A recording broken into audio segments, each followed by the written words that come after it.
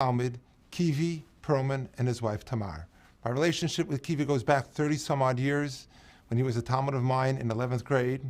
He embodies the expression of Chazal, Mitalmidai Yosim Mikulam. From your students, you learn more than anybody else.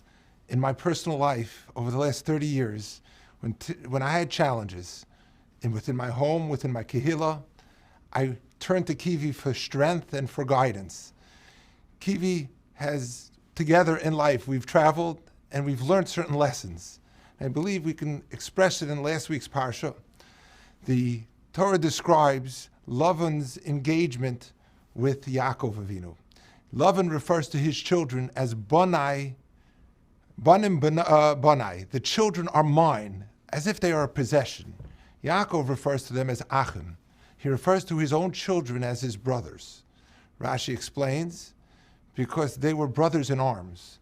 When times were difficult, at a time of tzara, at a time of milchama, Yaakov turned to his children and dealt with them as brothers, validating each person's opinion and relying on them for strength and for guidance. Kivi, thank you for everything you've done for me for the last 30 years.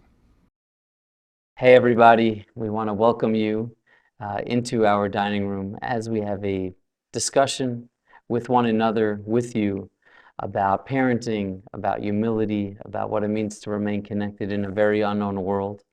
But we want to take this opportunity to speak about what Amudim means to us. I think for many of you know, I'm serving on the clinical advisory board, but I've also been a part of the Amudim family almost since its inception. It's an organization that means the world to us simply because they're saving lives on a daily basis. And saving a life is saving a universe. And they do that in the most beautiful of ways possible. So here we are talking about life, talking about process, talking about parenting, talking about relationships, trying to find ways to infuse love into our own hearts, into our own homes, and we hope you enjoy. I know for myself, I always wonder how you feel about this, but for myself, speaking about many different subjects, um, I often feel competent, I feel engaged, I feel secure.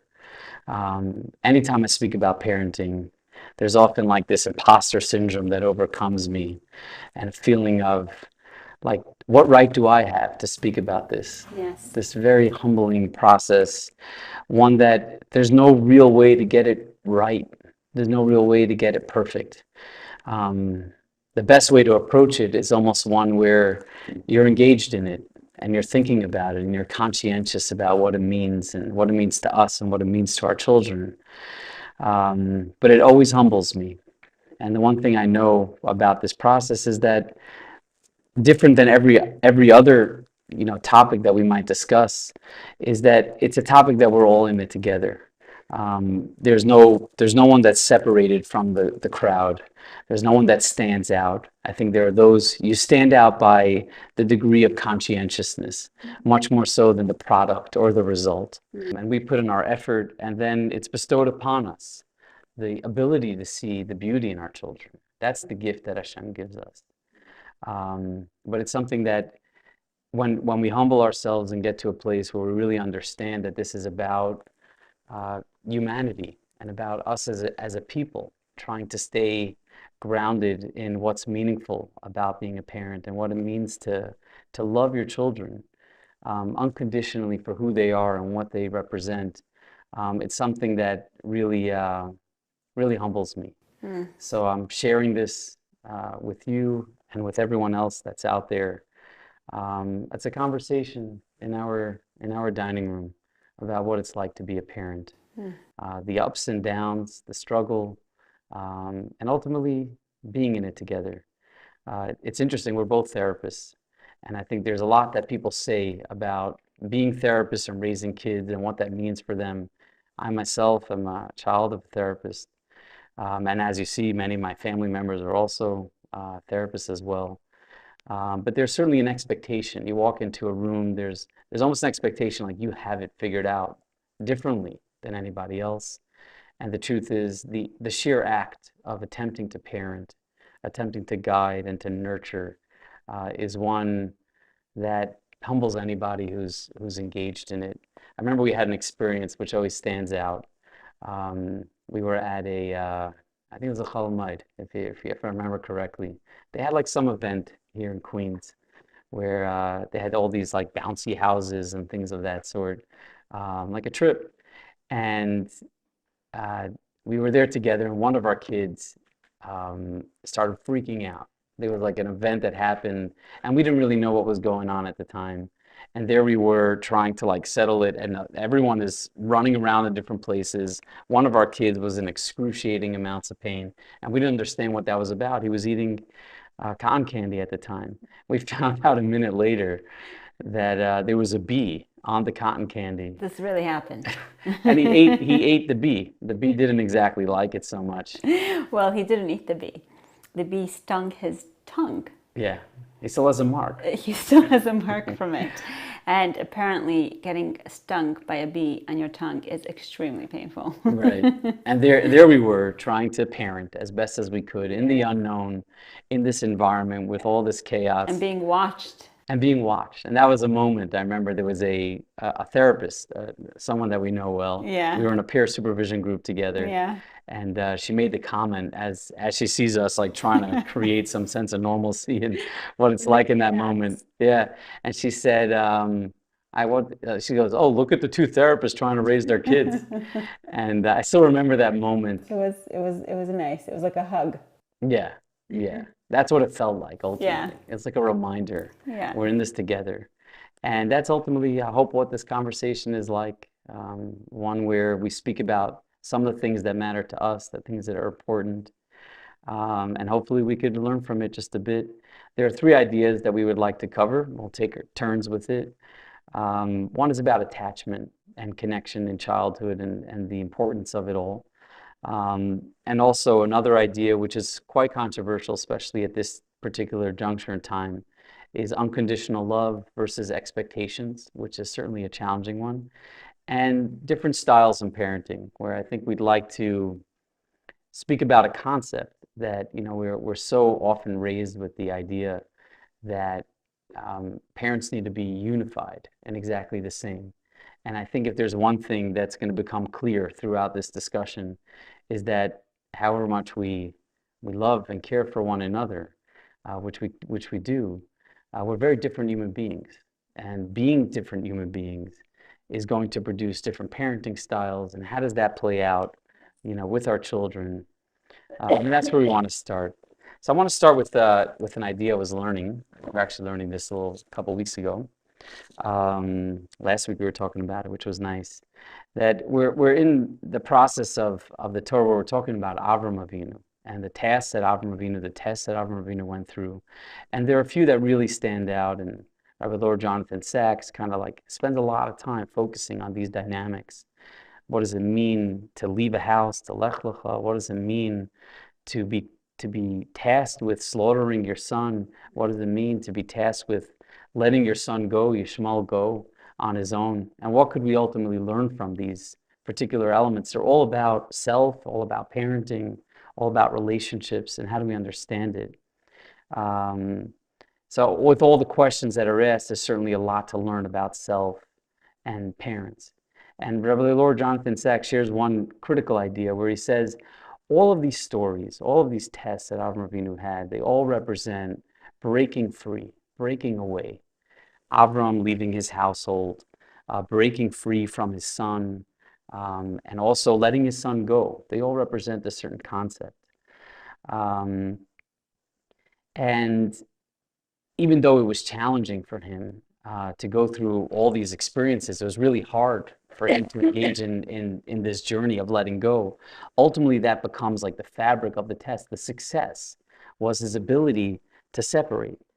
And there's a lot that's been discussed about helicopter parents and what it means to be very involved in your kids' needs and desires and sort of like superimposing yourself on their being. And one of the lessons that we could take out from these stories is that in order to connect, in order to really connect with self, you need to go through a process of disconnection. You need to see yourself and see your children as an entity that's separate from you. They're connected with us, they're a part of us. But on the other hand, they're also their own autonomous characters, they're their own beings. They're people that need to be valued and nurtured and cherished simply because they are unique and they're them. And they may have elements of us inside of them, but what we celebrate is the fact that there's that separation, there's that difference. I think it's one of the most humbling parts of being a parent. We just had our oldest go into Eretz Yisrael for the first time. I miss him. Yeah, and like just the pain of sending a child away, Yes. but then met by the experience of knowing that this is the best for him. This is where he needs to be, where he could discover himself and he could grow and find himself Yeah. without our presence, just by himself. And that was really like the process, what you call like Lech Lecha, and also, you know, with the Akedah and sending away his son, learning to value and love another human being with that separation, seeing them as their own individual. And it's an idea that really stays with us, that our children are a part of us, but they're also separate from us. And it's our task to see them as separate characters that we're supposed to nurture them and build them up so they could become their own beings, their own people. And they could develop their own families and their own lives for themselves. And I think so often what gets complicated in parenting is that it's so close, it touches the fiber of all of our beings, Yes. that it's so hard to see them as separate. We just want to protect and we want to make sure they're okay and never fall in any particular manner, to just be in a space of like sheer fusion. And what we learn from all these stories is that fusion is largely not helpful in helping a person develop to become their own being. It's helpful possibly in the beginning, the early stages of life. But as they begin to age, it's so much more about seeing them as separate characters and how could we nurture them so they could become the best version of themselves. And I know that want to make our way into the world of attachment, and I always love hearing your ideas on that subject.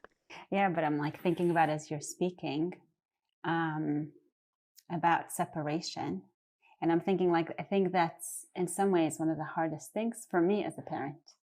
And, you know, as the kids get older and like this, the tension between protection and letting go. And I think that we experienced this from the beginning of, you know, as a woman, as a mother, the idea of separation, like birth being the first, it being, you know, notoriously a painful experience physically.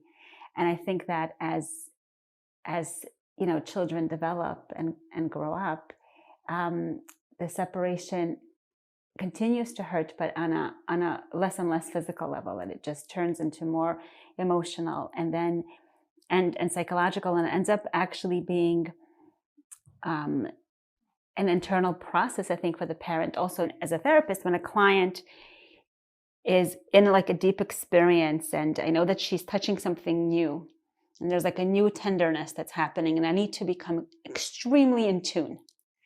So I have to actually kind of quiet all of myself, you know, from like my mind to my senses, to just quiet all the noise inside me, including all the stuff I know about her, because I need to create space for something new and just to create an immense amount of room for her.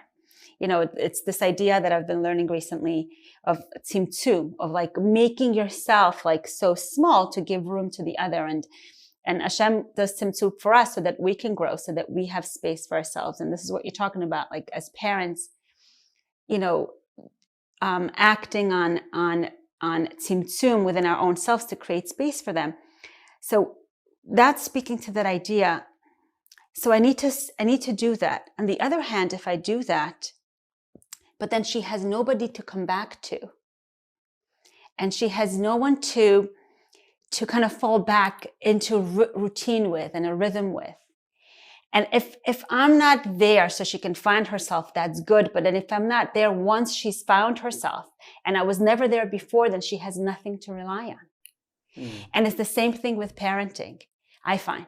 It's like you were saying, as they get older, we need to do the separation. But if we never had the connection, then it's not separation, it's just lack of connection.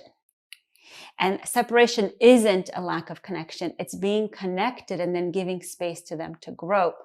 So that connection at the beginning, that attachment, that early childhood, home stuff, like all the stuff we know about, all the stuff that, happens on this dining room table and on the other dining room tables that have been broken and painted on, which you hate. I hate paint. Yeah. I just feel like it doesn't belong in But a home.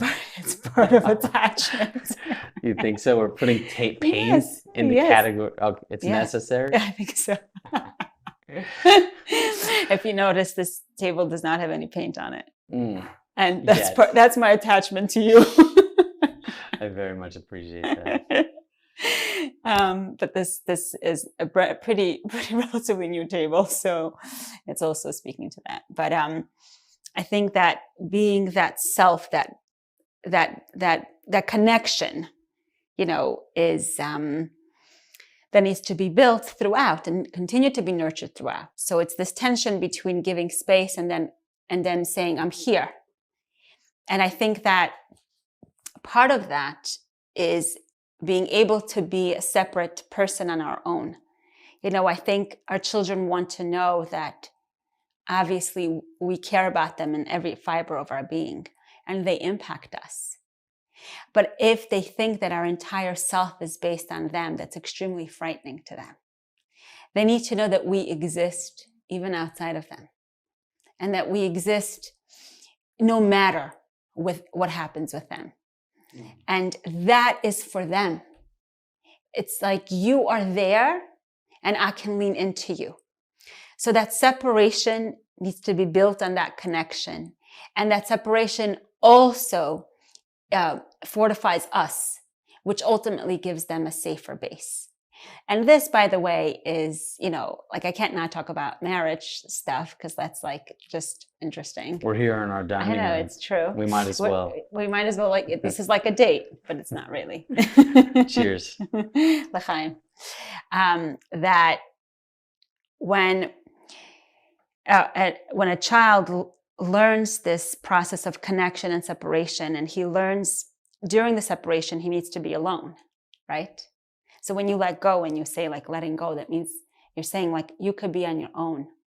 Then the child turns into an adult that knows how to be alone. And an adult that knows how to be alone is also an adult that learns how to be connected. So it's the cycle that feeds itself. If you don't know how to be alone, then you'll end up being lonely because you won't be able to be there for another. You won't be able to modulate yourself. You'll drain the other, so to speak. That's sort of the codependent relationship, right? An often very misunderstood term. Yeah. But it's what the ability to be alone is what builds the ability to be connected versus codependent. So sometimes when it's hard for me and thinking of this idea of whatever that letting go is for me, whatever the new stage of letting go, then I think I tap into I'm giving to my child the ability to be alone. And that grounds me for a few moments until it doesn't. Until you start missing again. Yes, exactly. I've always loved the Balby sort of metaphor that he uses. I know Winnicott also uses the similar metaphor. Yes, of the good enough mother, no. Yeah, the good enough mother, but the idea that we infuse something in our children. Yes. There are different ways of looking at a child. And you could look at a child and see them as a reflection of yourself. And that is like a fusion. That is a connection. It's one and the same. And the message that you implicitly send to that child is that you are me. You're an extension of me. And when they make their way out into the world with that belief, they can't really stand up on their own 2 feet. Right. There isn't a sense of I have an identity, I have a being. Right. Because their identity is wrapped up in the identity of their parents. Right. It's a new beginning, but it's a good beginning, but it's not a good process. Yeah. Winnicott says that the child learns about himself through the parent, the mirroring. He coined that concept, that he used that word when it comes to, that when you smile at a baby, the baby doesn't just smile back and then because he sees you smiling. The baby learns about his own smile because you're smiling. So he's saying that the baby learns about himself through the attachment. These are, a lot of the attachment theories. But you're saying, like, if all you see in your adult baby, it's very easy to smile at a baby, because it doesn't really, you don't have any conflict about it. It's just cute, But what about a grown child? What about, like, a... Right, in all their difference. In all their difference, suddenly when it Their elicits challenge. stuff, and then we want to control their smile, and we want to impact it, and we want to see on their face what makes us feel good as parents. Yeah. Like, a lot of times it's like, stop being what makes me insecure. So then we want to contort the face, as opposed to what you're saying, like, see the face.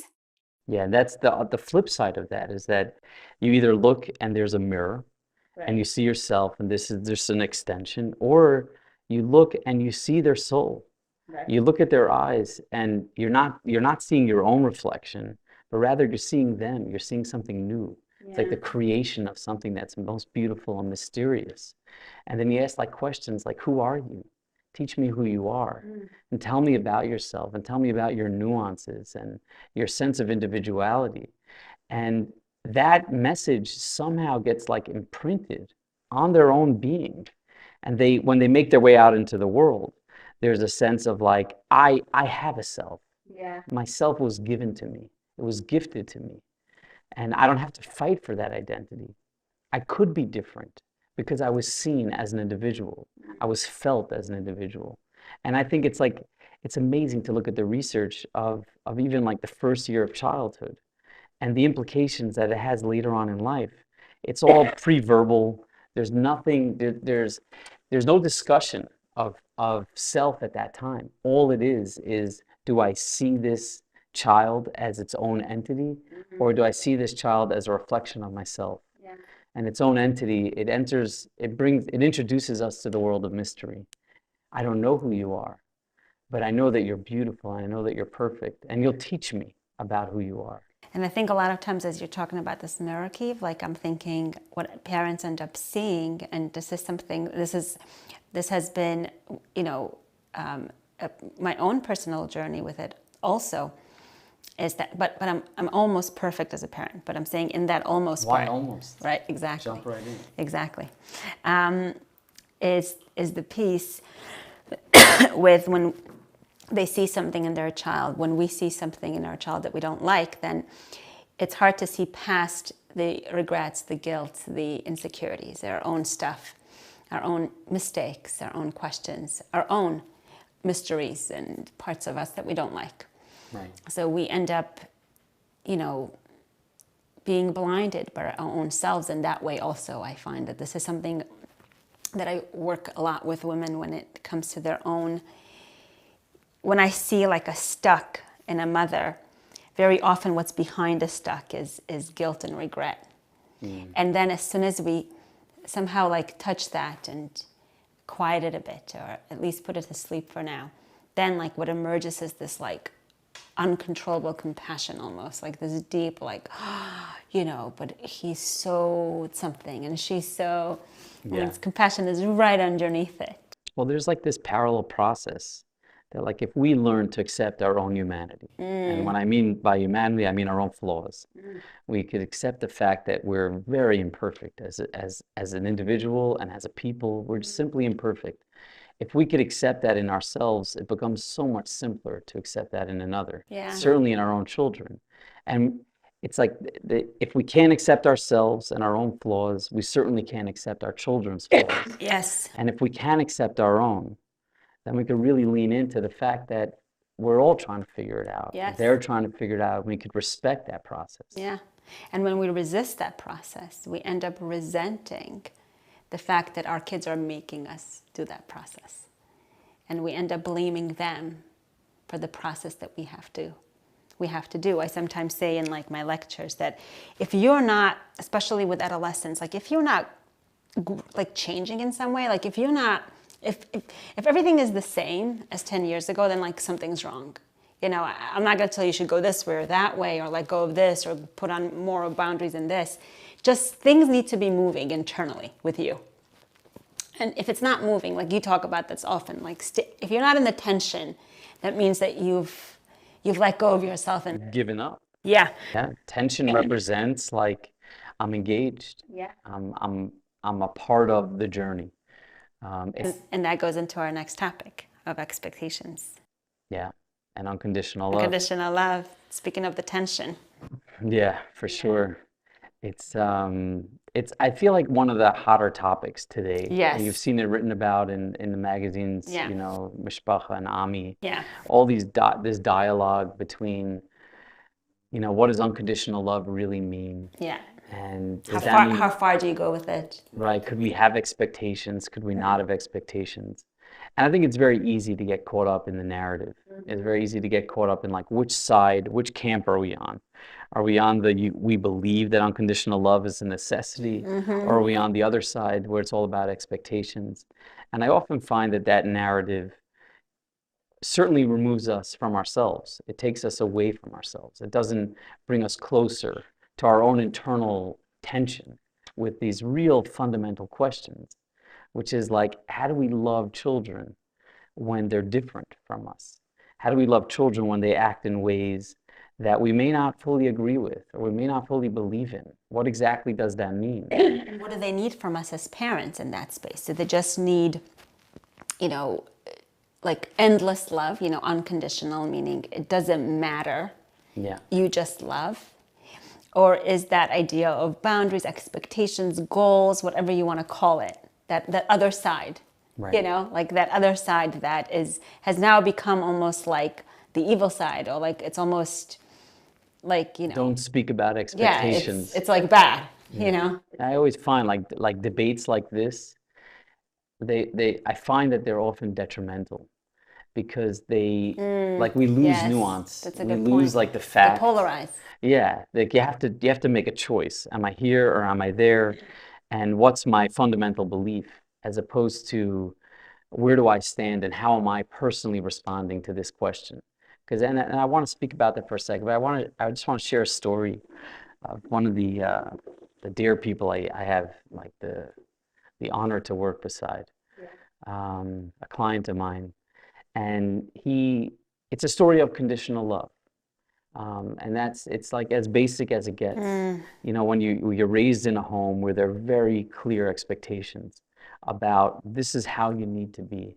And I could fill in the blanks with many people that I've worked with who sort of had this story in their background, where it was very clear to them that we need you to be a certain way. And you're going to secure love by being that way. And when you think about what that does to the self, the development of self, that I can't pay attention to my own inner heartbeat. I can't pay attention to my own inner flow. Rather, I need to externalize my being and focus on my behavior as opposed to who I am as a person. It's a real relinquishing of self. And so this particular man, he was raised in it's possible to refer to his father as a bit of a tyrant, a controlling man. And he certainly had his own history as to how he became that person. But it manifested in his family where there was a great deal of control. He needed his kids to learn X amount of time in the right type of way, in certain conditions. And a child needs to make a choice in that moment. Do I abide by this to secure the love, which is the most important factor a child needs, is just a feeling of my parents embrace me, they adore me, they believe in me? Do I forsake myself in order to acquire this love from my parent? Or do I lean into myself and become that? And again, he's to this day, he's still trying to identify his own self. Here he is an adult years later with a family of his own. And it's hard for him to pause and listen to his own internal heartbeat because he's primarily focused on what exists on the outside as opposed to what he actually is on the inside. And when you think about like what conditional love does to a person, I've seen people spend 60, 70 years of their lifetime sort of lost in this like matrix of who am I really? And they have a very hard time sort of landing. And if there's anything we could say, the gift of looking at a child and saying, I love you for who you are, as opposed to I need you to be something for me, is probably one of the most selfless gifts we could give to a child. And it's a gift that keeps on giving. It gives to them, it gives to their children. God willing, it gives to future generations as well. But I think we could very much get in this like theoretical dialogue with this question, where do you stand? And to me, I always prefer to personalize things. Like, let's ask ourselves a question of, why do we conditionally love people in a certain way? Why do we need our kids to be a certain way? What is it ultimately doing for us? And how could we pause for a moment and try to engage in a very different type of manner? And it reminds me of a story. And I really see that a lot of the conditions that we place upon our children are largely because of our own deficiencies, our own unresolved emotional conflicts. And I like to share some of my deficiencies, if that's okay. I know you love when I do this, but it's just who I am. We had an experience, as a therapist. Uh, well, I think people know this already about therapists. But as a therapist, there are certain like things you look out for, certain opportunities that sort of represent a degree of success, and like you've made it somewhere. And I think when you open up one of the magazines and they have like a Pesach program or a Sukkot program, and you see like a therapist there, It's true. I think most people kind of like look right past it. I don't think they're paying too much attention. But therapists stop. Every therapist I know stops and like, why that guy? What about me? Why wasn't I called? And I remember we had that moment where we were called and said like, why don't you come and speak at a program? Right, it was fun. And yeah, it was wonderful, and it was a great opportunity, and I also got lost. I'm just going to speak about myself because I think I had a very different process than you. I think you were much more grounded. I think it meant something different to me, and maybe a lot more to me based on who I am as a person and where I come from in this world. I never saw myself as a person who would be capable or worthy enough of being someone who could impart these ideas to others enough that they would really want to listen to it. That's my own internal wounds, my own insecurities that I carry. And I think that's why, as a therapist, I choose to travel alongside my clients as opposed to like place myself up on a perch and say, I sort of figured it out. Because internally, I don't relate to myself as someone who sort of figured it out. That's a part of my own story, and I'm working on it. Well, you're saying it has given you the humility to be aside. Yeah, I think it has. It certainly has its pros. It has its struggles as well. And I want to speak for a moment about the struggle. I remember, so we're going to this program, this beautiful Pesach program. I think as a child, like the idea of going to a Pesach program was a big deal. And I noticed as we were preparing, like this inner tension just building in me. Like, we're again the therapists in this place, and we're going to need to be a certain way, and we're speaking about different topics, so we're going to be looked at like, are we doing it the same way? And I kept having these like fears, like what if we're going into shul and my kids have like these grape juice stains on their shirt, or we're leaving because our kids don't spill grape juice on themselves. Yes, they never do that. We've trained them properly that they're Just always like there's meticulous. no paint on the table. Yeah, they don't see the floor, the paint. But there is from one paint night. Remember that? You actually mean that. There is. There was a single paint night, and there's still paint on the floor. And I notice it every time. But that's my own work, and then we're doing okay with it. But so there was this like feeling that I had as we were approaching Pesach. Like, it wasn't filled with peace, it wasn't filled with serenity or joy, it was filled with fear. That what if I feel uncomfortable? And what I noticed real quickly in my children, and this is the beauty of children, that they know us at times better than we even know ourselves. Yes. And my two oldest, the two boys, like they picked up on my insecurity, and they kept like kind of like rubbing it in my face a little bit. And they were young. Yeah, they were young. Yeah. And they kept like yeah, I remember one of them got dressed and like he did his buttons wrong, and he's like, Abba, what do you think of this? And of course I just want to enjoy it and have a good time, but I found like my need for them to be a certain way which is what we would call conditional love. That's what we would call it. In that moment, it was an experience of conditional love. I needed them to be a certain way to quiet my own insecurities. And I placed attention upon them that they didn't deserve, they didn't need. And I think that we ultimately, but it was coming from myself, my own feelings of, am I really good enough? Am I valuable enough? Will people see me in a regard that I'd like to be seen, or will they see me as a human being with flaws? And in that moment, for whatever reason, I didn't want to be perceived as a person with flaws. I wanted to be seen as sort of put together. And I was forsaking myself. And worst of all, I was forsaking my children. And I think one of the beautiful parts of this story is that there was a tension and we were able to speak about it. And we ultimately made that decision to say, well, it's mostly me, like until I kind of work it out, we shouldn't place our children in such a position where they're uncomfortable with it. And obviously we've gone to other programs since, and I've gotten to a better place with it. But it's just amazing to kind of look at this story of conditional or unconditional love, not from the vantage point of our own cognition. What do we believe in? What's correct? But rather, look at that question with a mirror before us and say, what is going on with me? Why do I need my kids to be a certain way? Why do I impose certain beliefs on them? And I think the more we ask ourselves that question, the more we're going to realize that it's our own work.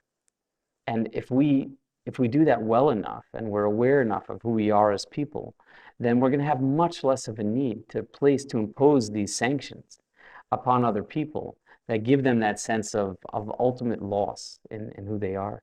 And I want to finish with one little story with this element. I was speaking to a boy recently, this beautiful, alive, Hasidic boy who was struggling with different yeshivas, one after the next. It just really wasn't working out for him. And when you speak to most kids about their experience, especially 16, 17 years old, they have a lot of rage and a lot of anger towards the system. And speaking with him, I didn't catch any of that. And at some point I asked him, I'm like, you seem to be so okay with the fact that at times you're mistreated and at times you're spoken to in a very derogatory way in the systems that you're in. And how are you okay with that? And he looked at me with like this blank, like this face of knowledge and understanding, like a serenity. And he said, like, I'm always supported in my home. And my parents have my back. They believe in me. And because of that, even though I'm in this environment where sometimes I feel like I'm being beaten up, and he is beaten up there at times, but at the same time, he carried with him this sense of, we got your back. And it makes life so much more enjoyable, simpler, more effective, with a sense of self, a sense of being. And it's just a beautiful story. So we almost need a new definition when we talk about this. Clearly, we have a belief system. We have a Torah that guides us. We can't ignore that. We can't forsake that. It gives us form as to what's right and what's wrong. And when we talk about unconditional love, it comes into the face of some of these other ideals that we also carry. And how do we imbue that within our family?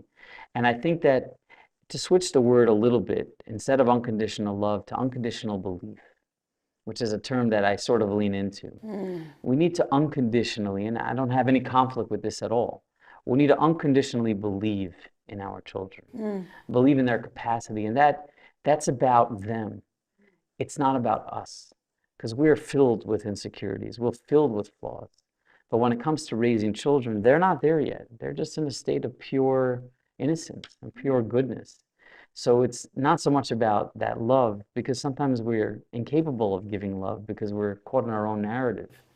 But unconditional belief extends beyond who we are as people.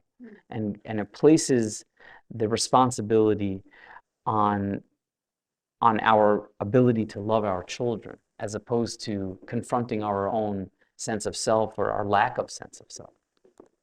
Yeah. And I think that last point that you made about them versus us, I think that's the main differentiation between, is it when it comes to, teaching our children, because a parent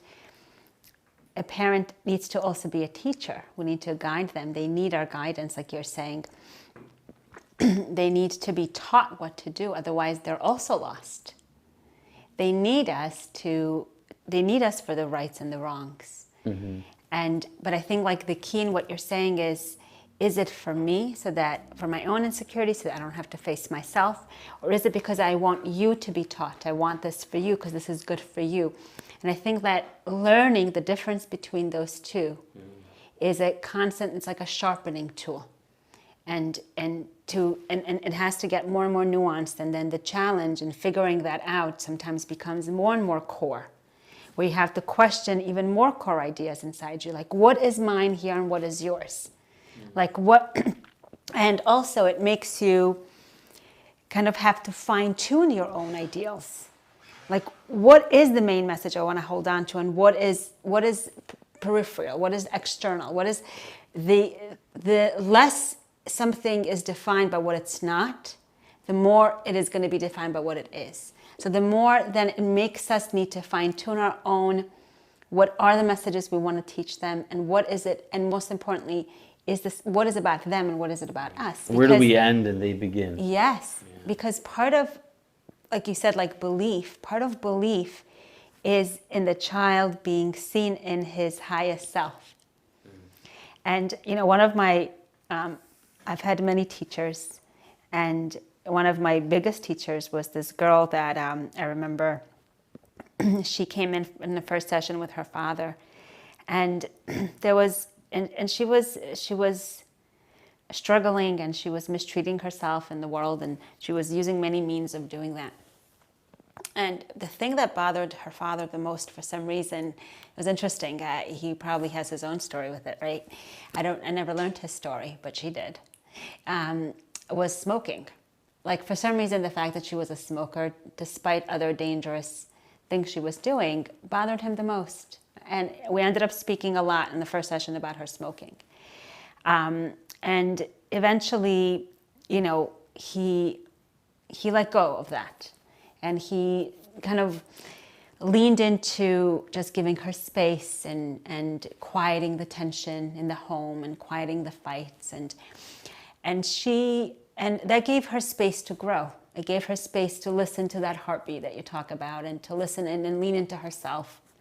And to, and it, you know, she no longer was fighting all the time with her parents, so she could start to fight with her own self and to start to win some battles. And eventually it also externalized, and some of her behavior started to be kinder to herself. She felt enough love to herself that she started to treat herself with more respect. And one of the first things that she gave up was smoking.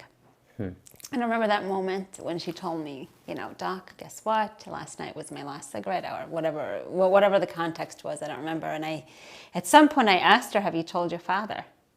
And this was one of the saddest moments that I've ever encountered. She said, my father, he has long given up on me.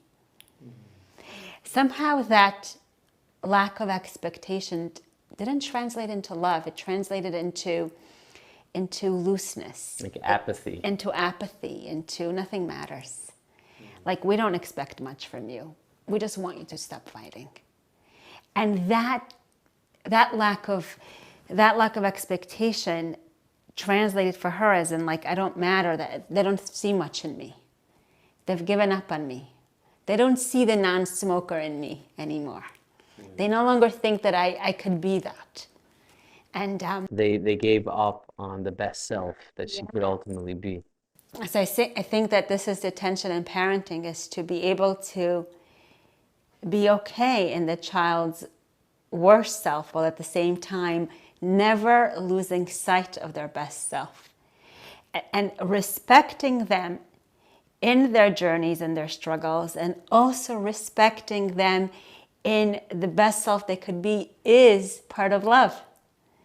Is part of love. That's a way to love another. When a 2-year-old comes home with when a 5-year-old writes one sentence, I love you, mommy, and the mommy says, like, wow, it's amazing, it's your first sentence, and it's spelled wrong, but like, the mom celebrates that with her child, the child believes it, and the child internalizes it and says, like, wow, I just did something great, and my mom sees it. But let's say a 10-year-old writes a messy paragraph that that could be done better. And the child knows it, like you said, like they know it. But the mother celebrates it anyway, externally, in a non-genuine way. The child doesn't feel celebrated. The child feels placated. The child feels quieted. Almost disrespected. Exactly, almost disrespected. And what the child wants is the sense of, oh, they see that see how much greatness I have in me, that how they see the bigness in me, that I am bigger than now, that my bigness is greater than my challenge. And that also, you know, we talk about self-confidence. I think that this is one of the concepts that I still remember from grad school that was meaningful to learn, that self-confidence is really self-efficacy. It's the idea that I can do hard things. And the way that you learn that you can do hard things is by doing things that are hard for you. And things that are hard for you means that they're not comfortable for you. So something needs to push you to do that. And something needs to propel you to do that, not so that you can gain your parents' love. It's not conditional in that sense, but it's part of it's so that you can build your own self-respect, so you can gain your own love in a way, and that you can teach yourself, like, if I can do this, I can do anything. I know how to do hard things. So I think that differentiation between, is this for me or is this for my child? And then kind of keeping tabs on this, like, you know, containment and goals and expectations and teaching at the same time, being in the tension of that, I think is like a key space to remain in. We can't abandon that, you know? Yeah. Yeah. Like tolerating the imperfection, Mm-hmm. but not losing sight of the best self that could Yes. exist within a person. Yes. Yeah. It's a lot of tension to hold on to. Yeah. That's what it is. Parenting well is parenting intention. Yeah. Not abandoning the fight. I remember there was a program, we were talking about technology in a school I was doing some work with. Yes, yes. And this is, I love it when you talk about this idea. Yeah, the catchphrase of the program was staying in the tension. Yes. Meaning we're not resolving this issue, but we don't want to get too comfortable with it. We want to remain tense, because in that tension, we're going to have an honest battle with ourselves. And most of us, we forsake that. We simply give up because it's too intolerable for us. But staying in, as you're saying, is really the key. I just want to move a little bit to, and I always appreciate a little bit of this next idea that I wanted to share is that, and I'll start with a story. We had a moment. I find this like a little, you know, these moments, like these kisses from Hashem, like these little beautiful gifts that you get that you didn't ask for, they just came your way. And I remember, I forget the circumstance, but it was in the living room right next to this room. And our children, they wanted something. I don't know, they wanted to go somewhere, or they wanted an experience, and whatever it might have been.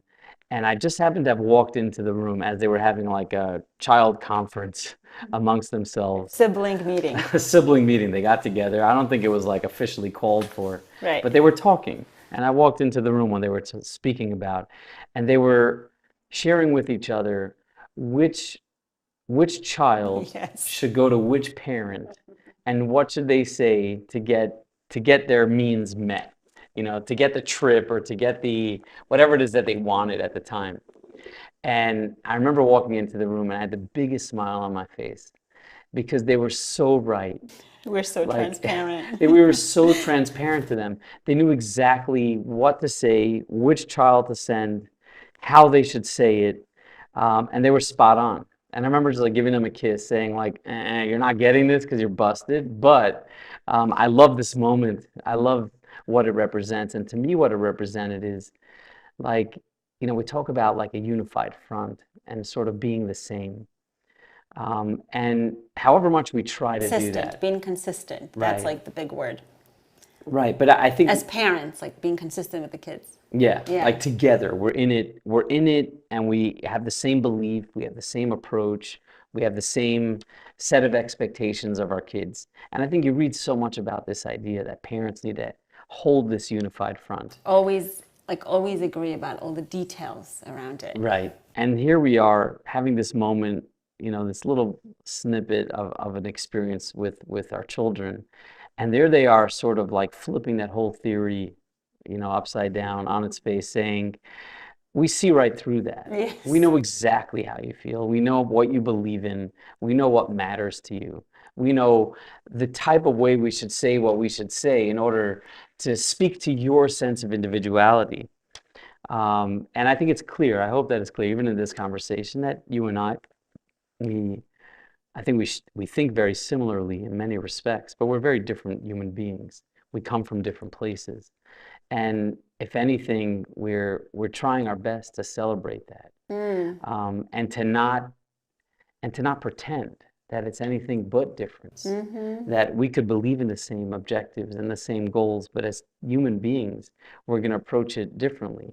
Our pathways to our own development of self, our own emotional health, they were different. We come from different countries, different universes. Many couples do, even if when they don't.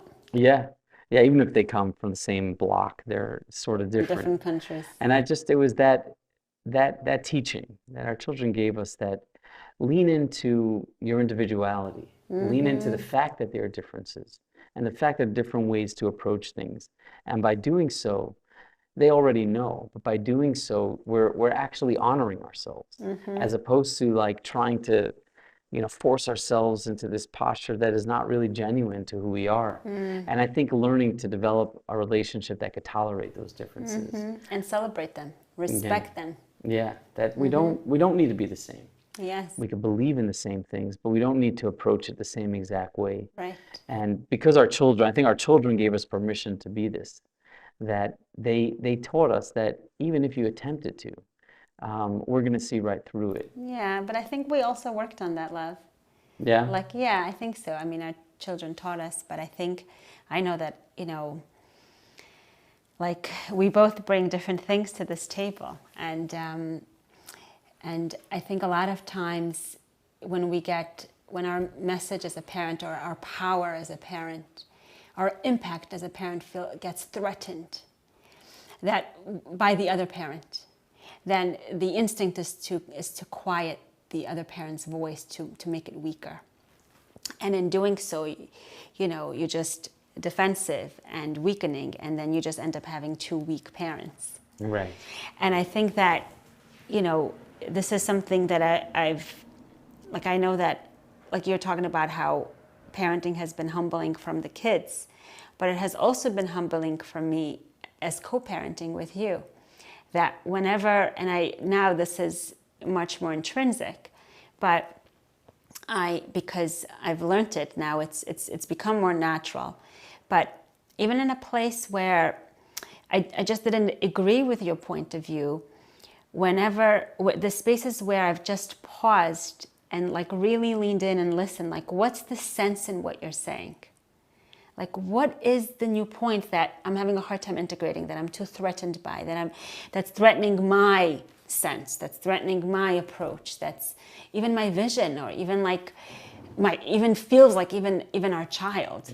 Even the belief about what's right and wrong. Yeah, that if I just pause and really lean into that and try to hear it from a place of curiosity, from a place of honor and respect, then there's always something that I learn and I respect.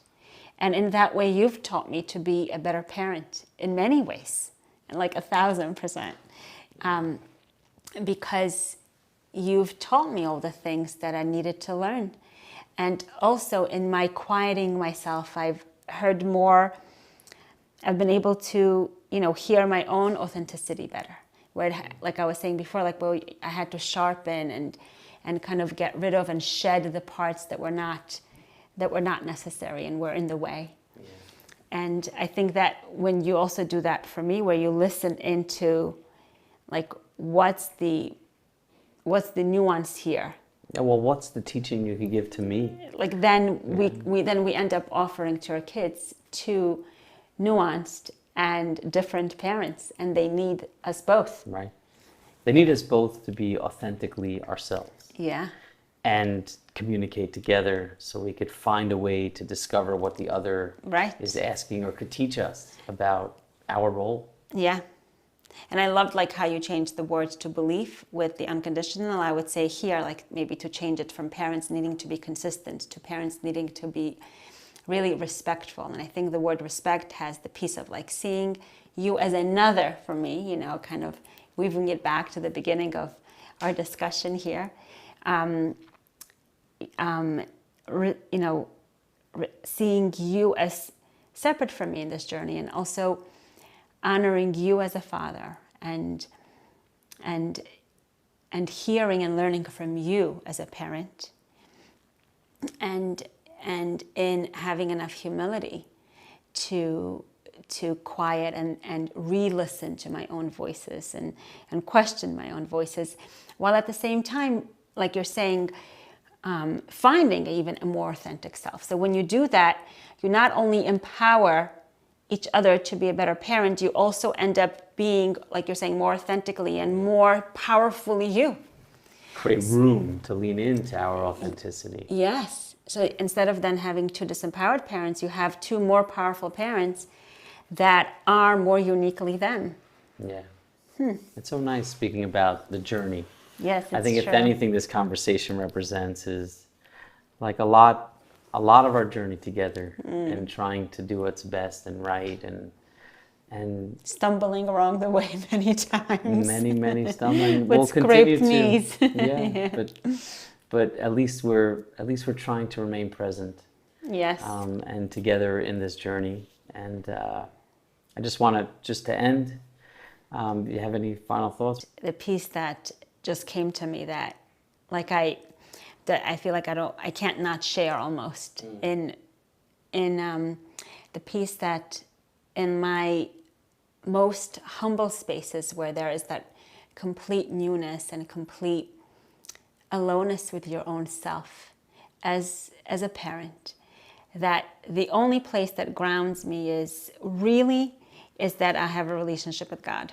I feel like it would be really hard to parent without that. A relationship, you know, in whatever level of nurturing that comes to you. Yeah. That's a place that I go to and sometimes I say like, God, you love my child even more than I love him, which is like hard to grasp. And that like, and you love me. And you love me as a parent, like you love me, you chose me as the parent of this child. And you accept me. And you accept me and you expect of me and all of that. And to when I lean into that, I often find newer spaces there and comfort there and movement there. I feel very grateful that I have that. I would be really, really lost, even more lost without it. Yeah. Well, thank you for this moment. And thank you, Amudim, for this opportunity. Guys, please give generously. This is a program that is saving lives on a daily basis. And this is our moment, sharing with you part of our journey. But we're all in this together. Everyone, I imagine, has similar conversations, similar dialogue about what's best. And we hope and pray that we find peace and comfort and love in our homes. And continue to think about the journey and the process, and with Hashem's help, we'll bring more love and peace into our own hearts and into the hearts of our children and all our people. Yes, and I just want to join you in, you know, as when you mentioned like, you know, do you want to do this with Amudim? Like, I don't even pause. Like, if there's anything we can do for Amudim, it feels like such an opportunity. How can we not do it? Because it's done for the right reasons, with the right approach, and there is so much thought and professionalism and love and genuine care that goes into it, and I don't even know, hundreds of it, and to invest anything that we can in Amudim, I know will yield, generational results. You know, when you invest in a human being, you invest in forever, and I do believe investing in Amudim means that. Yes. Thank you very much. L'chaim, babe. L'chaim. Cheers.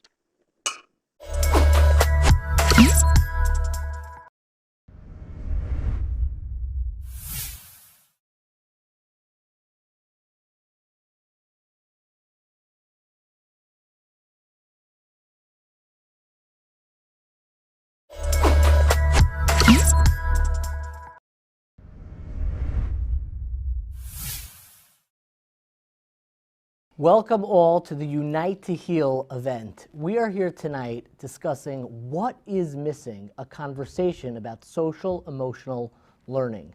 I am here tonight with the Darchenu team of Amudim, with Mrs. Shira Berkowitz, Rabbi Avi Landa, and Rabbi Yisrael Grossberg. And we will be having a conversation about what exactly is missing and why we need to be paying attention to the way that we develop and grow our children and communities. I'm so excited to begin our conversation. And I wanted to begin with a very basic question. Anytime you have a new initiative, whether it is educational, whether it's something that is involved with our children, my first instinct is always to ask, what's missing? Why on earth is this necessary? So before we even jump in to any description of a program or an initiative, I want to know, what is the problem that your initiative and your team is coming to address? Let's begin with Mrs. Shira Berkowitz. Sure, thank you so much.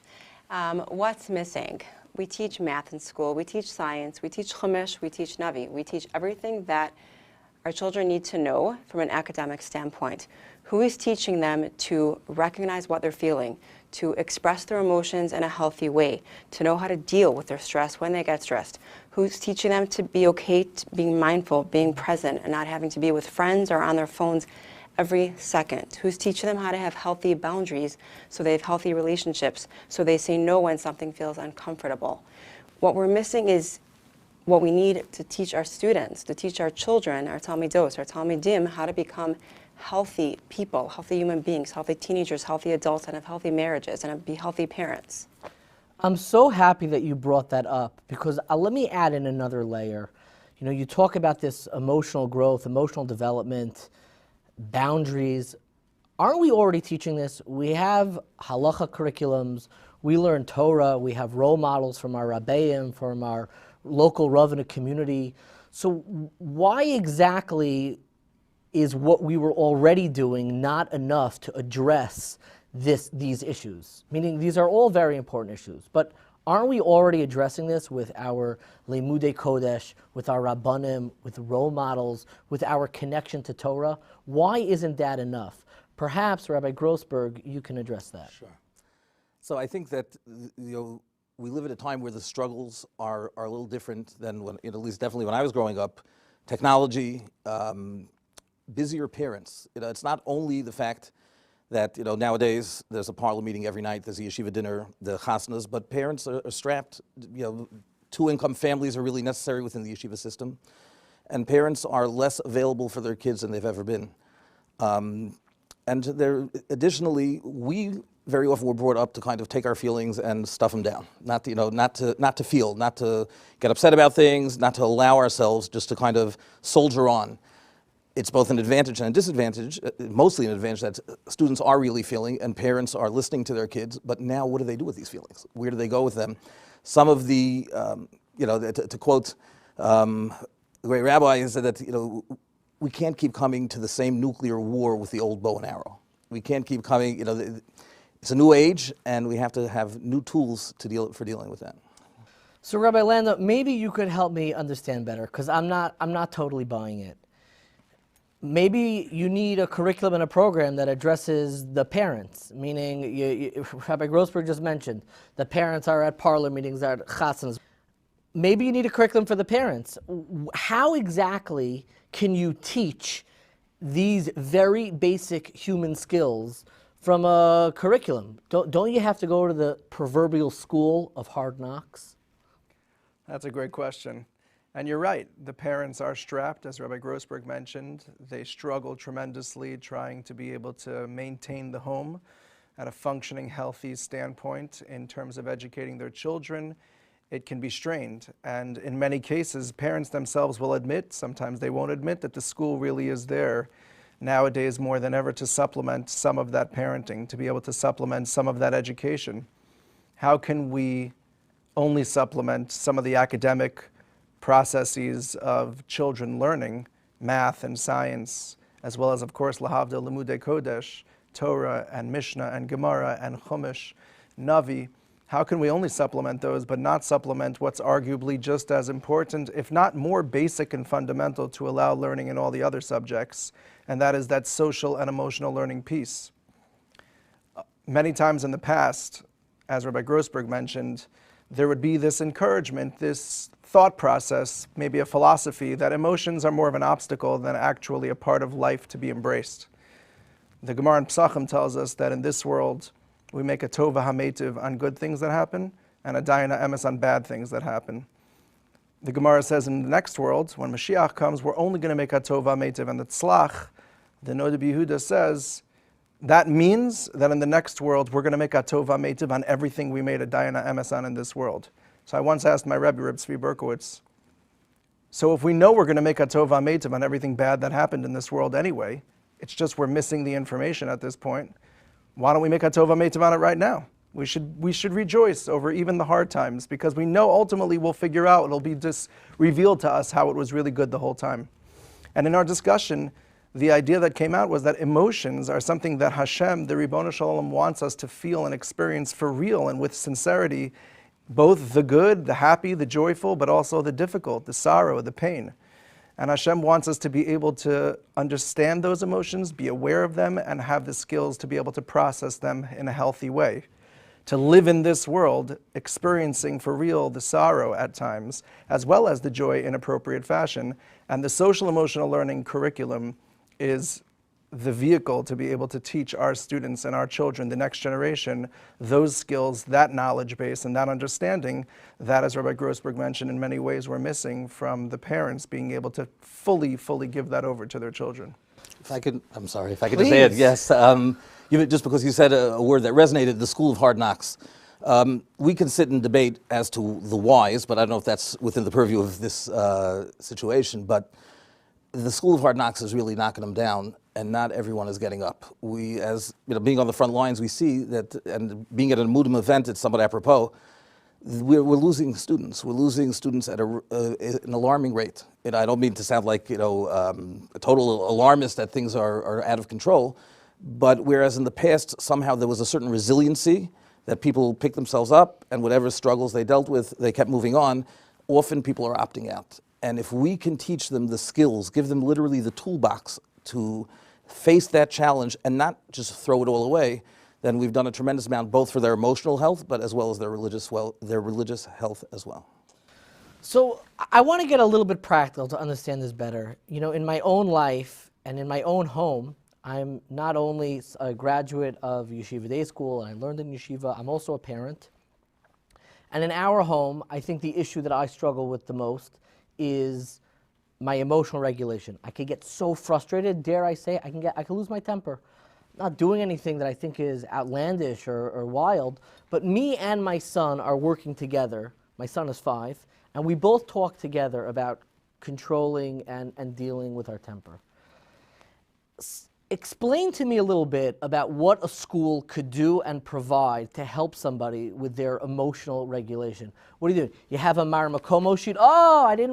If I would have known the mission in Pirkei Avos says it's bad to lose your temper, I would have gained control. Oh, I didn't know that there were psychologists who said that it's important to be in control. There's no source sheet, there's no textbook that makes this easier. So what on earth are you doing in a classroom that makes this any better? Shira, can you help me understand this? Sure. I want to start by answering with a quick story. I had a client, I'm a therapist on the side. I had a client come in high school, and she was describing some of the symptoms that she's having in her life, and it sounded pretty much like panic attacks. And I said to her, do you have anxiety? And she looks at me and she says, what is anxiety? I wanted to cry or scream, and go back to the school she went to and say, why?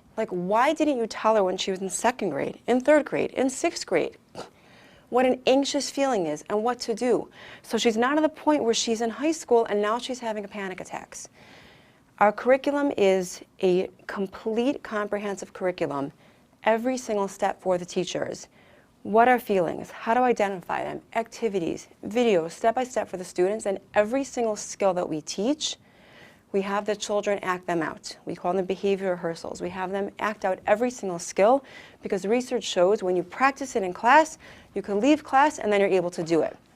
So in your example with Ingar, ideally we start in 5th grade. They're doing the feelings unit, feelings 101. What is a feeling? What are comfortable feelings? What are uncomfortable feelings? And notice we say comfortable and uncomfortable. We don't say good or bad because you know what? It's not always bad to be angry. If somebody's being inappropriate with you or somebody really hurts you, you should be angry. So it's not good or bad. We stay away from good or bad. It's about healthy, unhealthy, comfortable, uncomfortable. We identify what we're feeling. We talk about what are healthy ways of handling feelings, what are our reactions, what are the consequences of our reactions. And that's 5th grade. And then we build from there in other grades, taking from that and building on that in each grade level, how to handle your feelings. Rabbi Landa, maybe you could talk a little bit about, because I know pieces of this curriculum, you know, I'm listening to this now, and I am a believer of that the foundations of your development of your sense of self used to be what we learned in kindergarten, but for some reason it's not sinking in. You have units on this that deal with matters of Kedusha, of holiness, which I don't know if you're comfortable. I don't want to use the euphemism, though you do use euphemisms.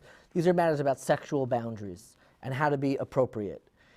Can you tell me a little bit, when do you think these conversations should begin, and why would we be introducing this in a holy setting like a school or yeshiva to talk about such areas of like filth? Mm-hmm. Great question. So first I would question one of the earlier premises in your question in terms of the natural absorption that used to take place in kindergarten. I would argue that while it might be true in previous generations, maybe even centuries ago, that there seemed to have been less of these problems, although it's always a question to ask whether we were less aware or there really was less of a prevalence. But either way, even if there was less of a prevalence, it very likely is more attributable to the fact that there was less of a in-your-face type of society knocking at your door. And when you don't have some of the nisyonos, the tests, the challenges, under every stone you turn over, there's another nisayon, there's another test lurking in terms of a fight for your soul and a fight for your value system, how you conceptualize the world and your morality.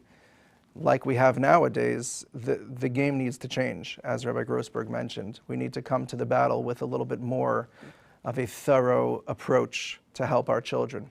And moving on to the second part of the main part of your question, the Kedusha curriculum is just that. It's Kedusha. Interestingly, and it should be kind of striking to those watching, the way that you described this question, in the same paragraph, you could use the word Kedusha, holiness, and filth at the same time. And that's really where I think it strikes to the foundation of what the misconception is when it comes to these matters.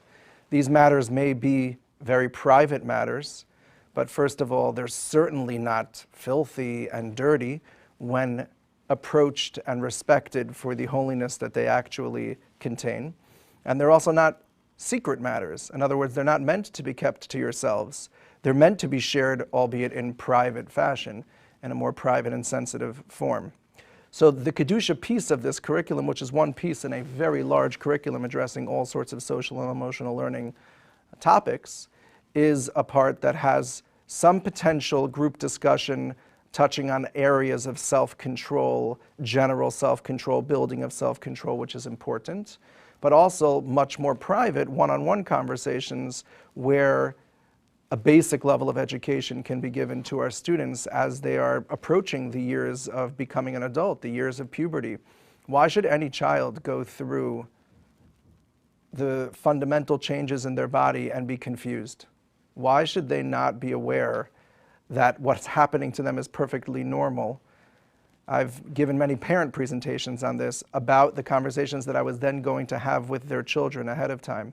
And countless fathers have come over to me and told me, if only 20 and 30 years ago someone would have told me about this and I wouldn't have to suffer in silence with the confusion of, is this okay? Things haven't happened yet. Things are happening. Is there something wrong with me? And there's no address to turn to. And that's the beauty of having a Darchenu or an Our Path SEL teacher in the classroom, because now that's a person Our that, path, SELT. I've never heard so many letters right next to each other. What exactly does that mean? so our path is just the translation of Darchenu, our Okay. path. Oh, our path. Yeah, our Okay. path. And SEL, social emotional learning. Okay, you said that so quickly. I Yeah, thought it I'm was an sorry. intelligent life form.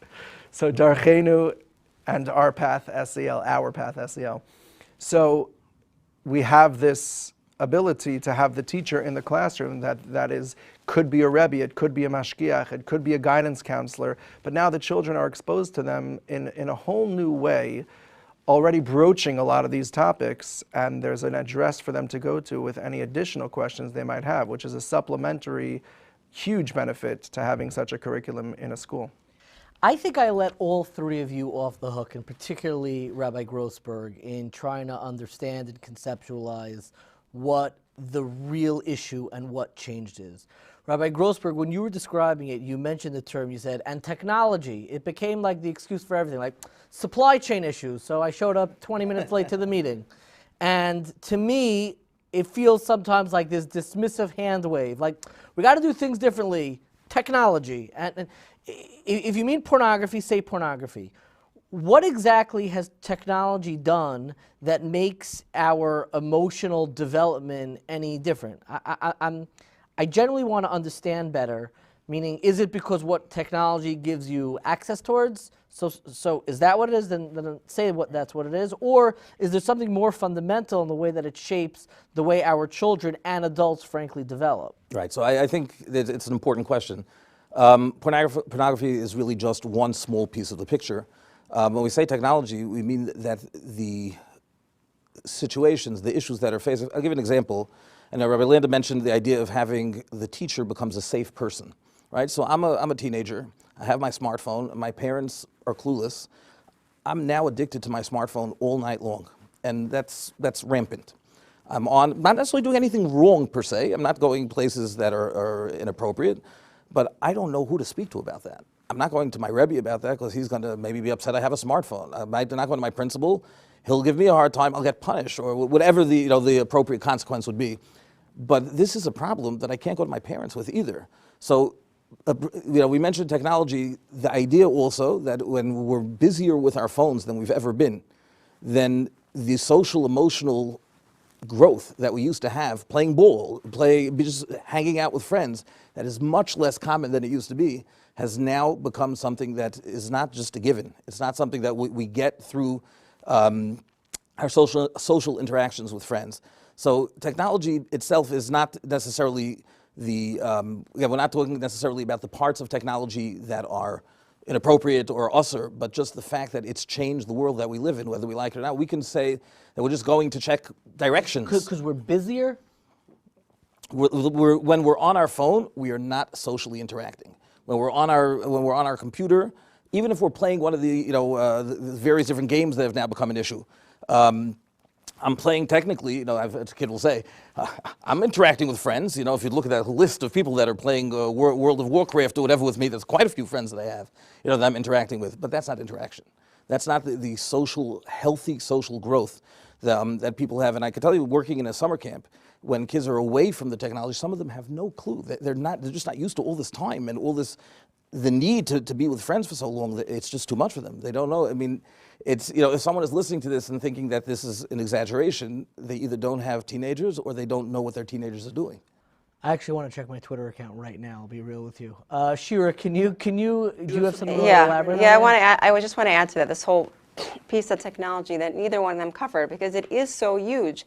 It is affecting our self-esteem and our relationships in a huge way. And leave the two issues they both spoke about aside. I had a teacher in 7th grade, and they were talking about body image.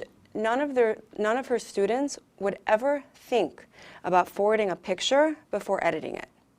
7th grade. She came to me and told me that. Again, I was so sad that they can't send a picture without editing it. They're looking at what everyone is posting. Everything has to be perfect. And I see the same thing in my generation with the marrieds. Everyone only shows, the perfect pictures of their families. They and their husband always get along. Their kids always look perfect. They post their beautiful gourmet dinners. marriages are falling apart because of this. The pressures people are having, and then the other piece that I mentioned earlier to you is the privacy factor. There's no privacy. There's nothing, today engagements, even in the most yeshivish world, it boggles my mind.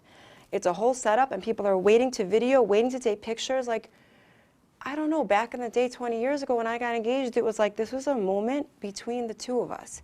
And that's how they're starting their relationship, they're starting their marriage. There's no privacy anymore. There's no just us. Everything is like for the public. So I wanna add in something to the equation. If you want to add to this, you can after. But allow me to add in a really important piece to the equation. You know, I'm a genuine skeptic of curricular efforts because you build this beautiful edifice, and you go home, and you'll never compete against the culture of the home. You'll never compete against it. And you even mentioned that, you know, you don't want to necessarily go and speak to your parents about this. I don't know. I think the parents should be the first line of defense. So my question is, how do you build a curriculum and help a child develop emotionally that begins as a school effort but brings in the parents as partners? Unless you're telling me that the parents are being painted as enemies. I mean, they are definitely contributing to the problem. I contribute to my kids' problems. I'm sure all of your problems were contributed by your parents, and it goes on forever. So how do you contain actual growth in a classroom and compete, so to speak, against or figure out a way to integrate with whatever culture is going on in the home? So yeah, I think it's important to point out that when we talk about, you know, the issues of the home, we're not saying that the home is against social emotional learning. They're just not necessarily giving it. So it works together with the home. The home is willing. I see skepticism, but you did call yourself a skeptic. But meaning that many parents are just, like I said, they're busy. They're parav. They're not, either they're clueless, they really don't know what's going on. Look, I see, you know, students all the time. So clap on the bima and stop having so many parlor meetings. So instead of an initiative for schools, tell parents enough. Enough, one wedding a week, that's it, and you have to be home. Meaning, if you were to ask me, where should we be focusing our time and attention?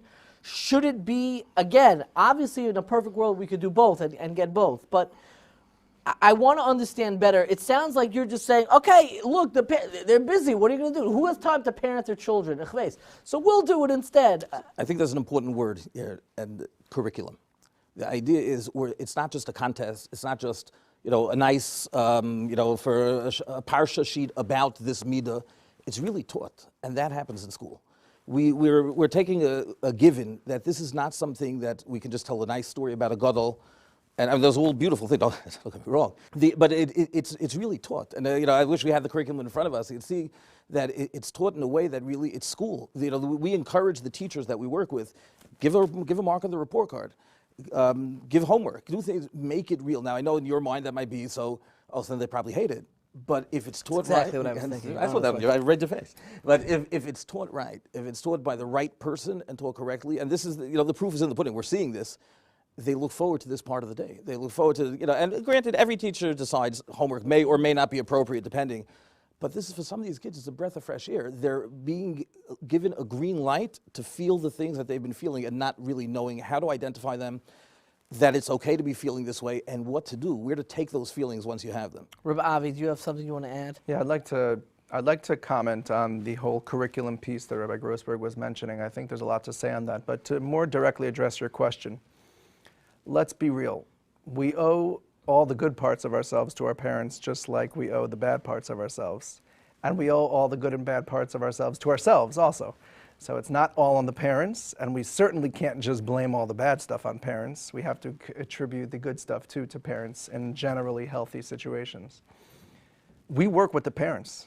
The parents are an integral component to this curriculum working. I am involved in TA in Baltimore of actually being a Darchenu teacher, of implementing this curriculum. And a key component in what we do, it's not the 40-minute class that we're giving to the students, but a key component is that we send a letter out to the parents letting them know, here is the new curriculum that we are launching now. Parents are excited. Multiple parents reached out to me saying, can you tell me what are some of the topics that you're going to be covering? I'd like to try to help reinforce some of those at home. Speak the same language. I said, you read my mind. We are in fact going to be doing that. We will be sending out updates every few weeks with some of the key terminologies, some of the key concepts, some of the activities we did. I recently did a poem that's out there with the boys. It also speaks to some of the stigma where you can't do certain types of classes and topics with boys, but if you come in there with confidence and you do it the right way, you can do it really well, and the boys really appreciate it and participate in it, especially if you start them out young in 5th and 6th grade and you continue it throughout their grades. So there's this poem where, when read, many of you might have seen it, when read from top to bottom, it describes everything extremely pessimistic. But the same lines, when read from bottom to top, it describes everything very optimistic, just the opposite. And it's a cute way of showing that we can shift our perspective. The same set of words can give us two wildly different messages. I got a text later that night, the day of the class, from a father who said, "My son came home and excitedly showed me this poem that you gave out and did with them in class. And as a family, we sat around the table and looked at it, read it together, and we liked it. It was cute, it was interesting, there was a certain funny part to it, but it was just eye-opening to us as a family, and we talked about it as a family." That is a 100% success rate in terms of implementation of this curriculum. We do not see it as 100, it's better than nothing for sure, but we do not see it as 100% or the preferred method to exclude the parents, not at all. We would prefer, the right way to do it is to have the parents involved, included, informed, and thankfully a lot of parents are really excited about it. For those that aren't and that are so absent, you can do all the klops and the bima you want. They're going to continue to be absent with whatever else is going to be going on. And Baruch Hashem, thank God, those children are still going to get something from the curriculum that we're providing to them, and I would argue they're going to get a lot from it. And they potentially can then be the vehicle of change even in their own homes as they get older. Amudim receives many different calls. Almost all of the cases are due to some sort of trauma, be it sexual trauma, be it childhood trauma, physical abuse. We will get a lot of cases just calling for a therapy referral. We will get a lot of cases calling for what we call psychoeducation. They want to understand their loved one or there's difficulties and they don't even know how to help them. So they're starting just with, tell me more about their mental health. And then we get calls from people in crisis. They just found out their child, their sibling was abused either recently or years back, and they're at a loss. Sometimes they're sobbing, sometimes they are whispering, they can barely speak. Someone who is thinking about reaching out to Amudim, when they get assigned to their case manager, they should expect warmth, no judgment. I like to think every person who calls, I think, like, if this were my family member, what would I be saying? What would I be recommending? I think that on every call, because that's the only way to do this job.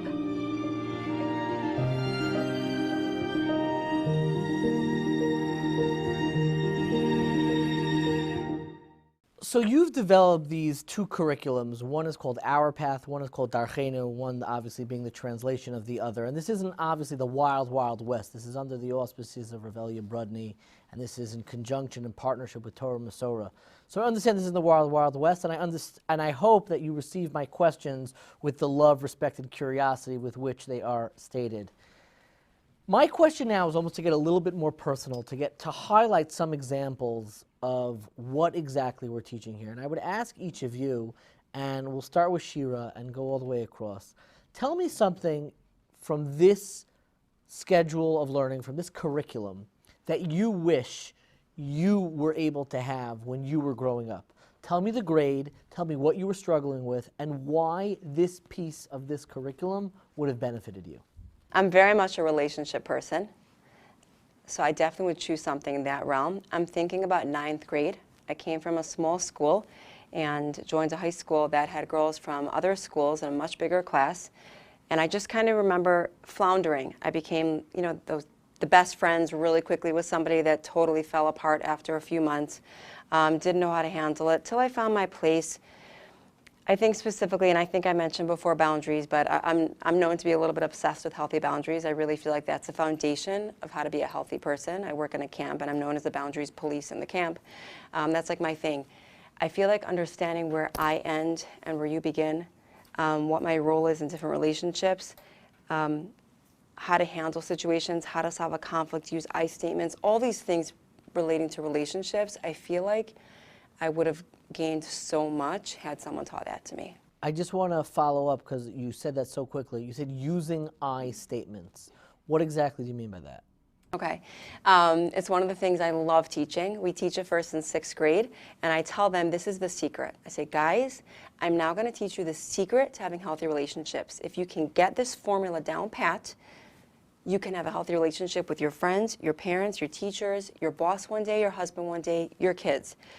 This is the key to conflict resolution. So I statements are basically that instead of a you statement, when you're upset with somebody, typically you would go on attack.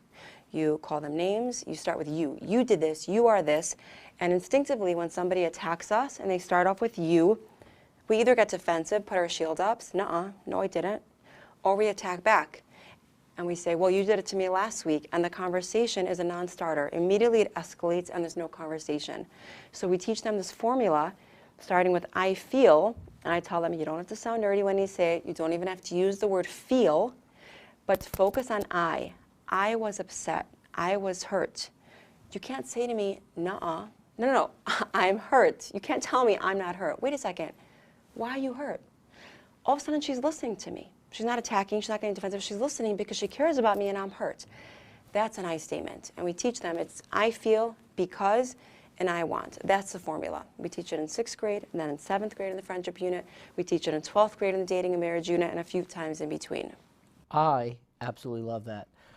Rabbi Avi, tell me something that you struggled with when you were, in this 5th through 12th grade where the curriculum really addresses development that you wish you could have had when you were growing up in school. Okay. I think my elementary school that I went to through 8th grade did a really good job of using the available resources to them, but there was no, until very recently with the advancement of this project, dedicated curriculum, comprehensive curriculum towards these important social emotional topics. And I think when it comes to something that you mentioned before, basic emotional regulation, the ability to have techniques and skills to be able to properly vent, process emotions, as opposed to being the guy who emotions don't really bother them at all, and they can simply rub and shrug things off and move on. And obviously I did that to an extent, but I think I would have benefited greatly from having a more full curriculum. I just want to digress for a second on the previous point from Rabbi Grossberg in terms of it being a curriculum. To me, SEL, the most important word in that acronym, social emotional learning, is not in the acronym. It's that last word, curriculum. Much to your dismay and your criticism or cynicism of curricula, I would argue that when it comes to math, if we would want to every once in a while have a project from the Math Foundation that would come in and do some cool math exercises, and that would be like 1 month of school or 1 week or maybe 1 day, we would not have children educated in math. It would be something that they're kind of aware of.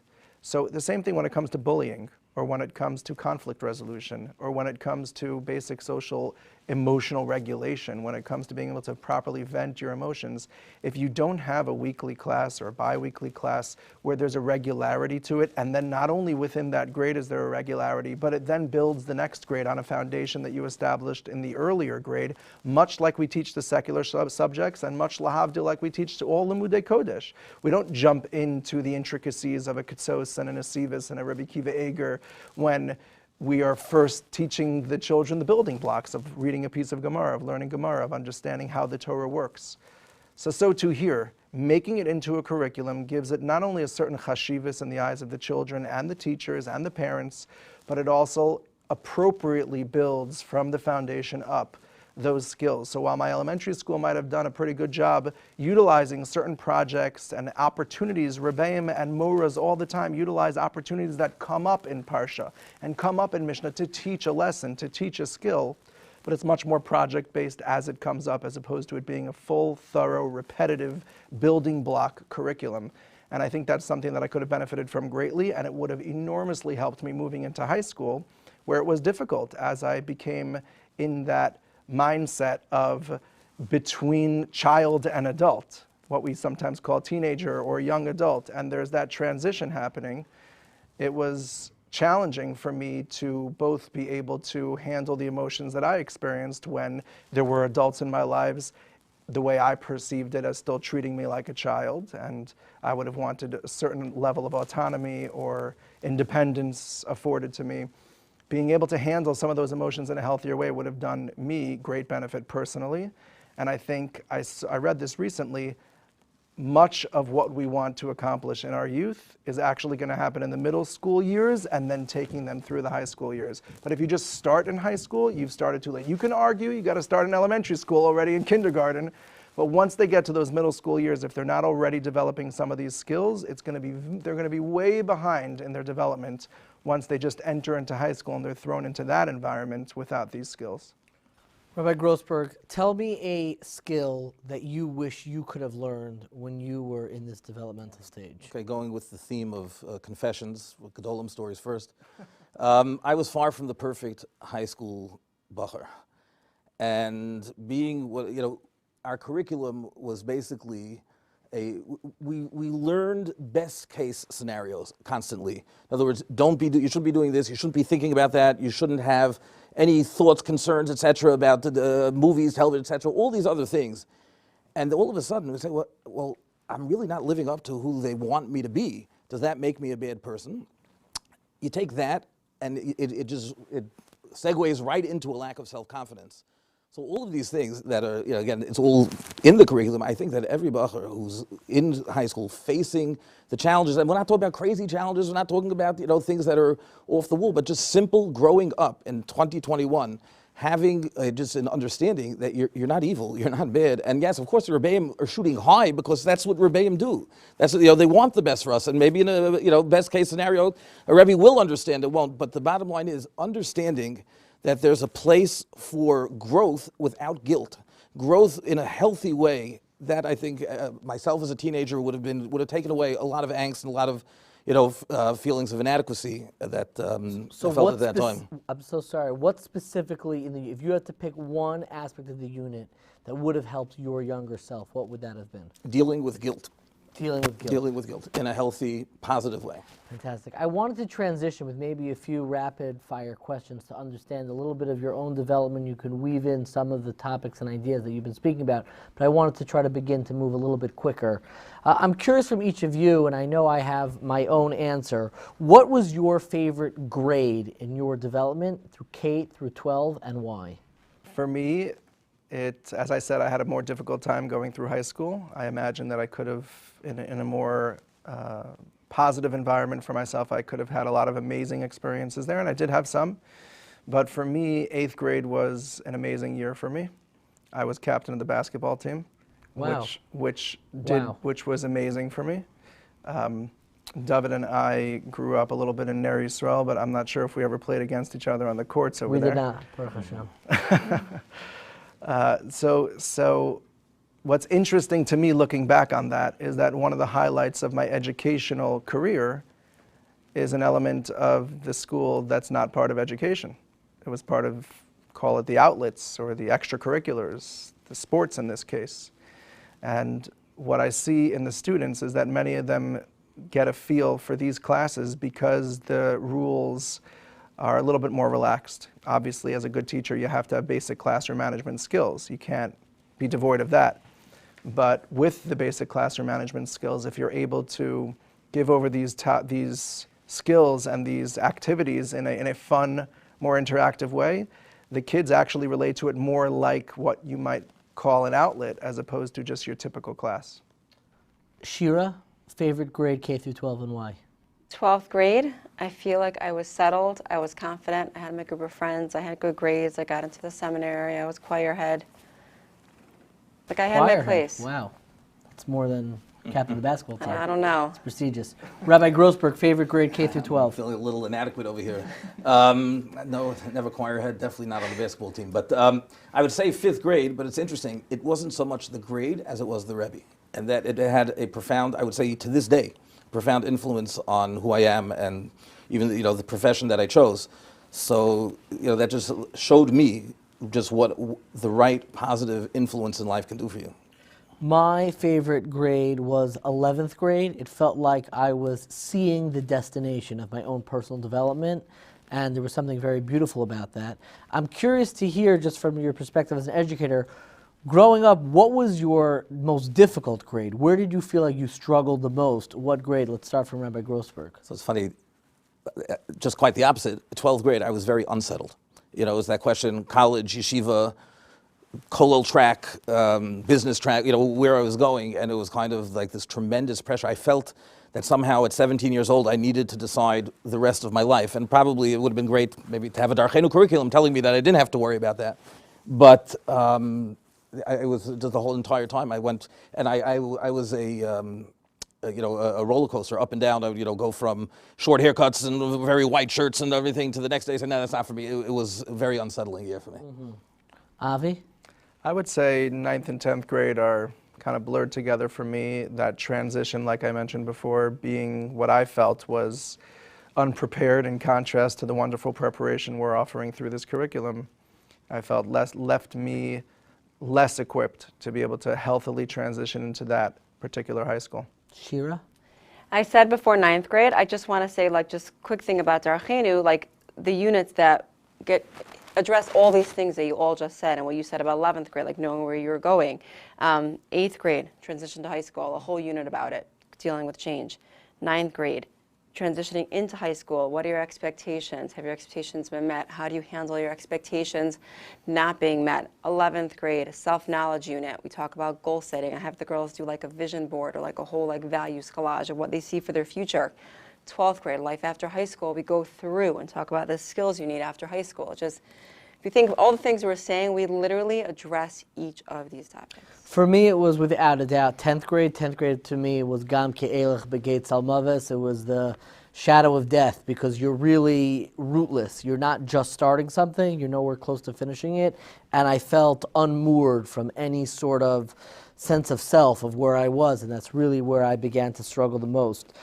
You had already mentioned, Shira, a part of the curriculum. You spoke about I statements that really resonated most with you, and it resonated a great deal with me. I want to go through each, and maybe you could have another shot at it.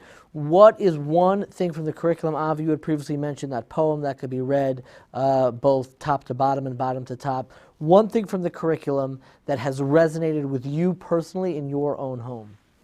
I can pick it exactly. It's in 10th grade in the Life Pressures unit. We have them write out all the different roles they have. So I'll start for them and I'll say, I'm a female, I'm a frum woman, I'm a mother, I'm a sister, we talk about all the different roles we have, and then we flesh out all the different responsibilities that come with those roles. And then we talk about prioritizing, compartmentalizing. For me, this goes back to boundaries again. If I try, they know, I say I don't answer my phone between 4 and 8. That's my time to be with my children. I do work at night. I work almost every night after my little ones are in bed. If we're trying to do 8 things at one time, we're not doing anything properly. Everyone says, oh, I multitask. Okay, so you do 3 things ineffectively. My role right now is I need to be a student. For the kids in high school, I need to do the best I can. Right now, I need to be a babysitter. That's my job. I'm on the basketball team. If we can compartmentalize and focus on each role and prioritize, see what's most important, I feel like we can be so much more effective, so much more productive, so much less overwhelmed, and handle all of life pressures. Because for boys and for girls in the frum world, there's a lot of pressure. There's a lot of pressure. So if I could break it down, help you break it down and figure out how you're going to handle all of it, I just feel like we're giving them such a gift. And I use that. Sorry, you asked how I use it. I use it in my life every minute. When I'm working, I'm working. When I'm a mother, I'm a mother. Avi? I would say in 6th grade we have this great exercise where we draw a black dot on the board, or we give out a document with a black dot in the center. And we ask, in my case, I'm teaching the boys, we ask the boys, what do you see? And they focus on the black dot. And I challenge them as a way of making it a little tricky. Is it a black dot or a black circle? What do you guys say? And they'll fight with each other and get all philosophical about it. And then ultimately, I'll explain to them that you're all missing all the white that's around that black dot. And it's human nature for us to focus in on those things that stand out to us. Pain, sorrow, difficulty, challenge, those stand out to us. The fact that our heart continues to beat and our eyes can see and we can breathe and we have people with decent, good relationships that we can share life with, the fact that we have Yiddishkeit, that we have Judaism, all of these things can easily fall by the wayside in terms of our attention. So we use that activity in order to show that it's so easy to miss all the white, which is much more in terms of how much space it's taking up than just that little black dot in the center. We institute gratitude journals with the boys, talking about such great people like Rabbi Victor Miller, who was the master at every little tiny thing that you couldn't see and feel and look at and pay attention to, is another area of hakaras hatov, of gratitude to Hashem for life, for the fact that we exist, etc.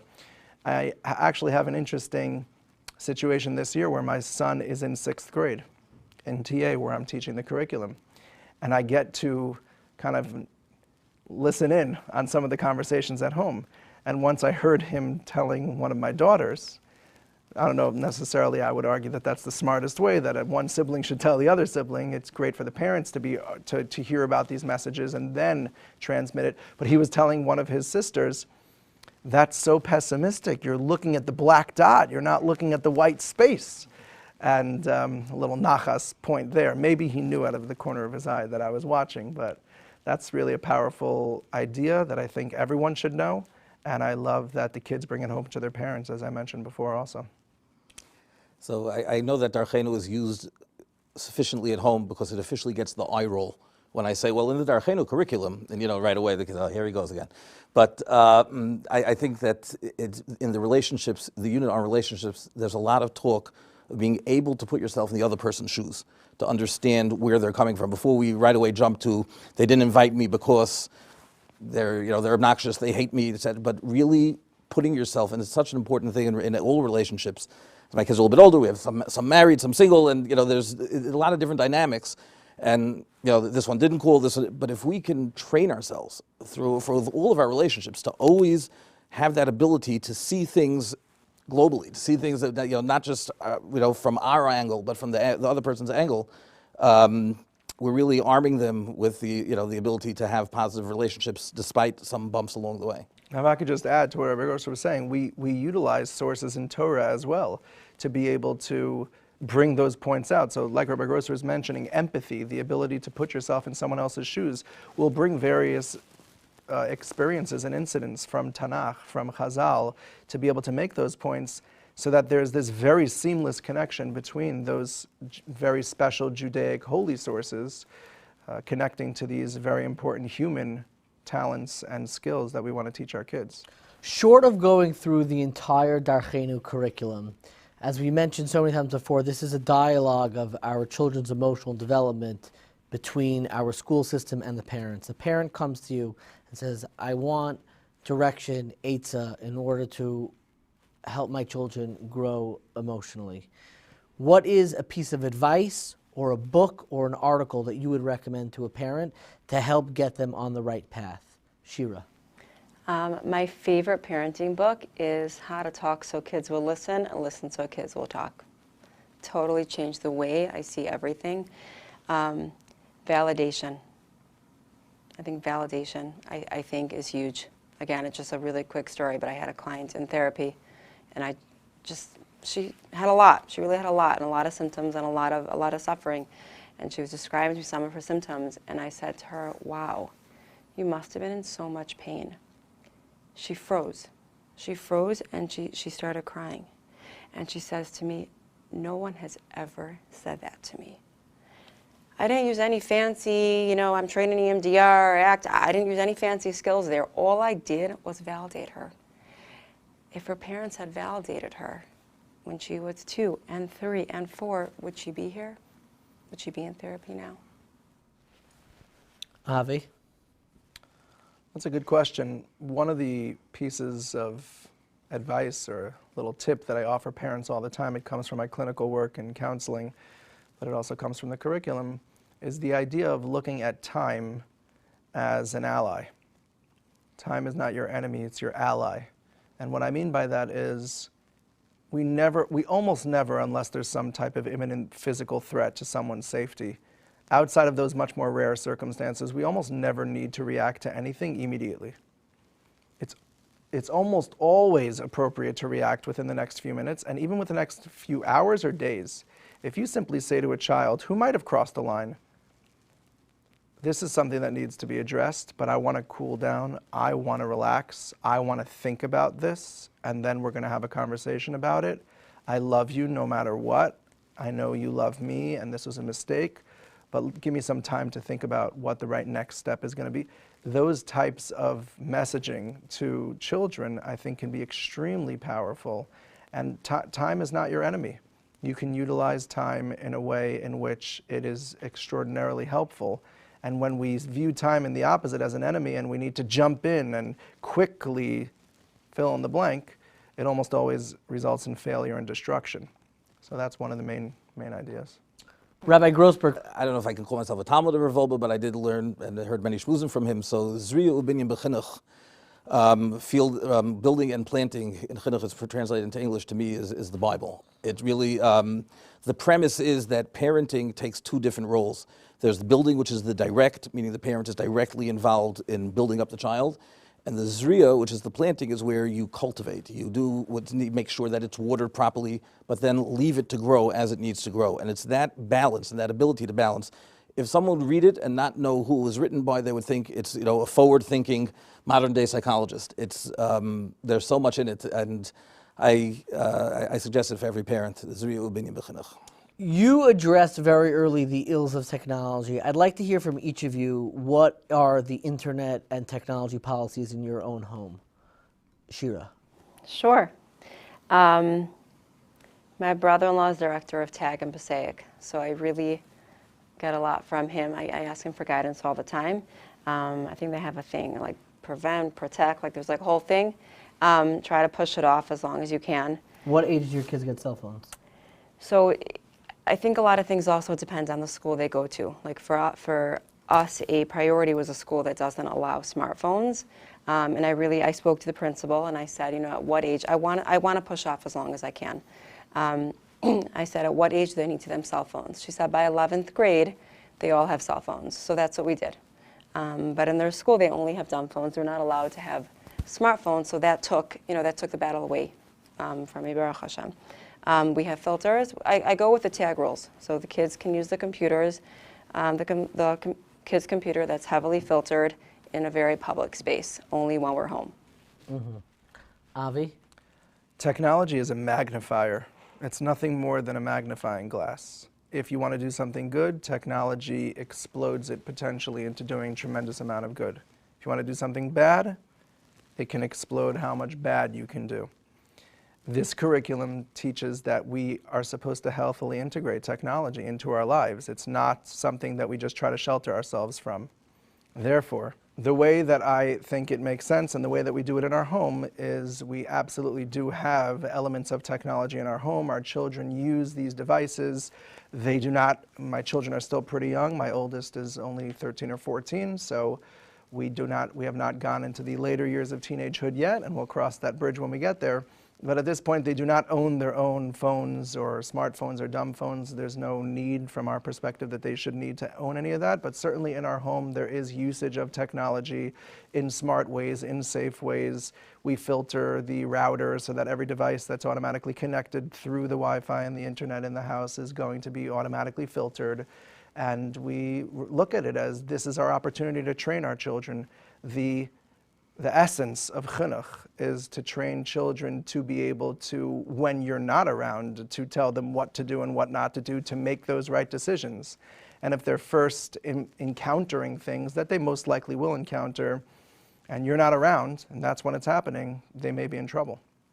I always use the mashal, technology is like a power tool. It definitely is necessary, it has its place, you just have to know how to use it properly. And that's a discussion we have. We talk very openly about it. So basically, my kids, my boys do not have smartphones. My girls at a certain age, 11th, 12th grade, will get a smartphone that's heavily filtered. And but technology, we're a family that uses technology, I guess, as a whole, but carefully. Somehow we haven't found a way to find a filter that takes out Amazon and some of the other shopping sites. But for now, that's good. Mrs. Shira Berkowitz, Rabbi Avi Landau, Rabbi Yisrael Grossberg, thank you so much for the conversation today, really helping address and illuminate what indeed is missing. This conversation about social emotional learning can really help individuals, children, families, and communities help build healthier lives and futures.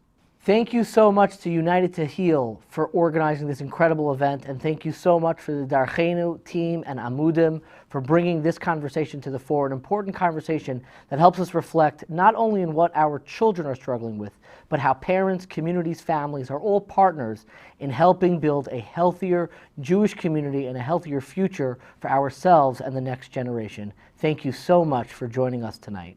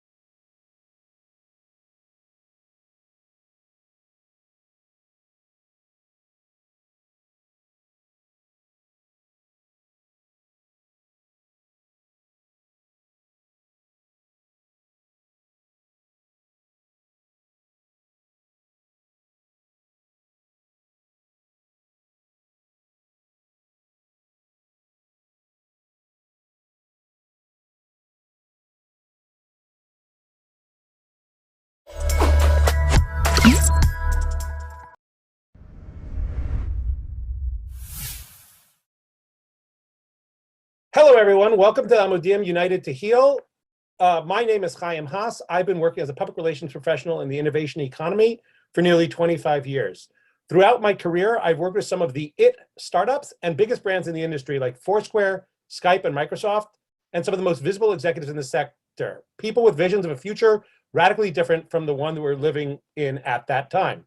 Today, I lead innovation communication for Bloomberg, where I have the privilege of telling stories about how the company's engineers solve incredibly challenging technical problems, thereby enabling finance professionals around the globe to trade billions of financial instruments each and every day. So I'm in a unique position to host today's virtual panel about innovation and its impact on consumers as part of the United to Heal fundraiser. And I'm thrilled to bring together some amazing people who are looking at the role of innovation and its impact across a number of sectors that you, our viewers, touch every single day: retail and the supply chain, consumer technology and mobile devices, and what the future of work looks like. To get us started, let me introduce our panelists and ask each of them to define what innovation is through their perspective. Let's start with Deborah Weinswig, founder and CEO of Coresight Research. For the last 15 years or so, Deborah has been analyzing disruptions at the intersection of retail and technology that foster conversation and spark innovation for retailers and brands. So Deborah, how do you define innovation within the retail sector?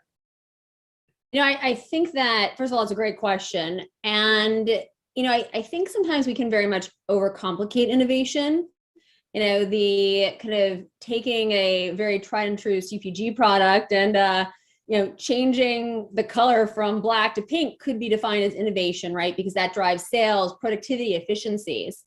There's, kind of the other side of that where it's very kind of, and that actually could be technology driven or data driven, right? As consumers are searching for something and we're then giving them kind of what they want, even maybe in some cases before they know that they want it. On the other side, right, where it's very kind of tech heavy and AI and, driven AI, ML, NLP. I mean, it's truly unbelievable in terms of understanding, and if we want to use the terms around metaverse or whatnot, right? This idea that the consumer is sparking data, everything that he or she does or they do along their journey. And as we can understand and analyze that data, right, from a research analyst perspective, we can then deliver. I mean, ultimately for me, I care very much about sustainability, efficiency, productivity, and really giving consumers products that they cherish, because that ultimately will really start to change the ecosystem. So I look at it from a kind of, if you will, bottoms up and like top down approach as changing the way consumers live their lives, whether it's through products or technology driven products, and the journey with which, kind of we on the other side help develop that for them and everything in between. So I really look at it as kind of almost ethereal in terms of what's done and from a holistic perspective, but ultimately it's data driven. So data-driven change that impacts consumers' lives. And we'll get back to the metaverse a little bit later. Our next guest is Avi Greengart, president of Texponential, a firm that helps technology companies, mobile carriers, and retailers sell more effectively by understanding tech adoption patterns, managing the competitive environment, and improving product launches. Avi is one of the most sought-after consumer technology analysts, having led market research teams at Global Data, Current Analysis, and Jupiter Research. He's regularly quoted by the media, a noted speaker and moderator, and a featured columnist. Avi, tell us how you define innovation within the consumer electronics sector. First, thank you so much for roping me into this discussion for such a good cause. On to your question. I break down consumer tech innovation into three categories: new to the world, incremental innovation, and process innovation. We tend to think of only the first category, new to the world, and that's things like robots and virtual reality headsets and things like multi-touch user interfaces that Apple introduced on the iPhone in 2007 that redefined what a smartphone was. But incremental improvements can be quite innovative and even spark entire new industries. For example, the steadily improving camera modules that we see on our smartphones that not just make your vacation memories better, they also led to things like Instagram and video doorbells. And finally, process innovation is often overlooked, but changing how things work or how they ship or how we buy them is an incredibly powerful form of innovation. So, I mean, where would we be without Apple's App Store? That's a process innovation, just the 30% cut. Everyone's arguing about it now, but it was wildly innovative at the time when everything had to go through carriers. and that wasn't pretty. Oh, I remember it very, very well, being in the middle of that fight for Skype. Our final participant in today's conversation is Danielle Farage. Danielle is a workplace futurist, and it couldn't be a better time for us to tackle this topic. Future of work spending is predicted to reach $656 billion this year. That's up 17% compared to last year. So Danielle, how do you define innovation as it relates to the future of work? Thank you for that big question. Talking about Skype, I was around for that. So that was the beginning of my video chatting sort of days.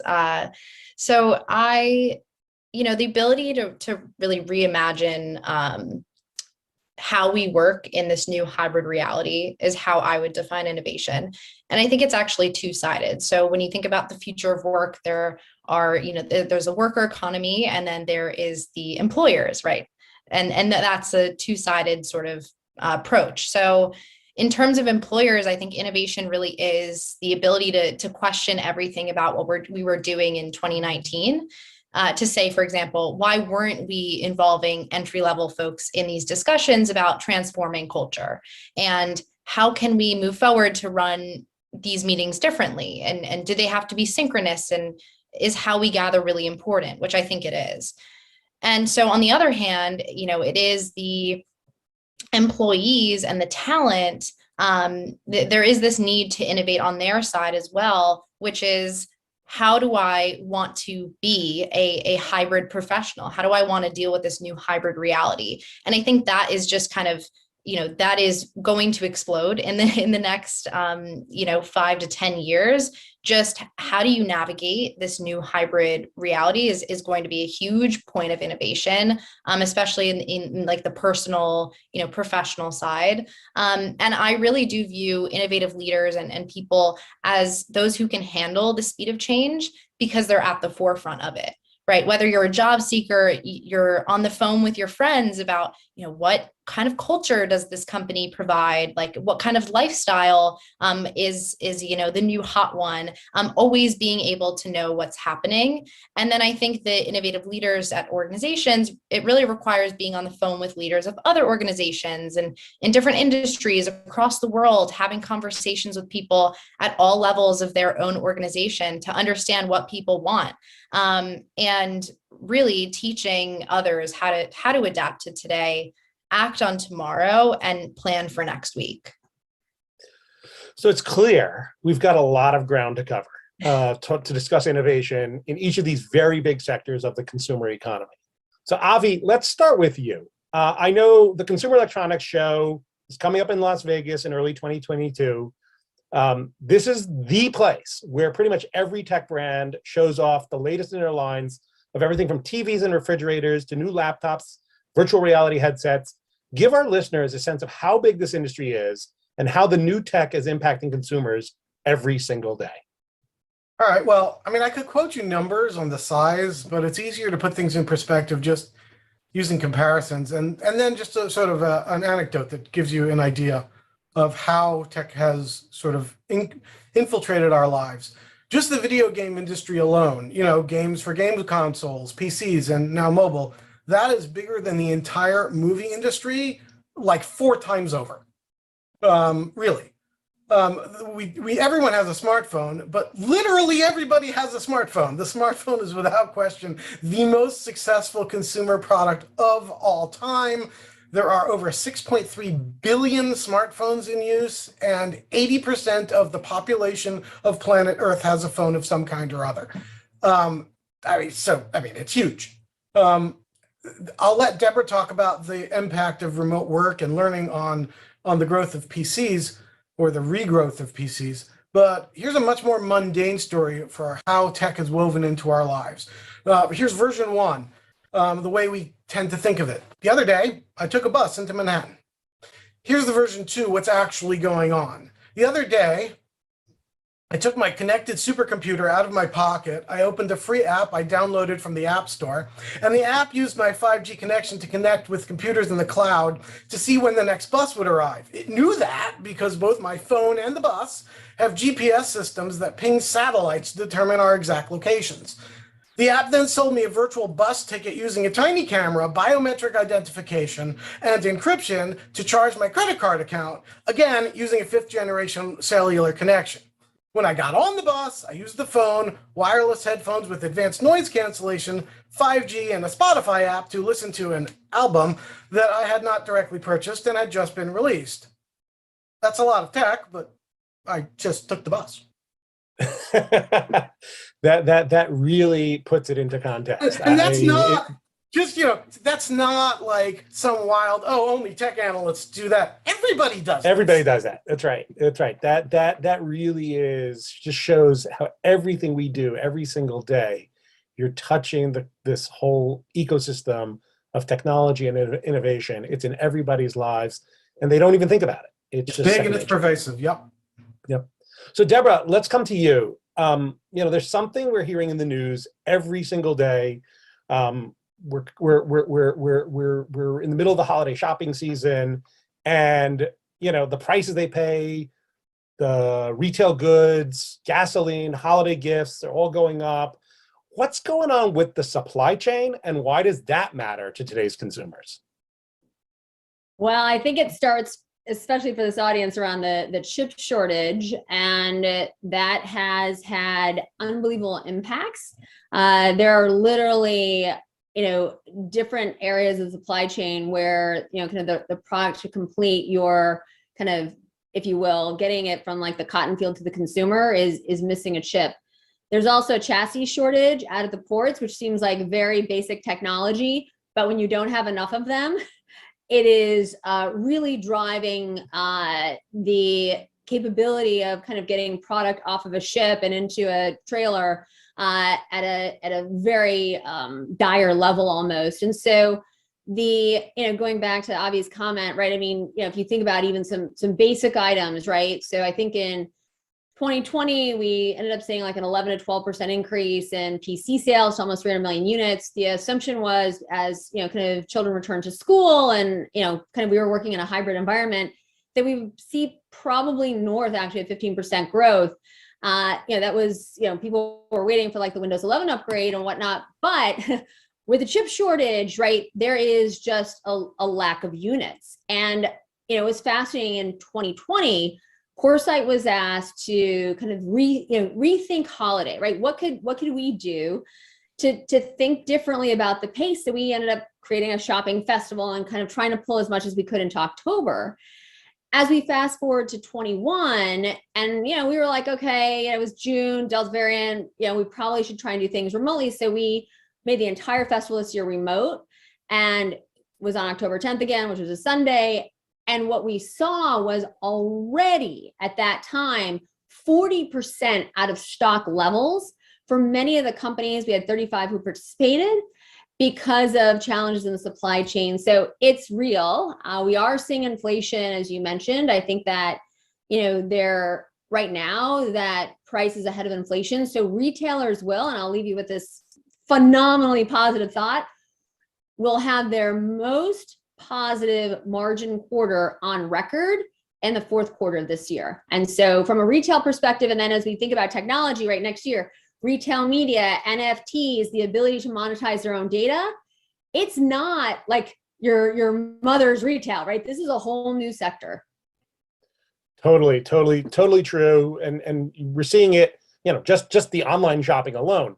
But you referenced something there, the lack of chassis, the truck drivers who either stopped working, are no longer employed, unfortunately passed away during the pandemic.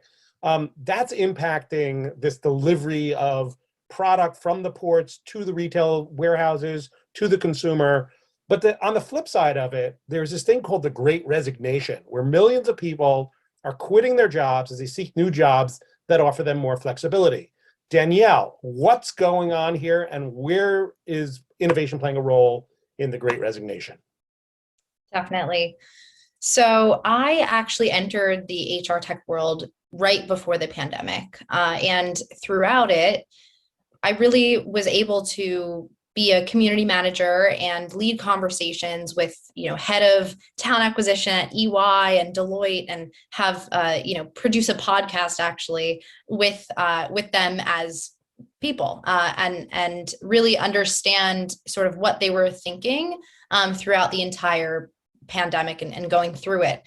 And throughout, the pandemic really caused two massive shifts in hiring. So one is that geography was no longer really a factor. You could hire people and people could work from anywhere, which really does change the landscape from a local based approach to a global one. And the second one is that the skills gap that we've seen really rising in the last 20 years has finally caught up with us. And that means that organizations are desperate for talent. It also means that this new sort of, I like to call it the post-pandemic enlightened generation of talent, to sort of have options. And there's been a shift of power completely. And so whether you're a senior leader or you started your job in 2019, every single person went through the pandemic. And it did unite people,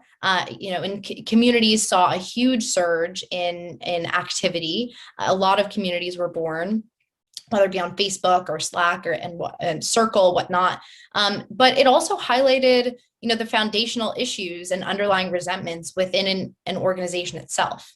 And that's part of why people went outside of the organization to find that belonging and inclusion, and really some sort of guidance.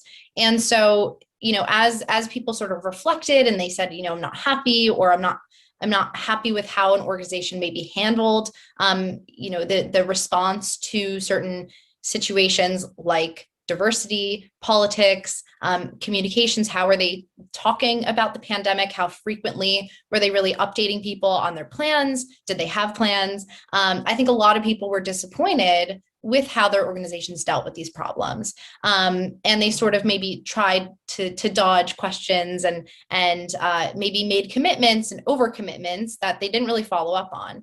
And now what we're seeing from all of these sort of things happening, and powers at play, is this renaissance, I like to call it. And instead of calling it the Great Resignation, I actually call it the Great Reshuffling, or the Great Rehire, because these people are leaving, but they're going off to do other things and to join other companies, right? And so I like to think of it as a renaissance. The talent are in demand and badly needed, but they also have this opportunity to push for more and really demand their worth. And I saw this earlier this year. In January, I started writing a book about values-based job searching, right? You have 90,000 hours of your life to work. You deserve to give yourself the time necessary to really decide what it is that you want to do with that. And I think this relates back to my sort of answer to your question about what is innovation.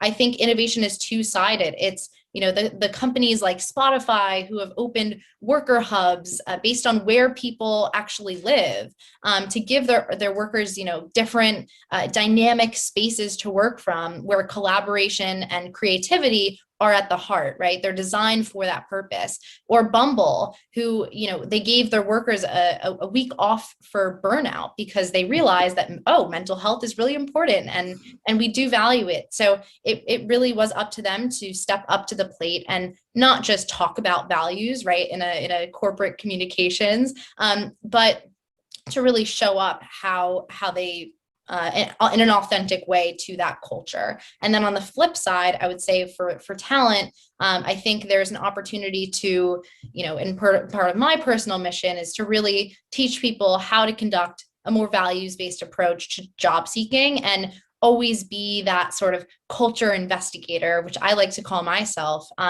as to which are the organizations that are really showing up the way that they claim to be, and how are they showing up. And if you want diversity, well, come to the interview with the right questions to really get to the bottom of, is this diversity the right type of diversity, right? Are there opportunities for mentorship?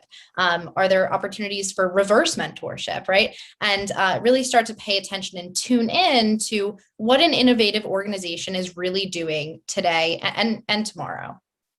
So it's really changing the way employers are interfacing with their employees and vice versa, which I think is really important.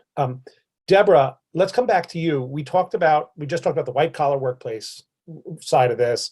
We've talked a little bit about the blue collar side of this, but let's also talk about the availability of staff to work in restaurants, which I think impacts a lot of our listeners, right? There are restaurants that aren't opening in as early as they might have in the past. They're not staying open as late because they just don't have the staff. And there are lots of different reasons for it. Some of it has to do with salaries. Some of it has to do with just talent availability. People have moved to other markets where they might have worked previously in one city. How are innovations like mobile ordering, delivery apps helping in this sector? And there's even been a lot of talk about either drones or robots being used to pick up the slack in the last mile to get the products into the hands of consumers. Where do you see that going?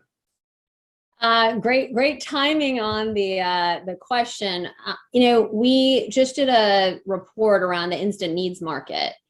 And it's this idea, if you live in Manhattan, if you've been on 14th Street, I'm sure you've seen the dark stores, whether it's GoPuff, Get Here, 1520, Fridge No More, Gorilla, right? I'm sure I've left a few out because there's new ones every day. But the idea is that you have this workforce and they are really kind of your last mile and hyper local. I think that's also, like, once I said, again, I look at everything through this lens of sustainability. It's just always, I've always looked at, well, maybe more as frugality, but ultimately it's this idea of utilize, right? It's like what all of our parents taught us, let's be honest, like utilizing what you have to the best extent. And it's wild. There's, kind of where I live in the city and where one of my teammates lives, we got on our phones, we were looking at GoPuff, and our stores had completely different merchandise. And we're like 2 miles apart in the city. That's how local it is. But what's really been very inspirational to me, as you mentioned, this kind of lack of, kind of available, kind of talent to either be in the restaurant or even to do last mile, that GoPuff is now specifically, they are powering local eateries and delivery kind of this whole mechanism to really be their kind of, this kind of partner, if you will, to get the product to the consumer, hot and delicious, and to, and they also, I think it's very important, they're very consumer, kind of minded in terms of making sure you have a great experience. And so I think that, to me, so if I take a step back, so for many of you, I spent, the bulk of the last decade before the pandemic in Greater China.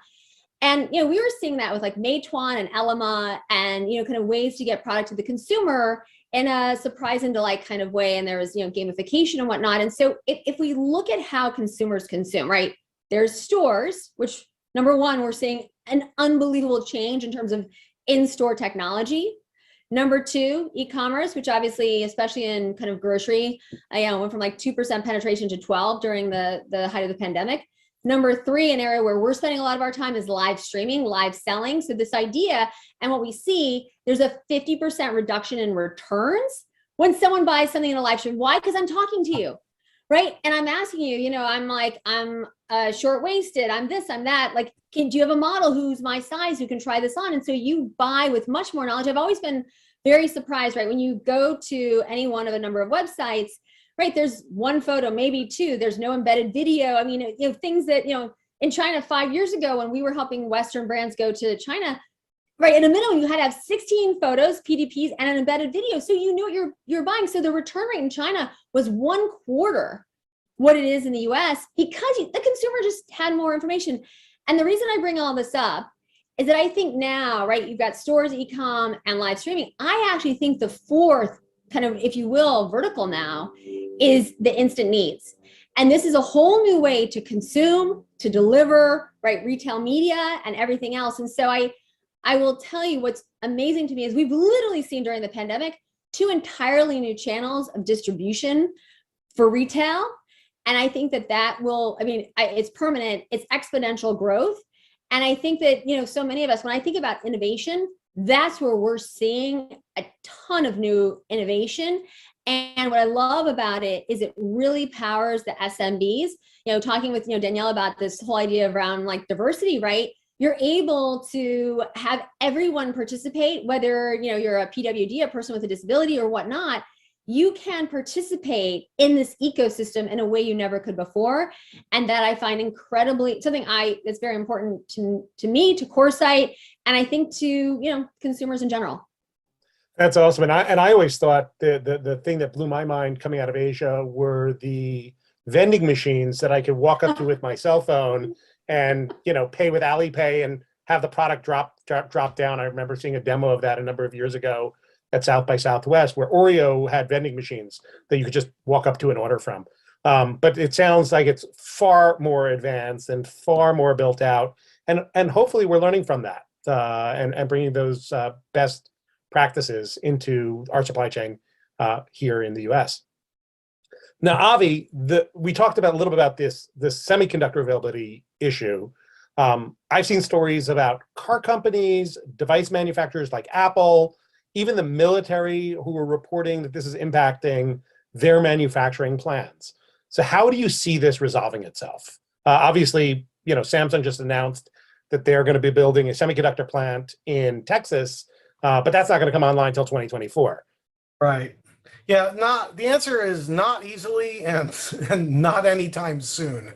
Some of the shipping mess, with all the carts stuck on boats off of Long Beach, that'll probably work itself out in the next 6 to 9 months.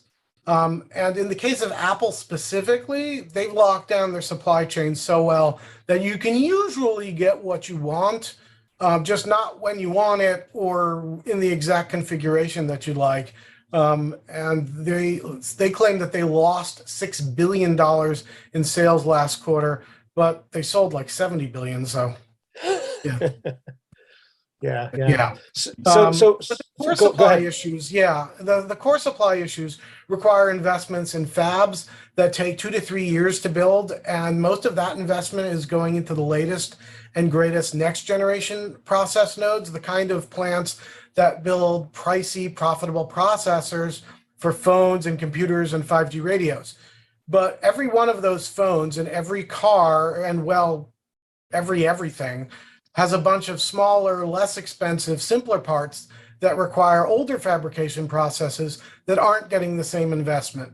So it's a mess. You can design your way out of some of that by using the more expensive processors. Tesla does that. But on a lot of products that have multi-year product planning cycles, you can't do that. And even then, my car is dying and I'm trying to buy a new one, but Subaru has a 3-month wait to get my car, probably not because it's missing a central processor, but because it's probably missing some actuator for the turn signals or a controller for the backup camera. Or it's sitting out of Long Beach, Avi. That's the issue, right? Is you literally because there's no chassis, you can't get it off the ship. I mean, and part of that though also gets solved by people moving away from the Toyota system of just in time and more towards the I'm going to have a few parts extra just in case. And in the short term, that ripples throughout the supply chain. Everybody, instead of ordering 10 of something because they're going to need 10 in a month, orders 100 because they're going to need 100 in case they can't get them month to month. But eventually, you'll be able to have a little bit more of a cushion for the supply chain. But for things that require, 20 nanometer processes instead of today's 5, 7, 4. People are trying to find old lithographic machines that are mothballed and spinning them up again. It's a long, ugly, complicated process, and not a cheap one. No. And not a cheap one. Well, I hope you get that car soon. You may not have heated seats because I've heard some of the auto manufacturers just can't get the chips for the heated seats, right, which is a problem up here in the Northeast. But 3 months, you'll be through the winter by then, or maybe. So let's go back. We talked about a term before, the metaverse. What is it? What role is it going to play? Danielle, let's start with you. what role does the metaverse play in the future of work? Wow, I'm honored I get to answer this question. It's a big one. So at its most basic, the metaverse is a virtual reality that allows people from all over the world to interact both with each other and with the metaverse, right? The virtual reality itself. So oftentimes, people will play video games, and that can be a metaverse, right? It's a virtual reality where they can really interact, whether it be, with guns, sadly, or, in other ways, which are more helpful. So users are often allowed to obtain items. So that kind of brings up the term NFT that remain theirs between different worlds and metaverses. And there are a lot of ways to interpret that concept, and it definitely has evolved throughout the years from just simply gaming to, oh wow, this is actually an entire world. But essentially the metaverse takes this a little bit further to put the user in the middle of the action. So it opens the door to a stronger and more realistic experience that simply than really browsing the internet does or watching a video. So essentially, as it relates to the future of work, right? I don't know if you guys saw this, but Facebook is now Meta. Did you know? Yeah, it's pretty crazy.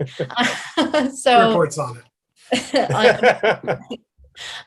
So it really does, put this idea of the metaverse in the spotlight. But a couple months prior to that, they released a sort of article, and I guess maybe they released the tool, but essentially it's like the future of working, right? It's this virtual workspace where you can join your coworkers in a virtual world and you can work side by side or at the same desk. And essentially this sort of relates back to remote work, right? So the idea that you can log on to a virtual world and be with your coworkers in that virtual world opens the conversation to remote working. And in my understanding, I think remote working is actually a diversity issue, not just for the women and mothers who we saw step away from the workforce during the pandemic in a drastic way, but also for diverse people of diverse backgrounds, right? So I spoke to a number of people this year about being Black at work and what the experience is like, just, how many microaggressions they encounter on the way to work in a subway, right? For example. So I think it sort of raises this problem of, well, or really a solution of, well, if we have VR, it's a matter of inclusion. It's a way to create safe spaces at work without being at work, right? And I think the definition of culture and of the workplace itself has now expanded to really fit this idea that it's no longer work-life balance, it's no longer work and life, it's work-life integration, and how we choose to really move forward with that is reflective of our individual cultures and organizations. The other thing is, this VR and metaverses bring up the concept of hybrid experience. So how does the physical world and the virtual world, how do they interact? And how do we integrate them? And so essentially, we just did a future of work convention with the future of work community on Upstream on this platform called Newbie. And it was a fully virtual reality and conference where you literally entered a virtual space on your computer and you could go and talk to people and Zoom with people at different booths. That's fully remote, right? But essentially, this hybrid experience is, how do we empower the personal hybrid experience to be one that is super tailored to the person and their needs? How do we let managers, empower other people to participate in the culture as it works for them, right? Are we empowering them to stay at home or work in a physical space? And how are we doing that? So I think the VR question and the metaverse question really is something that organizations should be thinking about, because it will be a huge part of sort of moving forward and being more inclusive at work and wherever work is for you. One of the things that truly sets Amudim apart in the mental health field is that Amudim has never charged any client money for any services that we provide. Comprehensive case management costs a lot of money. Having the proper staff, clinical directors, supervisors, it gets costly. From day one, we did not want anyone to ever be nervous that they shouldn't pick up the phone to call because they can't afford it. And that is why it is so important. Our money comes from the public. It is the people that are supporting us. Yes, we get some grants, but it's nowhere near what our budget is. I mean, our budget this year is estimated to go a little bit over $8 million. And, that's a very significant amount of money. And it's something that we need partners in the community to help us to be able to raise that money. I urge each and every one of you to please do whatever you can to help support Amudim, and know that by supporting Amudim, you're saving lives, because that's what we do. And it is directly going for the programming that we provide.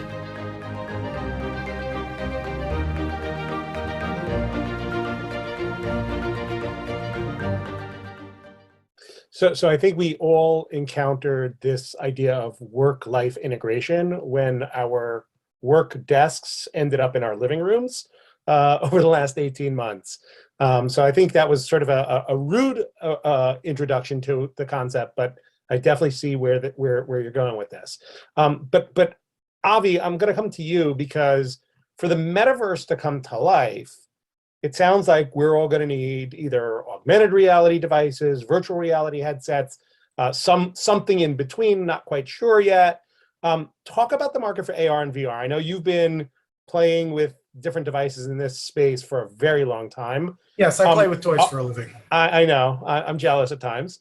Are we finally at a time when this idea of a metaverse can go mainstream from a technology perspective? Yes, no, maybe. Let's do some quick definitions. Perfect. I basically agree with Danielle's definition of a metaverse. But just so that if you're not technical, think of it as like the internet and a series of web pages. And if you go to one website, well, that could be part of the meta. If it was a virtual world instead of taking over more of your senses and not just a web browser, that's a decent definition of the metaverse. So therefore, you could almost say we have a metaverse today, or metaverse equivalent. AR, augmented reality, means that I'm seeing what's in front of me plus some sort of computer overlay. And virtual reality means all my senses have been occluded in some way, and I'm being transported somewhere else. Somewhere real, somewhere not, whatever. So VR headsets now have the processing and imaging capabilities to do genuinely useful things. And the price points have come way down for one reason, and that the reason is Facebook or Meta. Facebook has been investing billions of dollars subsidizing VR hardware, and it's not for any nefarious reason. There are plenty of things they're doing for nefarious reasons, but Facebook is tired of Apple controlling how much ad data it can gather. And they want their own platform that they can control. So a VR or a metaverse, that's certainly a potential next generation platform. Facebook bought a company called Oculus and invested heavily. So the Oculus Quest 2, the most recent standalone VR headset, probably should cost $700, $800, $900 based on the technology that's in it. Instead, you can pick one up starting at $300. And using it, you can play games, you can exercise, or God help you, you could attend virtual meetings. The next big thing is AR glasses. So that's augmented reality where you're seeing the real world plus. Microsoft has bulky AR headsets called HoloLens for business already, and they're kind of amazing, but they're for somewhat specialized use cases. And then there are, high-end boutique companies like Vario that make VR headsets, that make AR headsets. They make VR and AR headsets for product designers and aircraft simulators. You can actually get a pilot's license using an AR headset from them in Europe. But everyone is watching Apple to see what's next for consumers, because Apple has a lot of IP in this space. They've been putting it into their phones and their tablets. And once the imaging capabilities are good enough that it can be miniaturized enough and pleasant enough to do something useful on a regular person's head, we sort of expect Apple will certainly be one of the companies that figures out how to do that. And they have a developer following. So again, once you have a new platform, you need apps to take advantage of it. So VR is here today. You really can just go to Best Buy and buy a VR headset that will do genuinely useful and fun things. AR, not here yet, but within the horizon of the next few years, you can see that that's coming. So AR is going to be way more than me just sitting at home and, checking out my next TV and where it's going to sit in my room, even though the TV's not there, but I can display it over. It might be. It might be. There you go. It might replace your TV in some cases. Time to replace my TV. That's right. Deborah, for you, what does this mean to the retailers and brands that sell physical goods? Danielle hinted at it, this idea of selling digital goods to be used inside the metaverse. And how do those retailers take advantage of this shift to this virtual environment? So it's interesting. I mean, I would say for the retailers, it's all through NFTs, and for those of a non-fungible token, it's kind of a unit of data, if you will, stored on a digital ledger. So, Ethereum, Tezos, kind of blockchain, and they can be associated with a photo, a video, audio, or any other type of kind of digital files. And just this idea that there's like kind of public proof of like who's the original owner. And so I had originally thought that we would see a lot more of this as it related to, kind of design patterns. And that, at least to date, has just not been the direction things have gone. Instead, right, we've seen, well, first of all, many of the retailers have a lot of picture inventory, right, that they own, right, celebrities and whatnot. Number two, because of their stores, they have artwork.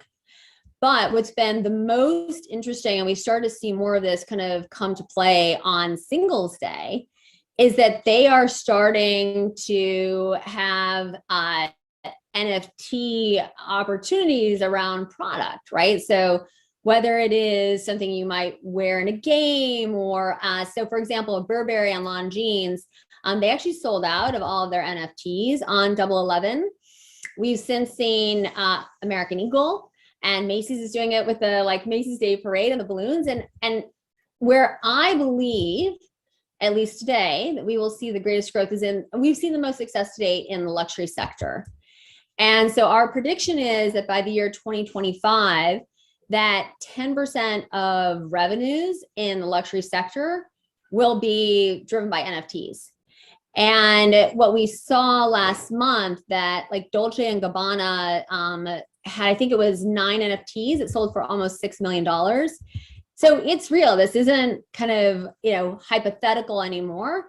And, we're talking about easily, kind of a very kind of significant market. And, it goes back to, as I said, right, retail has this opportunity to earn more. And whether that's around retail media, the data that they have, or whether it is kind of NFTs, we are seeing this, in my opinion, as really a new revenue model. And I think you have to think about, right, what is it that you want your brand to represent? And this could go right kind of into infinity, right? And I think that, understanding your customer base that you have and the customer base that you could have, and where is the intersection between the two? And so I do think that we're still very early, but we've seen, it's actually been amazing to me to see the use cases that we've seen really in the kind of 2H of 21 and the kind of plan that many of the retailers have for 22. And also in some ways, I do find a lot of this can, number one, who in the organization owns it, just what needs to take place, because retail unfortunately is still very siloed. And as we have more kind of ways to make money, right, I think in some ways it becomes more siloed, but this actually goes across the organization. And what we find is it's been, I mean, if anything I've seen in my, let's say, over a decade of retail experience, it's the easiest way that I've seen retailers think about a new revenue stream that actually brings the whole organization together, as opposed to kind of dispersing them into silos. And that I think is powerful in a way that we probably don't even understand just yet. Well, there'll definitely be lots to look at next year at NRF, the National Retail Federation, and how they tackle NFTs. I think that's an exciting space. Now, Danielle, you and I have spent a lot of time talking about NFTs. How does this concept relate to the future of work? Yeah, so I like to think about sort of the time that we're in. And I think Deborah did a really good job of setting this up and helping us understand, that technology is really at the cusp of enabling us to keep track of every person's economic contribution at a granular level, right? So NFTs give credit, and monetarily, I might add, to the original owner or creator of that specific NFT or thing, right? And essentially what that means is, in the context of work, I think people are often overpaid or underpaid for their contribution to the overall product, right? A junior level employee who does 80 hours of work per week gets compensated much less than the senior leader who works probably maybe less in a specific organization. I know that's true for some industries and organizations. It's different for others. But essentially, the quantity of code, or let's say a developer, the quantity of code someone contributes doesn't mean that the code was necessarily critical or valuable, right? So now we're getting to the actual quality of the work, and over time it becomes clear which lines of code or code libraries, right, are used in multiple projects and survive revisions. So things like GitHub also allow programmers to sort of give credit or kudos to contributors that they admire who have done the previous work. So I think, ultimately it's possible to quantify every person's contribution, and with smart contracts and stored on blockchain and NFTs, it's now possible to integrate all of that with, the proper compensation mechanism. And I will cite, Dror Poleg has a really great article on this specifically, and how the NFTs really impact the future of work. But in my opinion, I think that creators and people who come up with these innovative ideas deserve to reap the benefits, especially if these things are being used in the long run. And I actually think that a lot of the it then creates sort of this, we all have a stake in something, because if I contribute now my fullest, then I might be compensated even more in the future. And I think that's a huge motivator for people individually, and at a larger level, I think it actually is able to bring people together, like Deborah said, whether it be between organizations or within them, because if you're all working towards sort of the same goal, which is what a lot of NFT projects are based off of. It's this one central mission, and everyone buys into it, and then people can have a say in how something is spent, or and how sort of the project goes. So I think this more community-based approach to sort of the future of work will benefit everyone, and will really I think, transform how people interact and see themselves within organizations. So it's definitely something that's going to impact each and every one of us at work, in our private lives, in how we shop going forward. Definitely something to keep an eye on. This is my favorite part of the discussion, prognostication time. Avi, you've been following the innovation economy. You talked about it a little earlier. The iPhone is going to turn 15 next year. And it, like you said, it created new economies, new behaviors, has touched pretty much everybody around the world, not just the iPhone, but any kind of smartphone. What's next? What's the next innovation that you see changing consumer behavior the most over the next decade? I might get this question a lot. I know you love it. And the one thing that I want to say is that there isn't necessarily one specific innovation. We're going to continue to see, I mean, first of all, the smartphone may be a once in a generation, and generation, I don't mean technology a generation, I mean once in a lifetime shift in behaviors and industry, etc. But the keys to prognosticating correctly is to understand how technology platforms are additive rather than new. So while we do sometimes consolidate functionality, consumer tech computing platforms never truly go away. You're still going to have a PC with a keyboard and a large display because those things are useful. You're still going to have a 6-inch pocketable connected device with a touchscreen that you can manipulate because that's useful too.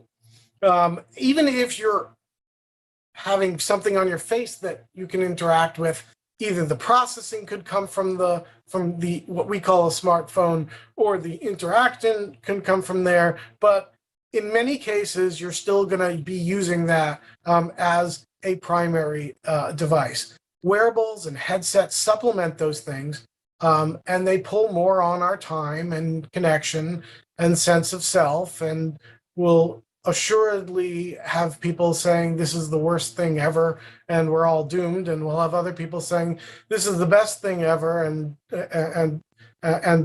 rinse and repeat. Great. Deborah, same question. What's the biggest change coming in retail? You talked about NFTs already, but for retailers, is it cashier-less grocery stores, robots, or something we haven't even thought about yet?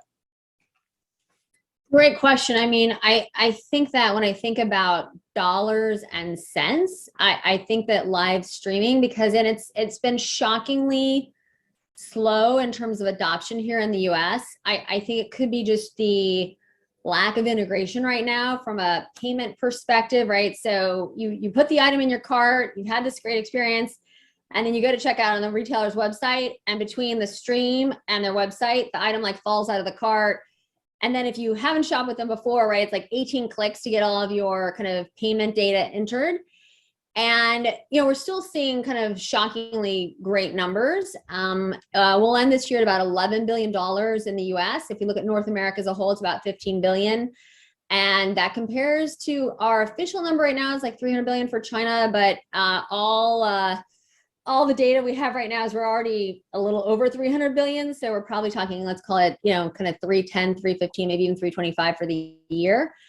And it's just, and you have some players in the market, right? We're now seeing, as I think was mentioned earlier, right? You've got all of the kind of social media companies who are jumping in, but we really don't have that, almost that whole ecosystem that kind of, and then what we're, right, in China, you have like these entire cities where you train people to be, we call them KOLs, like a key opinion leader.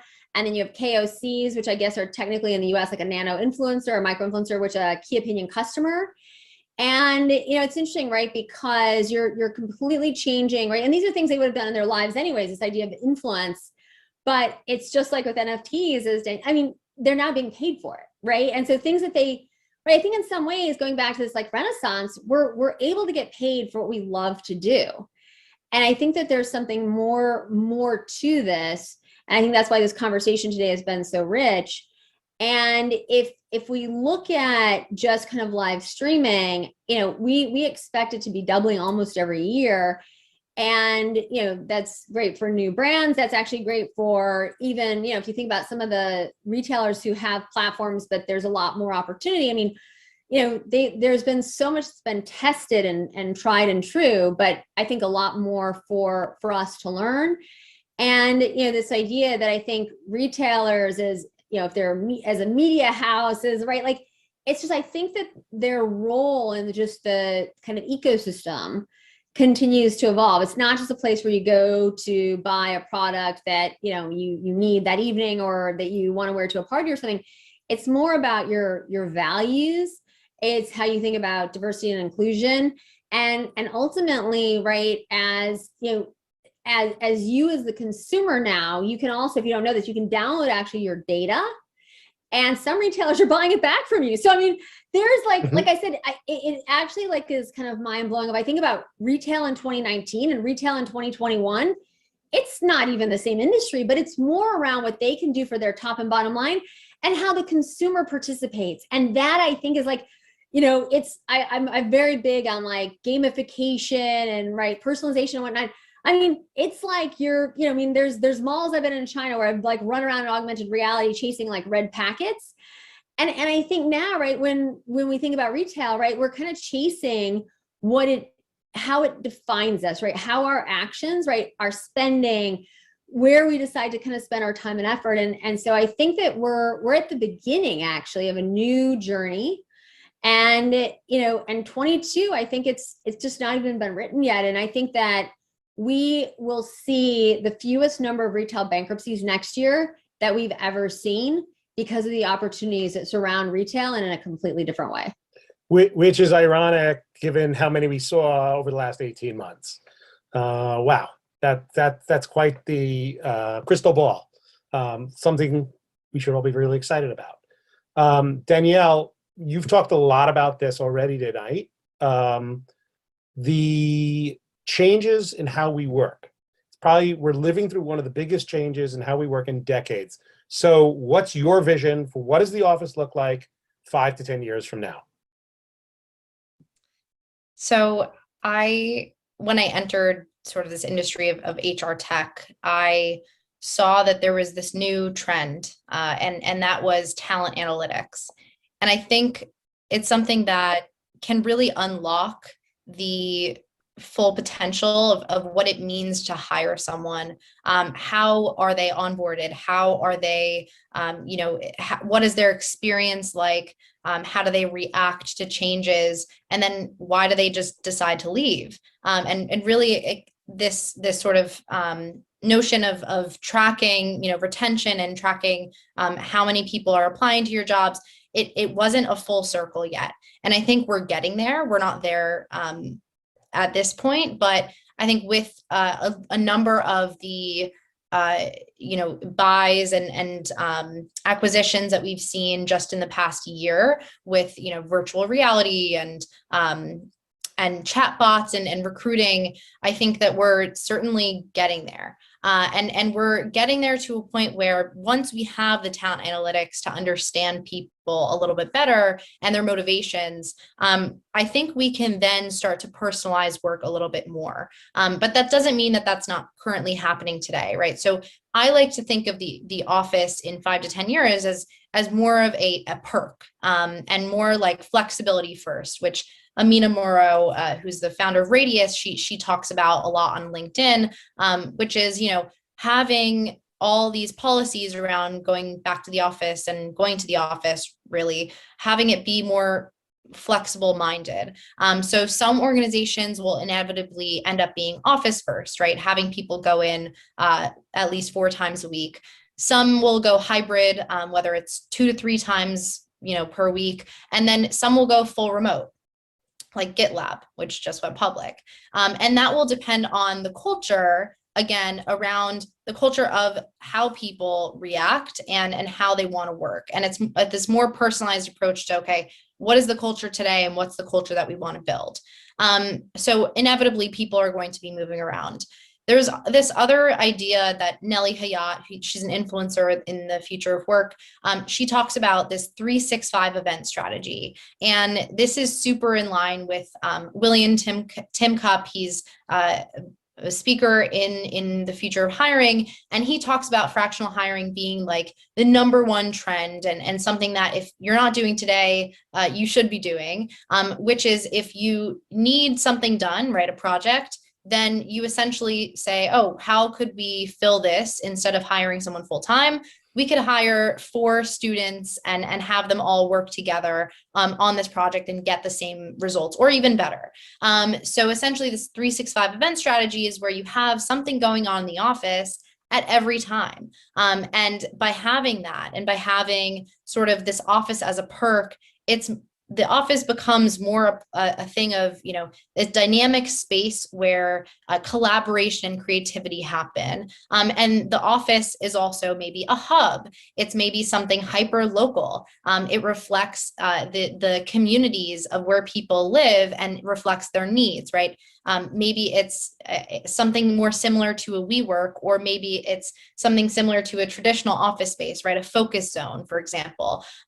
So I think that the next, how the office looks will be more of like a personalized approach and more hyper local. The second thing is, with sort of like NFTs, the future of work, I believe, will function more like a community. I want to rid away with these hierarchical structures. I don't know about anyone else, but personally, as someone who's younger, I've seen that the younger generation's voice isn't necessarily upheld, and it's not necessarily valued in a way that really it should be, because I think that whatever the young people are doing, like that's the next biggest thing. It's the same for NFTs as it was, for iPhones and whatever the trend might be. But my vision is for senior leaders to really make decisions based on what people want. And where people have more autonomy and say over what happens internally, and is reflective of how they want their careers to go, right? Between mentorship and learning and growth and all of those things. I think that's my vision. At this time, I want to share my gratitude to Danielle, Deborah, and Avi, for each of you for taking the time to join me in this conversation. And I hope everybody out there who's been listening to it has learned a little bit about the innovation economy and its impact on your everyday lives. Just before we close, I want to ask Danielle, Deborah, Avi, where can folks learn about your work and what you're doing? Danielle? Definitely. So one spot would be my website, which is daniellefarage.com. And Farage is like garage with an F, if you're wondering how to spell that. And secondly would be my LinkedIn. I'm very, very active. I regularly talk about how I envision and what I envision for the future of work. So feel free to reach out to me or read my stuff there. Deborah? So I think probably the first place to start is coresight.com. So CORESIGHT, like Core Insights minus the IN. And then either my own personal LinkedIn or CoreSight's LinkedIn. We actually do a lot of more and more LinkedIn Lives these days as well, just to kind of bring things to life. And, certainly active in other channels, but those are, a lot of Chinese media, but those are probably the two best to start. And Avi, where can folks find you? The best place is probably Twitter. I'm at Greengart on Twitter. I'm on LinkedIn also and everywhere else, but Twitter is probably best. And if you want to read free research reports, I publish regularly on my website, techsponential.com. That's Techsponential, pretty much the way it sounds. If you misspell it, I own that domain too. But techsponential.com, I publish about once a week, once every 2 weeks, something interesting. Great. And I want to thank Amudim also for giving the bunch of us a chance to discuss this very important topic today.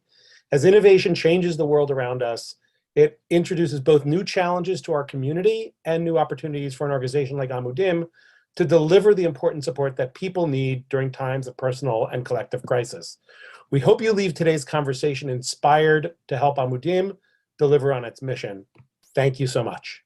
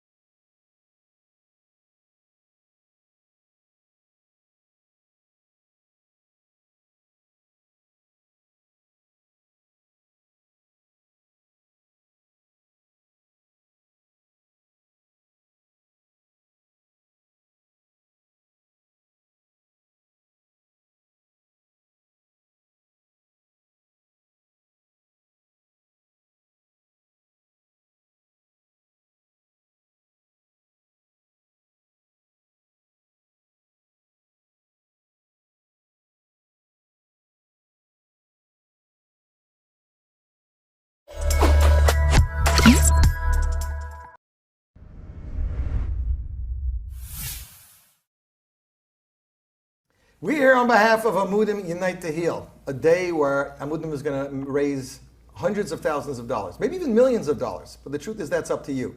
So please head over to unitetoheal.com and help Amudim keep doing the amazing work that they've been doing, and enjoy the rest of our program. Many Jewish singers are synonymous with great songs, amazing performances, and great recordings. But the people behind those singers, the people who make the magic happen, who have the talent and the know-how, that list is definitely a lot smaller. Today, thanks to Amudim, we are here with Yisrael Lam, Ding, my good friend, and Shia Mendelowitz. David Nachman Golding, I'm sorry. I want to give you by your legal name. Either one is fine. Three individuals whose names is synonymous with Jewish music milestones. I'm Yossi Zweig, and this is Off the Charts. Now, Yisrael Lam, I promised a fan of yours that I'd ask this question. You, your brothers, Yitz and Michal, were part of Stei Chemed and Rav Eli Teitelbaum's Pirchei Orchestra. Correct. You are known as a trumpet player. Right. On Volume 2, but on Volume 3, you were playing both trumpet and trombone. I was dabbling with trombone at the time, right. But on the credit for the album, you had a credit for brass, but if people look closely at that record jacket, not album, this wasn't a CD, we noticed that you made the painting that graced the cover. So what was it that got you more attention at the time? Was it the fact that you had a brass credit, or was it the fact that you made the painting that graced the cover? It was the painting that graced the cover. At that time, that's really what I was doing. I was doing more painting than playing. I was just starting to play then, but I was painting for a while. How did you get into painting? I didn't even know you painted. I don't know. I was 2 when I started, so I don't remember. So this is like a hidden talent that I guess as a kid, that's I guess what Ding I and was Shia doing. probably know about, but I didn't. But you didn't try another painting for a cover until Ruach One. You're like, Yeah, those took were a hiatus. drawings. This was a painting. It took No, so a then long time. Regesh 1 and 2, those were his covers also. I'm learning Also things. paintings, Yeah. Wow. Yisrael, you still painting nowadays? No, she is trying to get me to get back into Yeah. it, but Well, you just told me you're not on the How about bandstand my- every other night anymore. So, I mean, if you have free time, this is what you're supposed to do, you golden years. I'm being Maybe advised to that. My living room could use an electrical. My living room comes first. Now, based on Bailey Teitelbaum's information and Ding's articles in Mishpacha magazine, we know that the band then had a lot of hearts. But my question was, you guys were in like one of the better studios that time recording it. Were you guys like just trying to do the best you can and flying by the seat of your pants, or did you guys like rehearse for like a month straight and say, okay, we're going into the studio, we have to know this stuff like without charts, we have to know it good, and you just rehearsed like crazy? You're talking about the Pirchei The albums? Pirchei albums, yes. Well, what happened then was the Epstein brothers were playing, they were the band, and we were in awe of them. And Eli invited us down to the studio, and he said, bring your trumpet down, bring your saxophone down. And we were like in awe of the Epstein brothers. And Eli said, "Go join them." So, excuse me.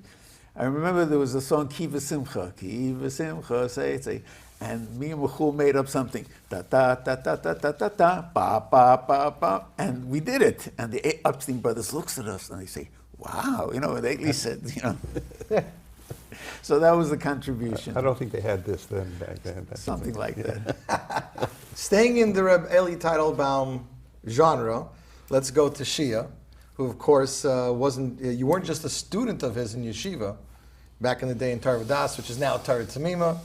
But I've heard some really interesting stuff about you. I mean, you were what, in 4th or 5th grade? You were an 11th grade boy, and all of a sudden Reb Eli's having your name as producing credits, and you're working on dinners, and you're working on Jep 1. People are like, you even had a group back then, the Shir Hashirim Singers. You're what? So you were jumping all over, but what happened was, first of all, Eli was my 2nd grade Rebbe, and that was the year that he opened up Camp Stei Chemed. And I mean, just the thought of that as for a kid to be able to, the thought of even going to Israel, like it was a dream. But before that, let's go back. Before that, I used anything that came out in Jewish music, which was very little, but I knew every record cover and listened to everything that was available. Shia, when he was in diapers, I'm telling you, Yeah. There's a sheet. We all play a game with Shea. Because you just give him the name of a song.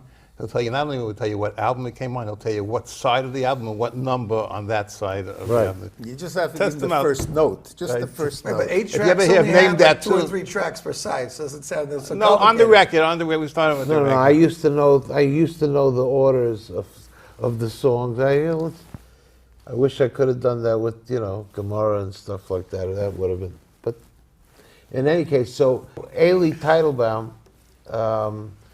was my Rebbe. He actually suggested to Avremo. I'm going fast forward. Yeah, you are going that fast. Yeah, he asked me to. He told Avremo to call me because Avremo was interested in singing solos on albums, but not. He didn't Not never his own wanted to album, be. right. He didn't want to be Avram Fried or anything. That's a whole story in itself. But Eli was the pioneer for all these things. He was the guy who, for all of us, he had a shaykhus to all of us to start on things, right? Well, his brother was the one who started you, right? Surly, yeah. I started playing Surly's trumpet. Yeah. Now, what was it like when you're a bacher and he lets you use his studio to work on Amudei Sheish, the wedding album? So he decided he's going to make a studio in his basement, and at the same time already he had made Dial-A-Daf, Right. that was there in the basement. Huh? It's genius. Yeah, and he made that. At that time I had the Amudei Sheish Orchestra. And I did the first album, and that's when Avremel sent me a song as a demo. And I loved what I heard with him. So I called Suki Berry, and he gave me 3 songs to choose from. I was looking for something new. Right. And Aruka, that was the first song. I wanted to try to do something totally independent. Right. And so that was the No Jewel Will Be Left Behind album. But then... But those albums were very different, because the first time, your Amudei Sheish wedding album, you recorded in Eli Teitelbaum's basement studio. Yeah. And for No Jew, you went to Gadi Bodinger's one-bedroom apartment. Yeah. Somehow it first started off as from the houses, right? The studio. Can I ask you a trivia question? Sure. Since we're talking about Yisro and Eli Teitelbaum Shalom, what song did they both compose together? Vinny Casey. And that was, Vinny Casey was on the first Day Chemet album. And when I heard that song, I didn't know who he was, Avremel. Right. But I loved what I heard in his voice, the way he sang that As a first kid. part. Yeah, as a kid. Yeah. So you're in Gadi Bodinger's basement. And No, Gadi Bodinger's apartment. his apartment on the Upper West Side, Yes. which is where we're going to get to you in a minute. Right. And you're there, it's you, Avram Fried, and Marty Lee Winter. Now, is there any time when you're recording this, you're like, I hope this works, or like, we hope this goes well, or you guys were fairly confident that you can do what you set out to accomplish? So we recorded the rhythm tracks. So that's how we did it in the later years. We started first the rhythm, and then the brass section, and then strings. And so when I recorded, so I did the rhythm tracks over there at Bagadi. Then Mordechai Ben David came into this picture at that time, and he said, "Why don't you go record the strings and the brass in Israel? It's much cheaper." Okay. So we did that, and I brought the music back, and Avremel comes to the studio to start the first day of singing.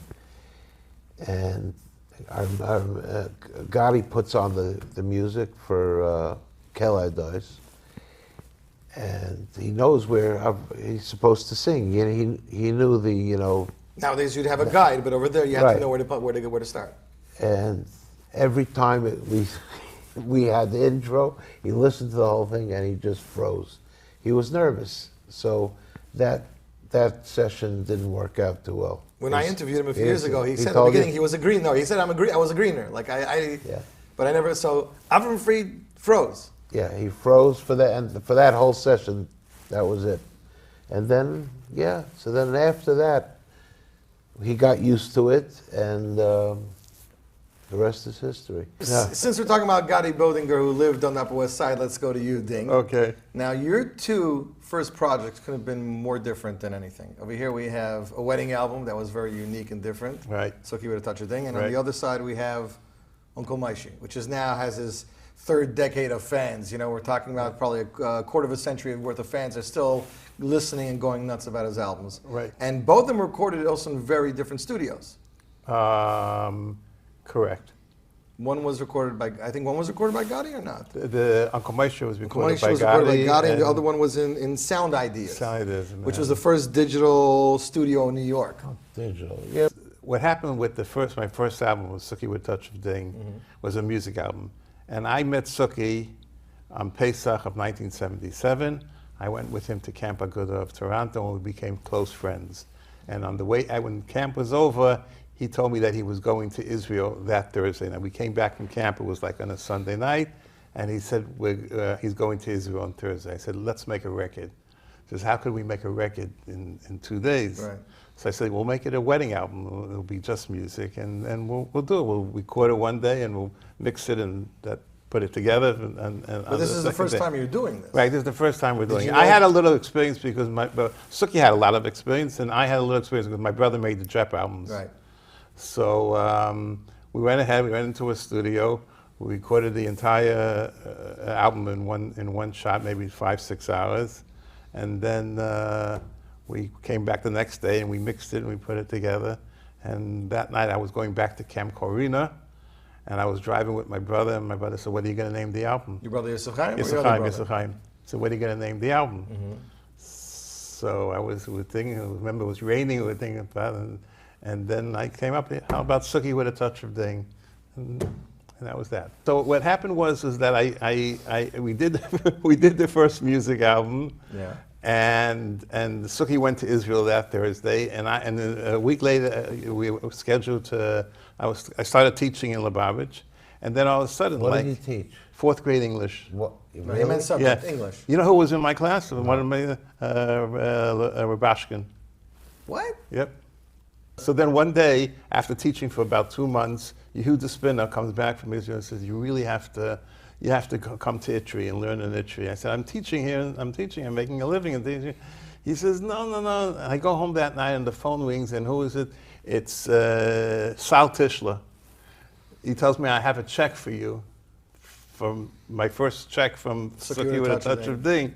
So I figured, okay, how much is it? The couple, and I come and pick up the check, and I open it, and I look at it, and my eyes, whatever I was expecting, it was like 10 times Wait, more. so how old were you at this point? I was 20. That's how much size? Right. Single? Right. Yeah, single. 20. And so I left. As soon as I left, I said to myself, I'm not going to stay here in America. I have money. I can afford a plane ticket now. And the next night, I went with you to Spinner. We flew to Israel. I went there. So that's where I met. That's where we got together with Suki in the same yeshiva, and that led to the whole V'chom Amidim story with that Pesach with Mordechai ben David, which I wrote about in Mishpach magazine. Was a couple of days before Paul and Mordechai ben David came to do a concert, and we just went to visit him, and the whole idea of V'chom Amidim came up.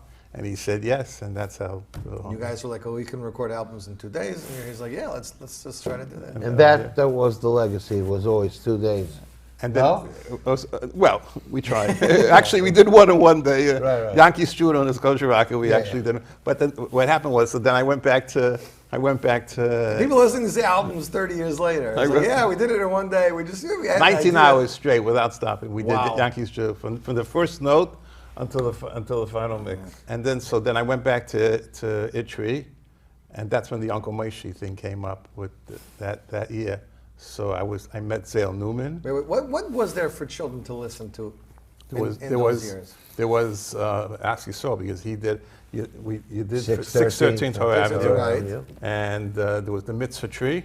But this was, I think, the first children's album. Uncle Maishi was the first children's album that the singers were adults as opposed to Children. the other ones with children. Right. But you felt there was a need for that, I'm assuming, at that time. I felt that it would be clearer for kids would feel closer to hearing an adult sing like a Rebbe than actually hearing Like another being kid. taught by somebody who's... Right. And how did you and So I met Zale? Zale at an NCSY Shabbaton on Pesach, and it also that same year, coming Pesach, I had already planned to do a Toronto Boys Choir album, Volume 3, all in my one Pesach, That's our Pesach. So that's why it worked out great, because Zale lived in Toronto and the singers lived in Toronto, so that was it. Now, the one thing about you, different than the other two, is I feel I have There's a lot of difference between I have me more and of a connection than you, because let's be honest, Shia was a drummer, Avramel's first drummer. Right. Yisrael, well, we know what Yisrael can do. Right. But you're Right. not musically inclined, Right. meaning you don't play anything. Basically, right. So the relationship between you and Suki is I mean, It's like, what you're really asking is like, Yes. I once went on a date when I was single, and the girl says, "You play an instrument?" Because you sing. I go, "Well, I thought you were talented," like that. you're like, I can't sing, I can't play, but I can produce an album in 3 Right. days. If you give me a date in 3 days from now, I'll have a new album for you to listen to. 2 days, 3 days. But when it says produced by Suki and Ding, Right. so Suki's doing the arrangements. Right. So Ding Actually, the truth when is- people say Ding does everything else, what is everything else? You sit there and you pick the songs, you pick the singers. Well, Shia could tell you, because he does pretty much the same thing. First you have to pick an artist to sing the song, and then you have to pick the songs, and you have to pick the style of the music. In my case, most of my albums had a theme to it. We also, it was the way you advertise the product, and just coming up with different ideas to keep it fresh and to keep it different. Really, the producer's the one that sets the whole tone, the whole concept of the whole album, and arrangers and singers and everybody else is really asking the producer, "What do I do?" That's he's really the man at the top. Right. He's going to be the man with the vision, the man who has the contacts to get everybody together to do the Well, good parts. it's also that, like Shia, like when he's in the studio with Avram Fried, so he decides whether or not it's a good take or not a good take. Now, can Avram do it? He could do it, but that Does he have to be pushed to do the right version of it? and so Go higher here, go lower there, Yeah. do it differently. I see him might say, "No, I want the drummer to do like this, and I want the trombone player to go like that." And you can be very talented musically without playing an instrument. But then when it's finished, you have this whole thing called mixing, which means you go into a studio, you, the producer, and the engineer, and you put each instrument gets a certain level gets a certain, what's the name, tone, whatever it's called. You want to make sure one's not overpowering the other, they work Yeah, but also, harmoniously you know, together. Also, what it sounds like. Right. You know, Right. just more echo, less echo. That could be so crucial in how the singer's voice on sounds. top. How put much it a little echo? bit below. You could have one song and have two engineers mix it, and it will sound completely different. A producer basically. They always say singers that are songwriters have a better vision because they created the songs, so they know. But you know, if you're a singer and you're going to different composers, you're sitting with them, you'll take a song because you like it or you think people will like it, but you still really don't have a final vision. So you need a producer to guide you, kind of to tell you, well, if you do this and this to the song, it'll make it so much more better. You know, and especially in the days of U2 and you, when Avram Fried, Mohammed Day, when all these albums, even Daddies, when these albums were coming out, a lot of the intros written by the arrangers became integral parts of the songs in the 70s and 80s. That's for sure. Yeah. You know, And not only you that, don't really have that today anymore. You know, the intro is a very small part of the song. Not only that, before Shia or I came around, Yisrael, who was just the arranger, actually took the role of becoming a producer, because in all those albums, like you went into 613 Torah Avenue, they didn't really know what to do. We were relying on Yisrael to whether or not whether the mix is okay, whether the singing is okay. I mean, you must have done it with but many. where do you think I with learned to be many, a producer? From the producers. Now, Yisrael, this must be very different from you nowadays to when you started out.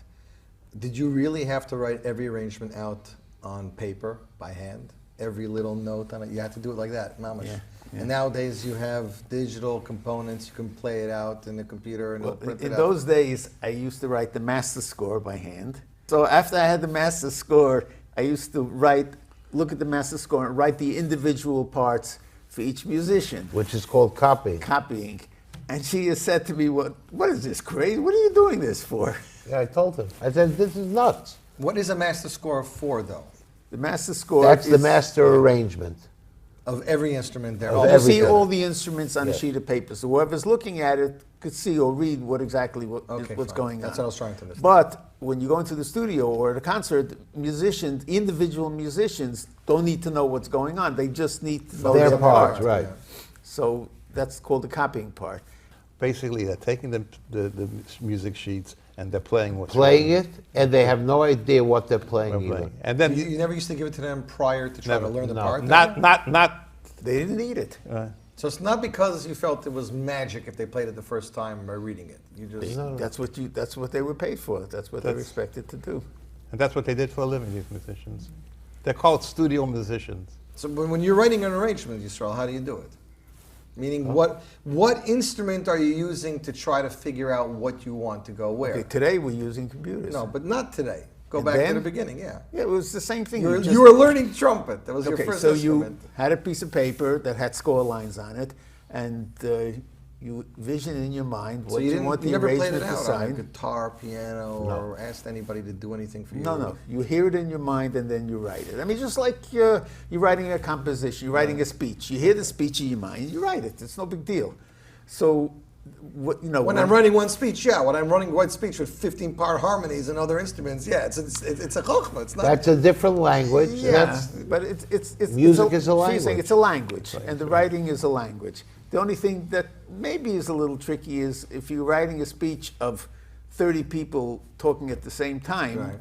and each one is saying a lot of different things. That's a little hard to imagine, but that's what you're doing when you're writing an orchestration. You're trying to imagine what 30, 40, 60 musicians are going to sound like when they play together. So now we have the computer, so you could actually hear what you're doing, which is better than just trying to imagine what you're doing, because there were times when, in my mind, yeah, it sounded pretty good when we went to the studio. And there were times... Can you give us an example? No, that album never came out. Oh, that album never came out. No, I mean, maybe there was once that you went into the studio and you were like, okay, we're just going to take out this instrument and replace it with something else. Yeah. That's happened There were before. times we went to the studio and it just didn't work. So what is your favorite arrangement that you must have hundreds, thousands. What is your favorite? Boba Vakela done on the Philharmonic Experience. but originally, that originally was done, you did it for Ailey also. Yeah, but then when we did it for Philharmonic, On Stechemit. Yeah. Now, Ding, it looks like that your relationship with Suki is like a Yisachar Zvon kind of thing. Well, he Where, is. where he has his part.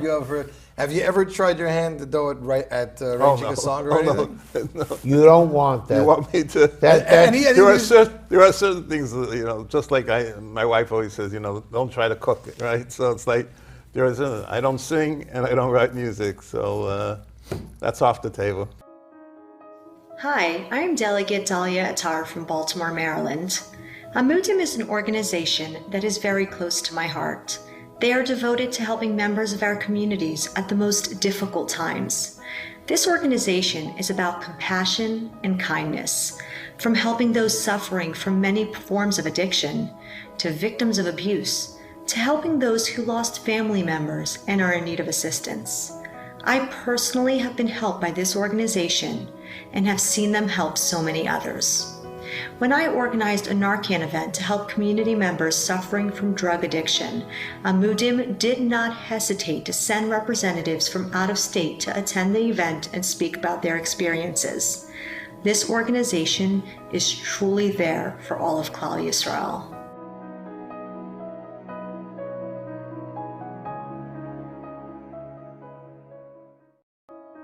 Hi, this is Rabbi Levi Shem Tov here in Washington, D.C., urging you to help support Amudim today.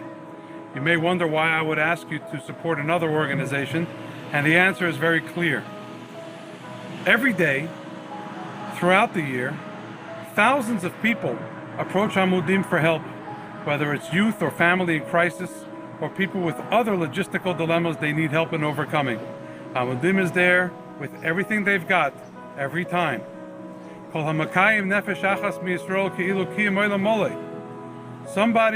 who helps sustain one person is as if they saved the whole world.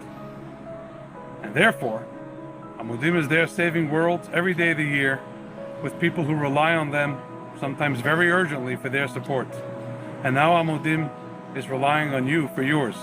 So please help support them as generously as you can and have a part in this great organization of mitzvah.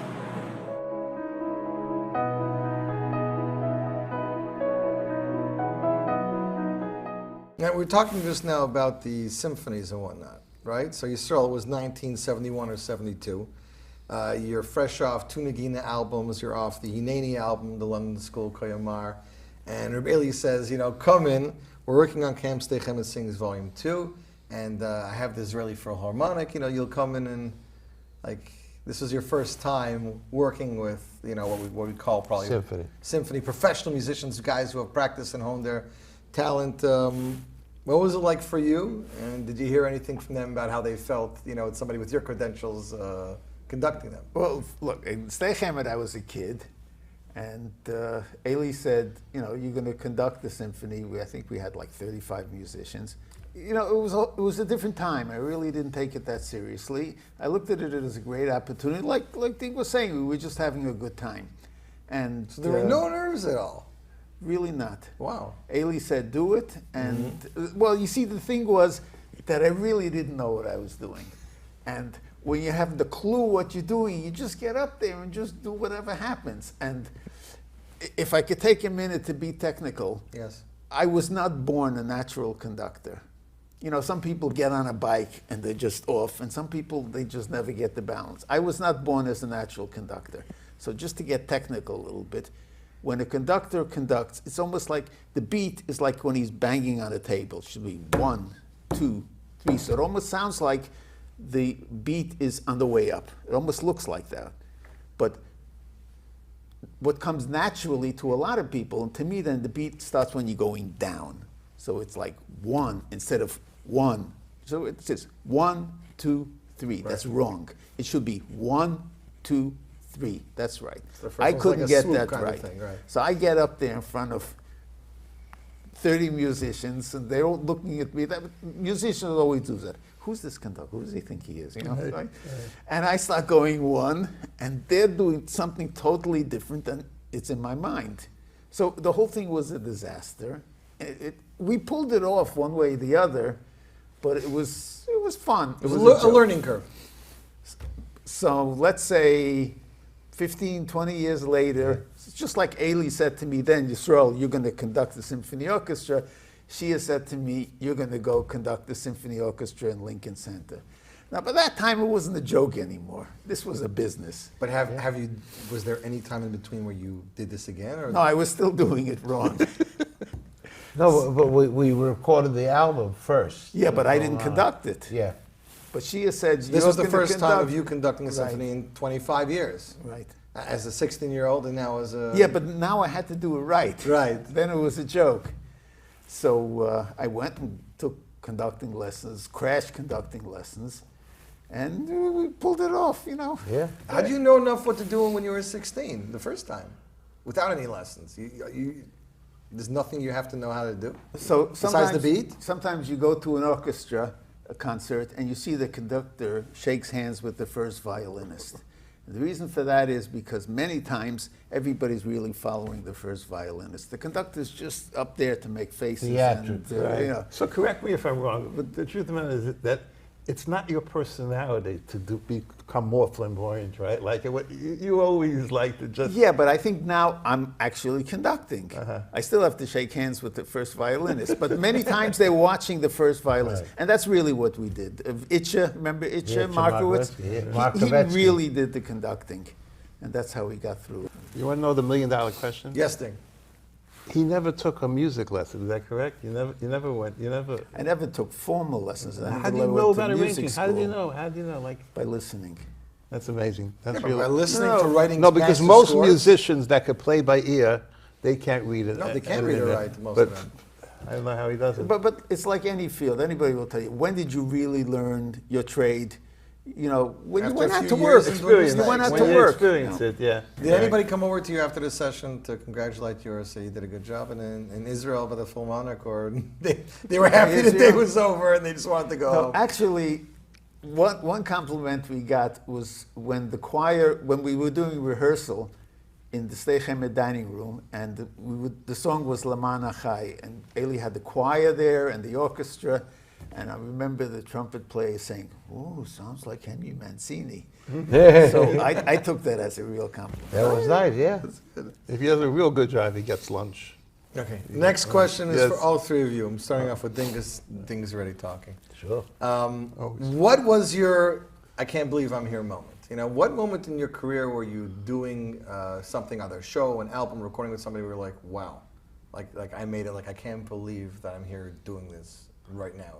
I think the moment that Shlomo Kabach came in on the second Haas concert as a surprise to the audience, and the roar of the crowd. I mean, I said to myself, like, and I won't take the credit for it, that it was my idea, you know, like to bring him in as a surprise, and just like I said, like, we did it, like we successful. We made Haas. I think that Haas became like good forever because of that one moment. From where I stood, that was the loudest roar I ever heard on stage. At any Haas concert? Anywhere. Wow. When Shlomo came out. But what was the moment for you? Getting up to conduct the Philharmonic Experience at HASC 2 in Lincoln Center. I'm standing in front of a 60-piece orchestra, just fresh out of the crash conducting course that I took. Right. And you know, did I ever dream that I would be doing this in Lincoln Center? I would talk to musicians sometimes, and I would say to them at the time, and I would say, you know, in about 2 weeks I'm conducting Lincoln Center. And they say, what? You're conducting Lincoln Center? Yeah, I'm conducting Lincoln Center. That's Lahavdul. Wow, you know, how do you say that so easily? So for me, on the year number one, Haas? Yeah, Okay. Haas. So during the day, so You're talking about rehearsals that day. at the rehearsal that day, we were in the place getting sound checks and everything. And the theme, I asked Yisrael to write the wow. Haas theme. Yeah. And when they played it that day in the I broke down crying. You I know what? broke down crying. You got yeah. chills. People ask me, where did that come from? It took me 3 seconds to write. What? It's not that Yeah. long, you know, it's very No, it's short. not that long. No, but this may sound like a crazy story, but this is really what happened. I knew, I had a feeling that something new was starting. You know, we were a bunch of yeshiva boys playing weddings and doing little concerts, and we were going into Lincoln Center, and there was a possibility that something new was happening. And I really thought to myself, and I'm not kidding around, I said, if I was at Bria Soila, what kind of music would you hear there? And it just came to me. Boom, boom, boom, boom. This was the beginning. It just was the right It was right Devar music for the Hayotzim right LA. song. It was Yeah. the right music for the right song. And So you heard the orchestra playing it by rehearsal, but you never heard the orchestra play it in Lincoln Center till that moment, and it must have been the bigness of the moment. At that point, it all came together.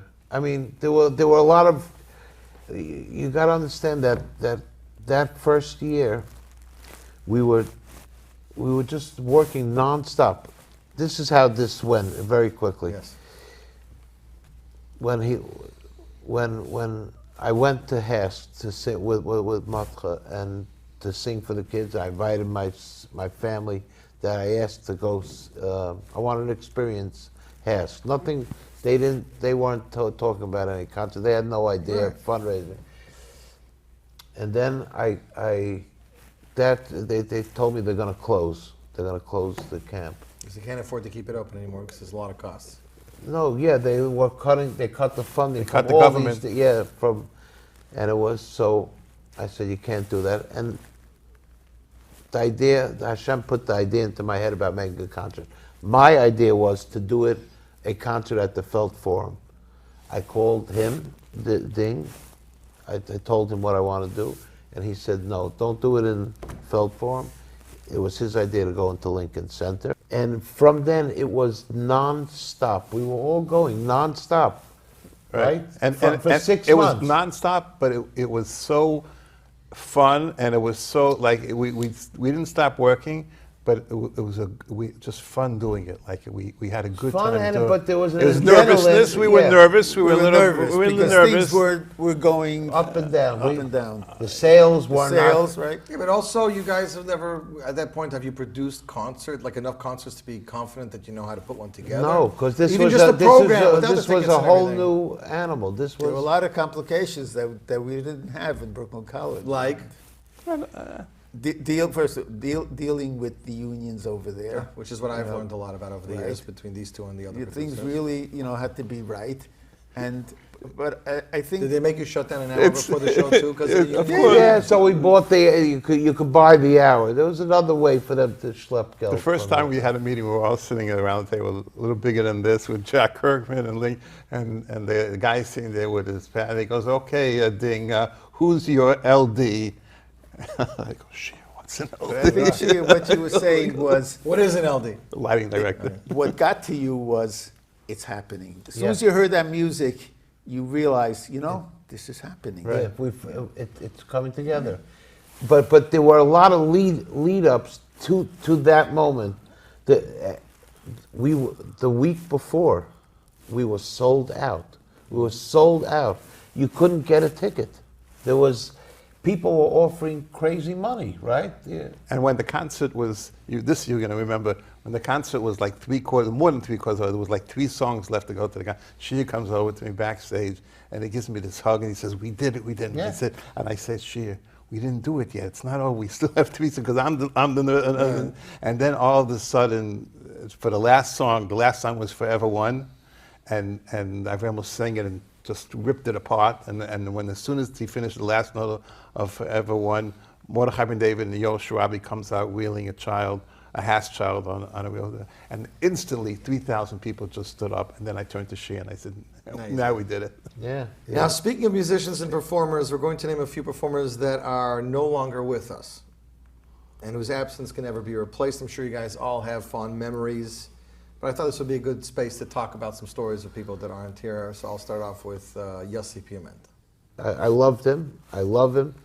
He was a very, very close friend of mine. He was a close friend of Yisrael's and Ding. We all had different kind of relationships with him, but he was unbelievable. The unbelievable. guy, no matter what time of day it was, would do whatever he can to help another. He went through the whole Safe Tillim twice a day. Really? Yeah. The first time I met him was when I was doing an album, the Suki Would Touch a Ding #2, and I never met him before. And I come to the studio and I'm looking. I said, "Where's the Pimentel guy?" And then all of a sudden I see a guy who's just sitting there with the guitar, and he's saying to him, but the guy went to do a favor. You can call him up. This guy, there's a wedding tonight, and the chassan has just lost somebody, and he's in a bad mood. And you don't have to ask again. He's there. Yes, he was there. There was a time I told him about a group of people in Camp Monroe, a camp that's not religious, and how they learned they were in love with Mordechai Ben David just when Shabbos. He said, I'm performing with him. I'm going down to Camp Monroe. That's him. What I remember about him is he had a Simchas Achayim that it was rare to see. The biggest bracha somebody could have is to have Simchas Achayim. Yeah. And he would, pistachio nuts, this kind of drink, you mix coffee. You make the coffee the old way. We brought the Mashinkele on. Yeah, he made it on jobs, on the bandstand. And the other thing I learned from him is that we had ideas that, Jewish music is a certain thing. Yeah. You can go a little bit this way, a little bit that way, and people got angry drawing the line, so to speak. When you made it a little bit too jazzy or whatever. And he came from a totally different world and made Jewish music, made it into Jewish music. I remember the first time that how did I meet Yossi Pimentel? You were in California. In California. Nagina was hired to do a concert in San Diego. Yossi Pimentel was the opening act. I forgot who was singing with us. Maybe it was, I forgot. Marco was there, right? I think so, maybe. And Yossi Piamenta would call me up on the phone and in his very colorful way, he'd tell me, we're going to do this, you're going to hear something you never heard before, and I'm, who's this guy? And we never got together, but we met in California. And I walked into the concert hall with carrying my bag of music while he was rehearsing. And I heard he was doing mitzvah, goret, mitzvah, with his band. I never heard anything like this. I was just totally blown away. And I said to myself, Lamb, Jewish music is not going to be the same anymore. And it was true. I've also heard in the last few years, there's a lot of musicians that passed away that were part of the Jewish music scene when you guys were on it, that names I didn't even know about. I'm trying to think right now. Larry Gates. Label Heschel. Larry Label Gates. Heschel. Label Heschel. Label Heschel, he was many years already. Label Heschel, Shlomo Carlebach. Moshe Yes, Shalom Levine. But you bring up Larry Gates, and everyone knows. Most Gates people is know Yotzai, Larry Gates. the fifth night of Hanukkah. Know Larry Gates as an engineer, studio guy, as an engineer. But Larry's done a lot of voices for Uncle Moshe, and he's done a lot of other for everything. He did, yeah. He adds vocals, and you don't even know. He doesn't even get credit on a lot of the albums. He never disappointed you. When you took the microphone, you knew that he'll do the job that you want him to do. And he was even more than that. When Larry was there, that's it. Larry's going to take care of everything. That's it. No worries. When you went to the studio, you knew you were coming back with a product when Larry was there. Of course, also, I mean, just in the last year, we lost Shmuel Borger. Sammy. He did. He did it. You did. He did the double album. Yeah. Yeah, for Sammy and for Shia, right? Yeah. Yeah, but Achron Chav obviously is Rav Shlomo Carlebach, who you guys both, all three of you have worked with over your time of music. Shlomo was very different than what most people. I'll say. Right. Everybody in the world. You're saying when you hear him, when you hear about him, and when you know him, they're very different personas. Very, very different. How First of so? all, I think the biggest thing was that people always say he was zerflagen, he was like out of it. He knew everything that was going on. He knew. He knew. You could ask him like 7 years after, 8 to 10 years after a concert, what musician played with you that night, and he'll know. Even though that night when he was playing with you, he kept on mixing up his guy's name and stuff like that, but he knew exactly what was going on, and people used to make fun of him, sometimes, and he knew that they were making fun of him. They used to say he was always on something. But he really wasn't. The greatest story, she will tell you, and we were all there backstage at the Haas concert. You tell the story. Somebody came over to him we were backstage, and somebody came over and said, Shlomo, why does so many of your songs sound alike? And he's telling me, he said, everybody. Look, he didn't answer the guy. He didn't answer. When the guy left, I think me, Matra, Yisra. He said, everybody steals songs from me. I could steal from myself. I remember I was talking to Matra a few years ago, and he said the only place that he performed first before Shlomo Carlebach was Australia. That's it. What? The one place that Mordechai Ben David performed before Shlomo Carlebach was Australia. Shlomo Carlebach got to Australia a few months later, and he said when he saw Mordechai at the Hess concert a little while later, he went like this to him. He said, "What are you talking about?" He said, "I got to Australia. They asked me why I'm singing your songs. What's going on?" So he goes, Mordechai goes, it was a present from HaKadosh Baruch Hu, this song. What are you complaining about? Shlomo Carlebach goes, yeah, but he gave it to me. He didn't give it to you. Right. That's true. And the other story was in La Vista Hotel. Me and Suki were in La Vista Hotel, and he said, I don't know if you know this story, it's a great story. So I said, Shlomo, you have any good songs? He says, yeah, bring a tape recorder. I said, I'll be back in 5 minutes. And I come on, I have a tape recorder. In those days we had tape recorder, we didn't have phones. Right. And he goes, just before I sing you this song, he goes, I have one complaint. He goes, I said, what's the complaint? He says, you took Eishes Chayo, and you gave it to Avram Fried, and he did a very good job on it. But I composed it slow, and you went ahead and made it into a fast song. I composed it for my chuppah, for my own chuppah. So he looked at him and said, Shlomo, the marriage didn't last that long. And the only time in my life I heard him, Shlomo just cracked up. He goes, you're 100% right. Brother. But he was the most popular guy in the world in Jewish music, and he was not in the business. He wasn't, right? Yeah, he just, it was all here. It was all in his heart. Whatever money he made, they say he gave away. Yeah, and he was a big, he gave tzedakah, and it's just amazing. I mean, he once invited me to one of his Gemara shiurim, and that wasn't the Shlomo that I knew. Right. So you went? Like listening to a Rosh Yeshiva. It was klar. It was yeah. It was an act. All this stuff. It was all an act. It was all an act. The Holy Brother.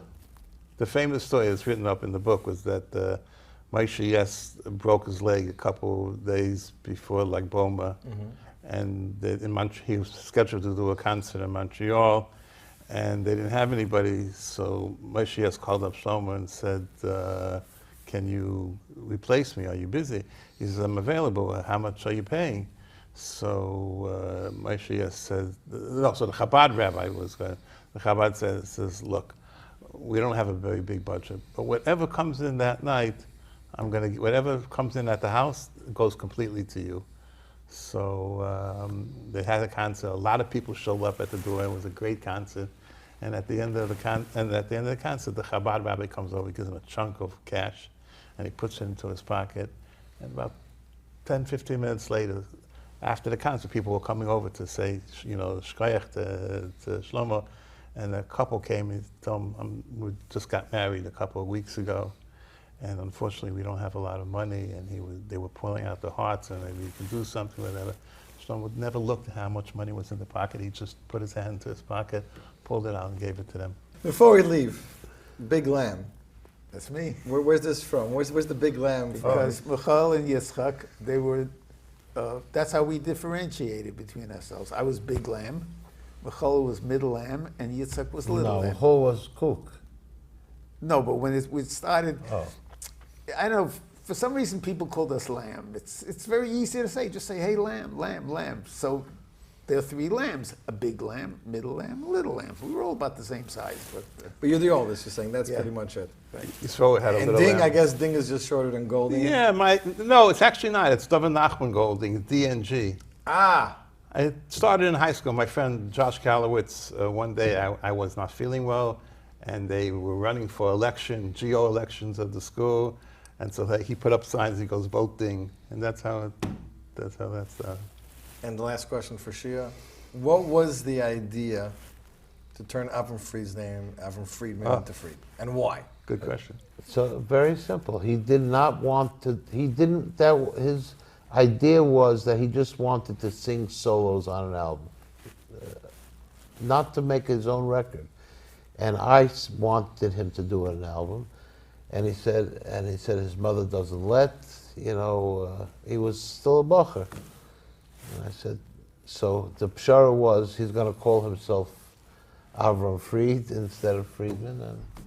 And nobody in Crown Heights, like when the album came out, was like, hey, what is this Fried business? You're Fried. They didn't know him. They didn't know who this guy is. It's Fried. But he grew up in Crown Heights, though, right? Right. So yeah, nobody knew him. Interesting. Right. He was one of those people that we were talking about before. Like when he started off in the music business, like he had no idea what he was getting himself into. And he was like shy, and like she had told the first story the time when he came to the studio and he froze up. He goes, but then he went from like being like so backstage to becoming so confident and so on the money and so taking care of any problems that would come up by a concert. He just knows what to do, and he's the best. I was at a concert that I was emceeing at probably 4 or 5 years ago, and Avremel was on the thing, and we were watching rehearsal, and we were watching these singers saying, we're this, no, I don't get it, this microphone, that microphone.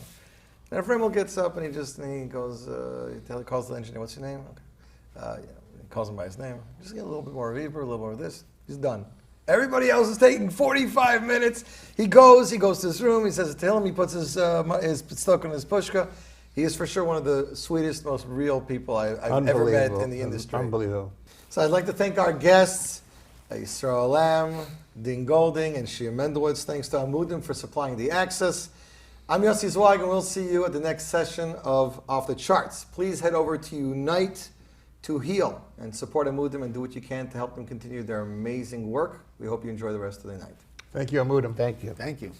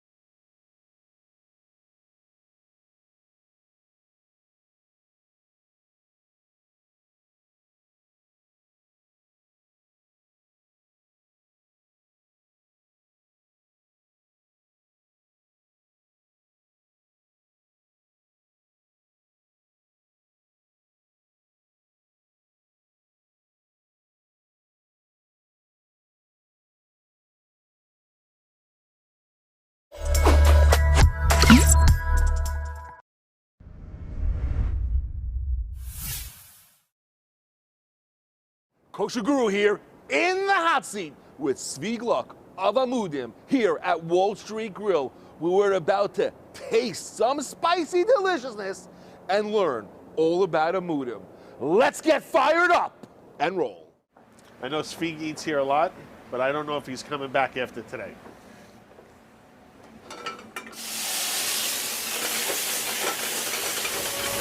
On fire! Zvi Gluck, Amudim. Do you even know what is happening here today at Wall Street Grill? I gotta be honest, I don't. All I know is I was told that I'm gonna be eating spicy food, which I don't do. But you're gonna do it. And not only gonna do it, but Chef Joseph Paulino, executive chef of Wall Street Grill, created, cooked, curated some of the most spiciest foods in the world, because I'm told you would do anything for Amudim. Are you up for the challenge? Honestly? No, lie to me over here. Of course, honestly. I'm not, but I'm gonna do it anyway because it has to be done. So let's bring out the heat. Okay. First course is jalapeno. It's a pineapple and jalapeno brine chicken thigh with a spicy jalapeno guacamole. Enjoy. Thank you, one Chef. Second. I thought that it's supposed to start, and build its way up. If we're starting off with jalapeno, this is... Just because you hear the word jalapeno, don't get too scared right now. And Zvi, we're about to see how far you'll go for Amudim. Go for it.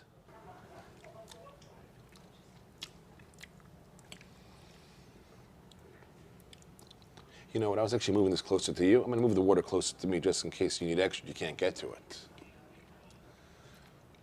How you doing there, Zvi?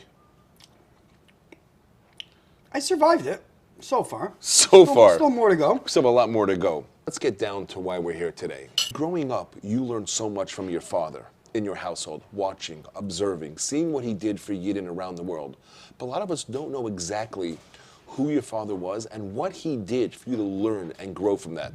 So I was blessed to be raised in a great home. My father, Rabbi Edgar Gluck, may he live and be well until 180 years old, otherwise known as Rabbi Chaim Baruch Gluck, has been in public service since he was very young. He actually started at the tender age of, I think, 18, 19. My father was one of the founding members of Hatzalah.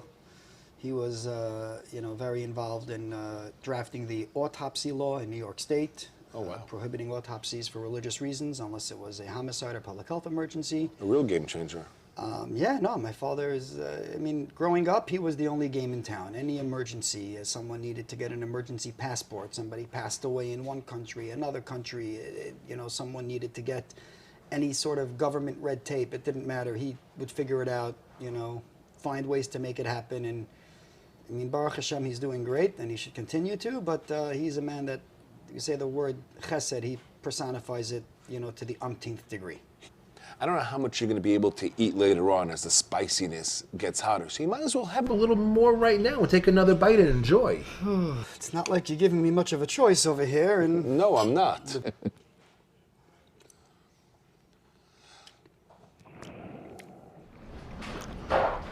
And? Being a real Ashkenazi Jew from German descent, we don't do spicy very well. So hearing about the house you grew up in just now and your father, is there any one story that comes to mind that you'd love to share with us?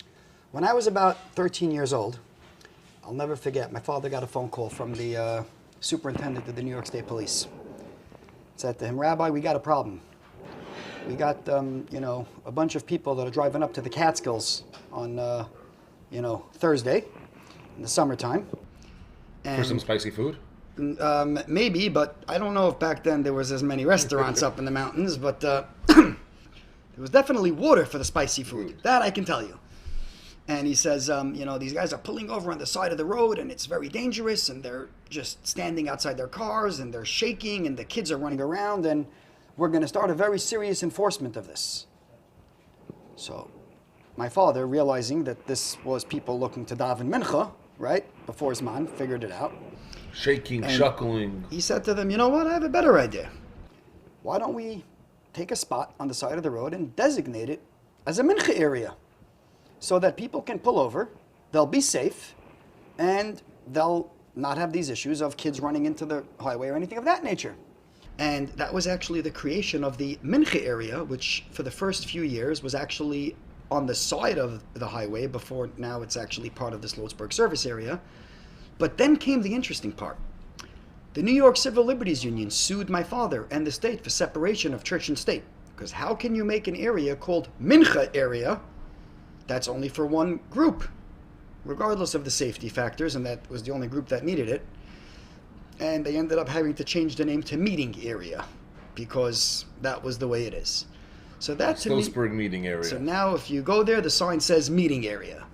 But this is something that now every time I go up to the Catskills and I daven and I see literally thousands of people on a Thursday there, and I'm saying to myself, wow, this could have either just been warning to everybody, don't pull over on the side of the road, the police are going to enforce it, or millions of Amen Yehesh Mei Rabbis that have been answered, all in the schus of my father, should he live and be well, and all because it's outside the box thinking. Really Just like you presented something, you think of a solution, and you make sure that that solution is taken care of. And the only difference was this one was a lot cheaper. I still have to raise the money for the solutions that we come up with at Amudim. But yes, that's where I learned that skill set from. So you still have your senses, you know, Amudim. You know what's going on. The food hasn't gotten to you yet. Not yet, but just to humor you, before you force me to take another bite, I'm going to do this one on my own. Because we're about to get into round 2 and it's only going to get hotter.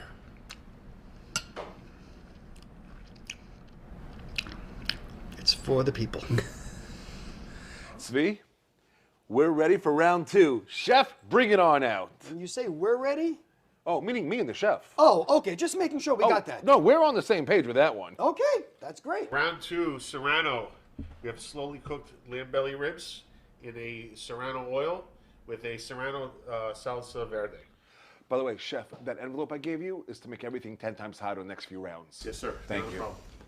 Since these are ribs, I'm going to use Zvi, my fingers. All I could tell you is that these ribs smell insane. I can't tell you how hot they are, how insanely spicy they are, but they smell delicious.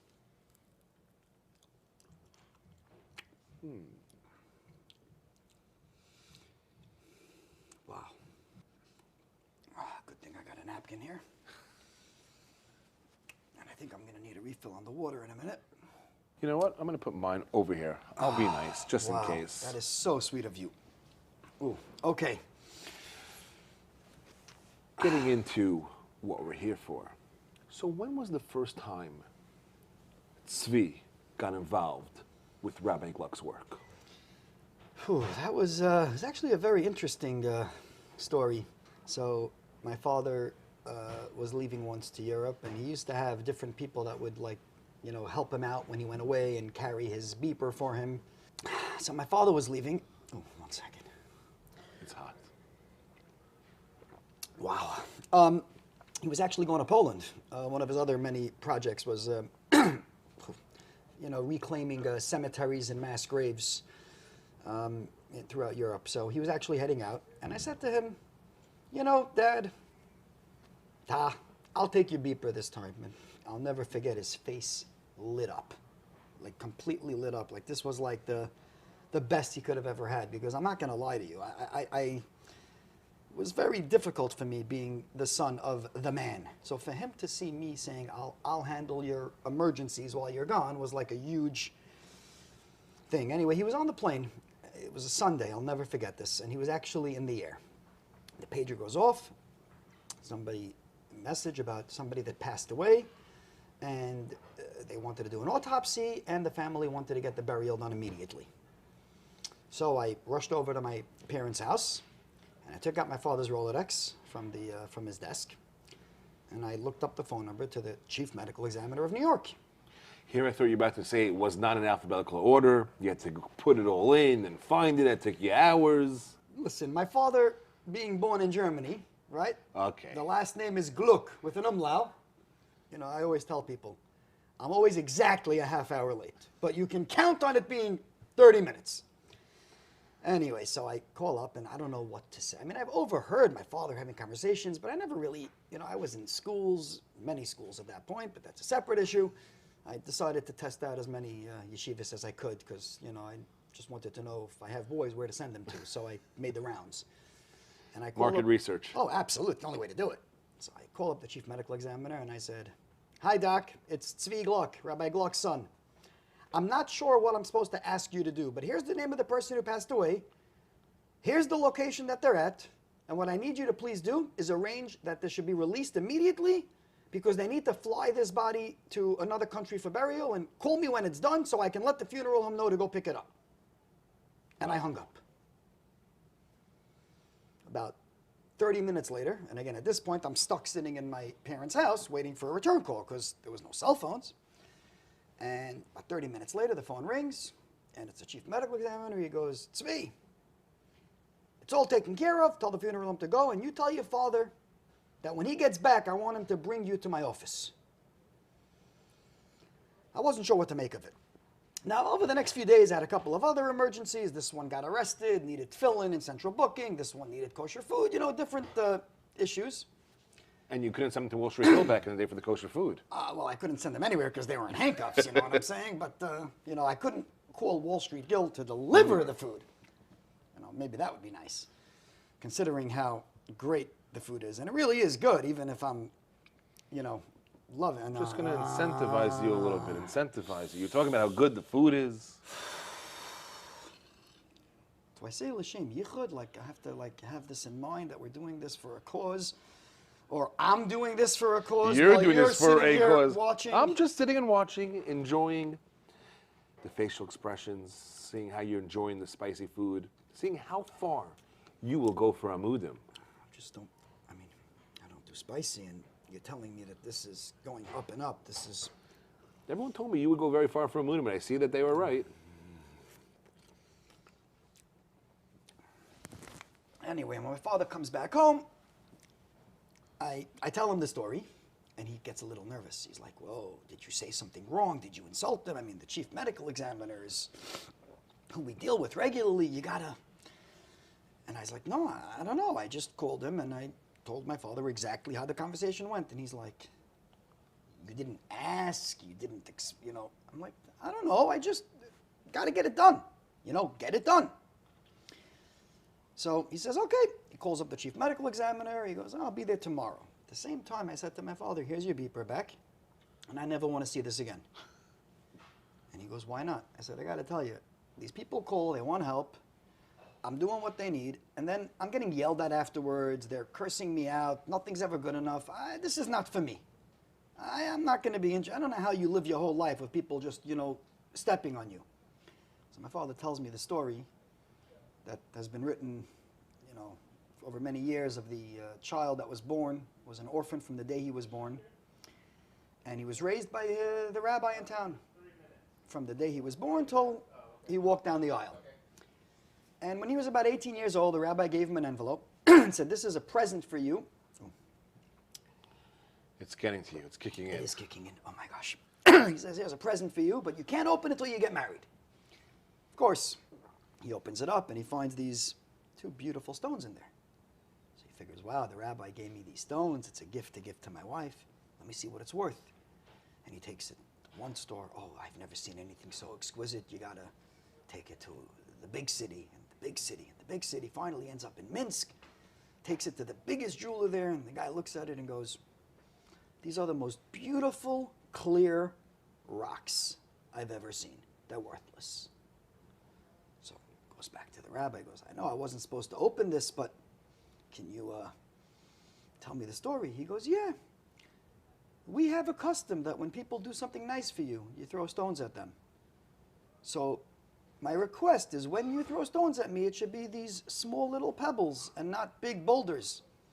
And my father says to me, "I understand if you don't want to get involved in public service. But if you do, you're going to have rocks thrown at you, and they're going to be boulders too." And I must say, he's right. So at what point did it click in your head that you want to get into public service and do what Tzvi Gluck does? Public service, I kept saying, was not something I wanted to get involved in. I wanted to go out, real estate, hedge funds, make money. I wasn't, the public service wasn't a life for me. Eat food that's not so spicy. Yeah, I mean, you know, for sure. At least not for closing a deal. I don't have to worry about spicy food. But when I was 19 years old, I had two close friends of mine that passed away back to back. One of them was driving while he was high on drugs and got into a car accident. And the other one, unfortunately, committed suicide, leaving a suicide note about the abuse that he had endured, sexual abuse when he was younger. And at that point, I still wanted to make money, but I realized that, you know, there were problems out there, and I started volunteering. Our place had just opened up in Brooklyn on Avenue M. Chaim Glantz, Mike Spinnick, a few other very special people, and I went there and I started volunteering, you know, and then all of a sudden this kid from our place got arrested, and I would get a call and go down there, and this one needed to go to a rehab, and it just slowly grew until my father decided one day it was time to get me some credentials, and my mother went crazy because she's like, well, if you get him credentials, if he doesn't have smicha, he can't use the word rabbi. So I ended up going for smicha because got to make my mother happy, because we all have to make our mothers happy. And but really, that was the irony, is getting back to the other story. When we went to the medical examiner's office, so my father was nervous, and the chief medical examiner looks at my father, looks at me, and he goes, Edgar, your son, he's got chutzpah, the kind we like. I want him to carry an ID card like you do from this office and get more involved in helping. And that was my first public service, was they made me what's called rabbinical consultant for the office of the chief medical examiner. They made me an ID card. Didn't know what that meant, but still trying to make money, because I, you know, growing up, I always had friends that were wealthier than I am. And, you know, my parents are both public servants, so as it got you into more things, we're actually about to take the level of fireness to another different level. Are you ready? I was kind of hoping we could keep this going for a while and forget about the rest of the dishes. We only have the restaurant for a little bit more time, so we got to get going over here. If you say so. I say so. Let's get ready for the next round. I'm ready. Thai Redbird chili is our next course. Some short-rib flanken, marinated 24 hours in Redbird chilies. Enjoy. Wall Street Grill knows how to spice it up. Cooked for many hours to get that spice into it. Zvi, you're up. You know, I really thought that the partners in Wall Street Grill were my friends and that they would have my back. Oh, trust me, they have your back when it comes to Amudim, not when it comes to the spice level. The smell of this is already, this is, so I'm going to do it in small pieces just to I think get that might be a good idea.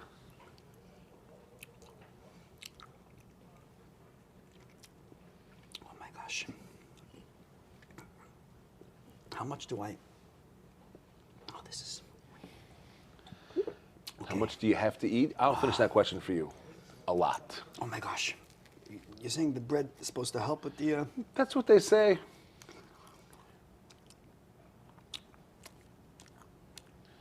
And here I thought at Wall Street Grill, we'd be just enjoying a nice meal. And Zvi, you're quivering in your chair over here. When do I get my taste buds back? 3 to 6 weeks. It's not even funny. Maybe for you, but for us it is. Describe how you're feeling right now. The taste, the flavors, the spiciness.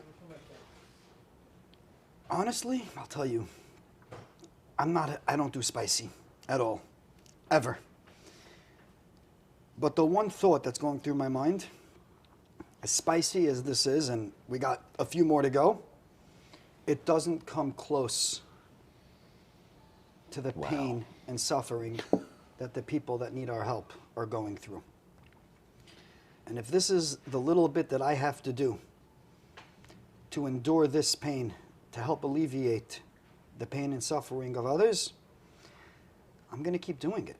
So we're talking about the pain and suffering of others. Besides the pain and suffering that you're going through right now, Amudim, how did it start? So I have a very close friend of mine from when I was growing up. Actually, his father, Zechron Levracha, and my father, Zazain Gesundten Stark, learned in yeshiva together. And his name is Laser Shiner. And we were friends for many years. And, you know, like I said, growing up, I had a lot of wealthy friends, and I was always jealous, and I wanted to make money, and it wasn't in my cards. And at one point, he had said to me, Tzvi, stop trying to make a living. You're good at what you do in helping people. Just focus on that. And he basically helped me out for a number of years. And I was a lone soldier, just helping people when I could. And he kept always pushing me, saying, Tzvi, you got to take this to the next level. You got to do an organization. And I kept saying, listen, then you got to worry about money and finance. I don't want the headaches. I don't need it. You know, I can help whoever I can help. But he kept pushing me. He wouldn't take no for an answer. And I said, you know, when the time is right, maybe. And I just kept trying to, like, push it off. Moshe Wolfson, a very, very dear friend of mine, made a bris a week after his father, Reb Zev, the noted philanthropist who, you know, changed the world of charity and giving in this generation, made a bris about a week after his father's patira. And this was going to be the first Zev to be named. And I was at the bris. And after the bris, Moshe says to me, you know, come to my house. So, go to his house. You know, the benefit of not working for anything is I have the free time. And I'm sitting in his house, and we're schmoozing, and all of a sudden, somebody pulls up. The guy gets out of a car wearing a cowboy hat. Very interesting. Moshe opens the door, gives him a hug. He goes, I'm so sorry, my flight was delayed. I missed the bris, but I'm still coming to say Mazel Tov. And we're sitting on Moshe's back deck just schmoozing, the three of us. I don't tell this person my name. He doesn't tell me his name. And we're starting to talk about different situations, and then I get an emergency call in the middle about somebody who, there was a bail issue and this, and I don't remember exactly what the story was. Anyway, and I start answering the questions, and I hang up, and the guy looks at me and goes, who's that about? I said, I can't tell you. It's privacy. He goes, well, what's the story? You don't give me a name. I say, oh, some guy got arrested, and there's an extradition, and I don't know, some rich guy put down $500,000 bail, so they're bringing him in, and he's going to be released right away, and I'm just trying to orchestrate that it should happen in a timely manner. And he turns to me and he goes, this is so-and-so? And I'm like, yeah, how do you know? He's like, I mean, it's very nice that you refer to people as some rich guy, but I'm the guy that put down the bail money. I know this case very well, and I don't know who the guy is either, but somebody called me for help. So Moshe Wolfson looks at this fellow, looks at me, and he goes, you guys don't know each other? And, no, what's your name? He goes, Mendy Klein. What's your name? Tzvi Glock. Looks at me, he goes, you're Tzvi Glock? I was expecting somebody much older. And he gives me a hug, and he goes, I'm trying to reach you for 2 years already. Why are you ignoring me? I said, ignoring you? When did you try to reach me? He goes, check your emails. Look at emails, nothing, I don't see anything from a Mendy Klein. He goes, type in Robert Klein. Okay, so I go through my emails. It says, I have an email from a Karen O'Rourke from RIK Enterprises in Cleveland, Ohio that says, hi, Mr. Gluck, my boss Robert would like to know when he can meet with you. Thank you, Karen. I put it into spam. I don't know what that is. I don't know who you are. That's like the prince in Nairobi trying to give someone their country's riches. Exactly, and I never heard of this. Anyway, we end up continuing to talk, and then he makes a comment about something, and Moshe says to him, oh, you don't know what Tzvi does. This one rehabs and detoxes and abuse victims, and he's just a one-man show, like an army.